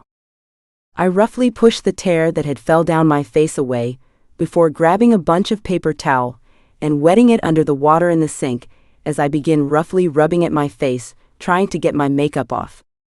I rub harder, my reflection blurring behind the streaks of wet paper towel, as black smudges of mascara and eyeliner stain the once pristine skin beneath my eyes. The water's cold, too cold, but I don't stop. It stings, my skin turning pink with every pass, but the pressure feels good, like if I scrub hard enough, I'll erase the last few hours entirely. The gunshots, the screaming, the blood on the altar, the weight of the ring still on my finger. Maybe if I just keep rubbing, I can undo it all. My breathing starts to come faster, harsher. I grip the edge of the sink and bow my head over it, water dripping down my hands and falling into the sink and floor. For a few seconds, I just stand there, letting it all wash over me. The jet vibrates softly under my feet, steady and constant. A cruel reminder that the world is still spinning, even though everything I knew just flipped upside down. I grab some dry paper towel as I compose myself before patting my face dry, finally rid of the makeup and the bloody wedding dress, feeling lighter. I grab some dry paper towel and pat my face gently, finally rid of the makeup, the smeared mess that made me feel even more broken than I already was. The girl in the mirror still doesn't quite look like me, but she looks calmer. I take a shaky breath and step away from the mirror. My bare feet barely make a sound on the tile as I crouch down beside the vanity, fingers curling around the silver handle of the cabinet beneath the sink. It creaks quietly as I pull it open, revealing a small, sleek medical kit nestled inside, clean and orderly, a sharp contrast to the chaos we just escaped. I grab it and stand, pressing the cool metal of the kit against my chest for a second as if the feel of something solid, something useful might help settle the storm still stirring inside me. Then I slip out of the bathroom and into the private quarters again. The air feels different the moment I step out, less suffocating, more still, and somehow heavier all at once. The hum of the engines is steady, distant now. The cabin lights are dimmed, casting soft golden tones over everything. I brought the med kit, I say softly, setting it down on the bar beside him. My fingers linger on the edge of the case as I glance up. He's still standing there, shirtless, blood drying in jagged trails down the inked skin of his bicep. The low lighting glances off the ridges of his muscles, highlighting every sharp angle of him. He doesn't look at me right away. His gaze remains fixed on the glass in his hand, filled again with that golden liquor. The scent curls in the air between us, bitter and warm, and I try not to let it rattle me. "I'll do it myself," he says quietly. The words are flat, not dismissive, not sharp, just detached, as if none of this means anything to him. Like nothing means anything to him. I open the med kit anyway, unbothered by his indifference. "It could get infected," I murmur, my voice gentle, calm, coaxing rather than challenging. "If it does, it might spread, and then you'll be dealing with a fever on top of a bullet wound." I glance at him again, watching his face for a flicker of reaction, anything. "Just let me do it." He doesn't say anything for a second, just lifts the glass again and takes another slow sip. Then, in the same emotionless tone, "I'll do it properly." I sigh quietly, not frustrated, not upset, just tired. "I don't care." That's all I say, but it's soft, real, my fingers already unwrapping the gauze like I'm sure he'll agree even if he doesn't want to. He watches me for a moment longer, then finally shifts his weight and turns toward me just slightly, letting me see the wound more fully. That's all the permission I need. I step closer, rising on the balls of my feet to try and reach the injury properly, but even like this, it's awkward. I stretch, my arms lifting to reach his bicep, fingers just brushing the edge of the angry wound as I fumble with the antiseptic-soaked cloth. It's a strain, my arms ache almost immediately, the angle uncomfortable, my neck tilted awkwardly to look at what I'm doing. I don't complain, don't say anything, just focus, gently dabbing the blood away as best I can despite the awkward height difference between us. I don't think he notices at first. He's still holding the glass, still unmoved, as if nothing could pierce through that layer of cold composure he wears like armor. But then he glances down, sees the way my shoulders are rising with the effort, how my arms are trembling slightly with how I'm reaching due to his height. The sharp scent of alcohol on his breath, the way the golden liquid swirls in that glass like it's second nature to him, it all makes my stomach twist. I hate the smell, hate the way it clings to the air. I hate drunk men. My father used to reek of that same bitterness before dragging me down the hall and locking me in the dark again and again. I've been terrified of the dark ever since. That the sound of a lock clicking shut can still make my hands shake. He exhales softly, more of a sigh than anything else. Then, without a word, he sets the glass down on the bar. I blink, caught off guard when he moves, suddenly and silently. One of his hands touches the back of my thigh, the other sliding behind the second, and before I can react, he's lifting me off the floor. My breath catches in my throat, but I don't flinch, just instinctively reach for his shoulders for balance as he effortlessly sets me down onto the cool surface of the bar. His hands are gentle, deliberate. And then, before I can say a word, he pushes my legs apart and steps in between my legs, his body crowding into the space with quiet intensity, his height no longer a barrier now that we're eye level. I swallow, heart stuttering in my chest as I sit perched on the edge of the bar, legs on either side of him, his presence enveloping. He's close, so close I can feel the heat rolling off his bare skin, smell the faint mix of blood and liquor on him. My fingers tighten slightly around the gauze in my hand as I try to steady my breathing, as I look up at him and find him already watching me with that unreadable expression. No warmth, no softness, just intensity. Cold, silent focus. And yet he hasn't moved away. I reach for his arm again, more easily now, and begin cleaning the wound carefully, my movements slow and precise. My fingers graze his skin as I work, and he doesn't flinch, doesn't speak, just watches me. His eyes are dark and steady, focused not on the wound but on my face, like he's trying to understand something I haven't said out loud. The silence stretches between us, thick and charged. I try to ignore the way my breath feels uneven now, or the way my legs instinctively press against the outside of his hips to steady myself. My hands keep working even as my mind spins. There's tension in the air, tension that isn't sharp or hostile but taut like a wire pulled too tight. I can feel the weight of his stare, the slow tick of something shifting beneath his stoic surface. I work on cleaning his wound, expecting some reaction out of him, knowing that it burns, knowing he's in pain, but all he does is lean forward, planting his hands on the bar on each side of me, trapping me in even further, before dropping his head down, not enough to rest on me, not enough to break that icy composure, but enough for me to feel the warmth of his breath feathering across my collarbone. His head dips near the crook of my neck, close but not touching, and my breath hitches. The proximity makes my pulse spike, my skin prickling beneath the soft cotton of the oversized shirt I borrowed. He doesn't speak, doesn't move, doesn't explain what he's doing or why he's suddenly closer than ever, but I can feel it, the shift. The crack in his otherwise impenetrable stillness as I finish bandaging him up. I don't dare move, don't dare breathe too loudly, as if any sudden motion might shatter the moment between us. I can feel the heat of his chest now, the scent of his skin, warm and clean under the faint lingering bite of blood and alcohol. I glance up, and he's already looking at me. Not down at the wound. At me. His eyes are unreadable, and there's something unsettling about that calm stare. He's so hard to read. He always is. Like he exists in a world that feels too sharp, too raw for emotion. You're shaking, he murmurs, voice low, his breath brushing my skin as he speaks.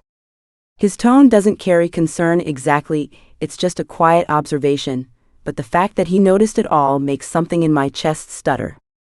I don't know what to say to that. I don't know what to say at all when I see how close he is to me. I freeze, my hand still on his arm, feeling the tremor run through me. His words catch me off guard, a reminder that I'm not hiding it as well as I thought. I swallow hard, trying to steady my breathing, but it's no use. The shaking won't stop. I'm sorry, I murmur, my voice barely audible.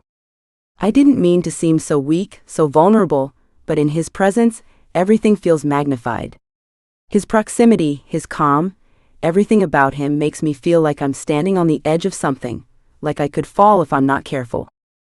His lips twitch at the corner, and then, unexpectedly, he lets out a humorless laugh, short, low, and almost bitter. "Sorry," he says, his voice dripping with something that might be amusement, or maybe it's just a trace of disbelief. "Out of everyone, you're the one who stuck with me? Funny," he says as I watch his eyes drop to my lips for just a second, before they're meeting my eyes once again. His gaze darkens, and I feel the weight of it like a physical thing pressing against me. I don't know what he means by that, but something about the way he says it, the way his eyes flicker with the faintest hint of irony, makes my stomach tighten. I glance up at him, my heart skipping in my chest. "What do you mean?" I ask quietly, almost afraid of the answer, not knowing if I even want to know. His eyes hold mine for a long moment, his face unreadable. Then he shifts, his posture loosening just a fraction. "You, of all people," he says, his voice rough around the edges, "got stuck with someone like me. This mess. This life."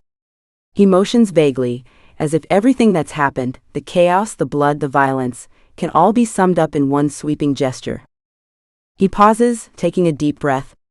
His gaze softens for just a moment before he continues, and I can feel the shift in the air between us. It's not gentle, but there's a hint of something unspoken in the way he looks at me. "I should feel bad, shouldn't I?" he mutters, more to himself than to me. The tension in the air thickens, and I can feel my own confusion rising. My pulse quickens, not from fear, but from the weight of the words hanging between us. My eyebrows furrow as my hands drop from his warm body to the edge of the bar. "What?" I ask lightly as the jet rumbles below us. My breath stuck in my damn lungs before he speaks again. "You're too fucking good for this shit." A doctor who couldn't bear to see pain paired with a man who knows nothing but to cause pain. He admits with a harsh breath. Before I can answer, before I can even think, his hand moves. His inked fingers wrap around my neck, not tight, not painful, but firm enough to make my breath catch. His touch isn't threatening. It's not meant to scare me. But it still paralyzes me, because there's something in his eyes, something raw, unfiltered, the tiniest fracture in that carefully crafted mask. It scares me. He doesn't scare me, but whatever he is thinking does. "Don't," he breathes out, his voice lower now, ragged with emotion that barely breaks through the calm exterior. "Don't look at me like that. Like I'm something worth your kindness," he grits out, leaning closer to me as his fingers tighten around my neck. My body burns against his foreign touch, something I've never felt before. His thumb grazes the edge of my jaw as he leans in closer, his forehead almost resting against mine. His grip doesn't tighten, holding me in place like he's trying to make sure I hear him this time. "I need you to stay away from me," he murmurs, eyes locked on mine. "You hear me, Alessia?" Mikhail says, and the words sting more than they should, but I don't move. I can't. His breath ghosts across my lips now, hot and desperate and too damn close, not allowing me to speak. Not letting me tell him that he isn't a fucking monster. I know he isn't. If he was what everyone thinks and calls him, he would have kissed me at the altar, but he didn't, knowing it would make me uncomfortable. He shielded me with his own body. The day in the cabin he held me all damn night, making sure I wouldn't have another nightmare. A monster doesn't do that. All I know how to do is hurt. That's it. That's all I've ever done. His jaw clenches and the muscles in his arm tense. "This, whatever the hell this is, it's not good for you. You should have run the second you knew my name. You should still run whenever you get the chance," he basically warns me. His voice breaks just slightly on that last word, a harsh whisper that feels more like a plea than a warning. "If I'm bleeding out," he continues, and now there's something unsteady in his eyes, something that cuts deeper than the wound on his arm. "If you see me dying on the floor, don't come back for me. Don't touch me. Don't even look. Run the other fucking way, escape," he says, and I've never heard him like this. He almost sounds desperate, but for what? Why is he doing this? My lips part, my chest rising too fast as I try to speak, to say something, but the words never make it out. Because before I can stop him, before I can tell him he's wrong, that I'm already in too deep, the door slams open with a sharp crack. Alexander barrels in, breath short, urgency carved into every line of his face. He's holding a satellite phone, and I can already hear the voice shouting through the speaker. "Mikhail?" Alexander says, breathless, his eyes flicking once to me, still perched on the bar, still caged between Mikhail's arms, before snapping back to his brother. "It's our father." "Now?" Alexander says with nothing but urgency. Mikhail's entire body stiffens. Slowly, like ice cracking across a lake, he steps back. His hand drops from my throat. His expression closes off again, shuttering everything he just let bleed through. I wish I could grab him and pull him back, tell him he's not what he thinks he is and isn't what they all say he is, but he takes the phone and doesn't say anything at first. Then in Russian, voice low and controlled, he says, "Dao tets."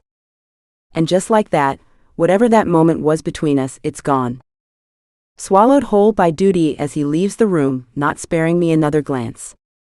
Next book, Break Me Softly. Alessia Bianchi. He promised me war, and I believed him. But I never expected the battlefield would be my own body, my own heart. Mikhail tore through everything I thought I knew, about love, about loyalty, about myself. I tried to run.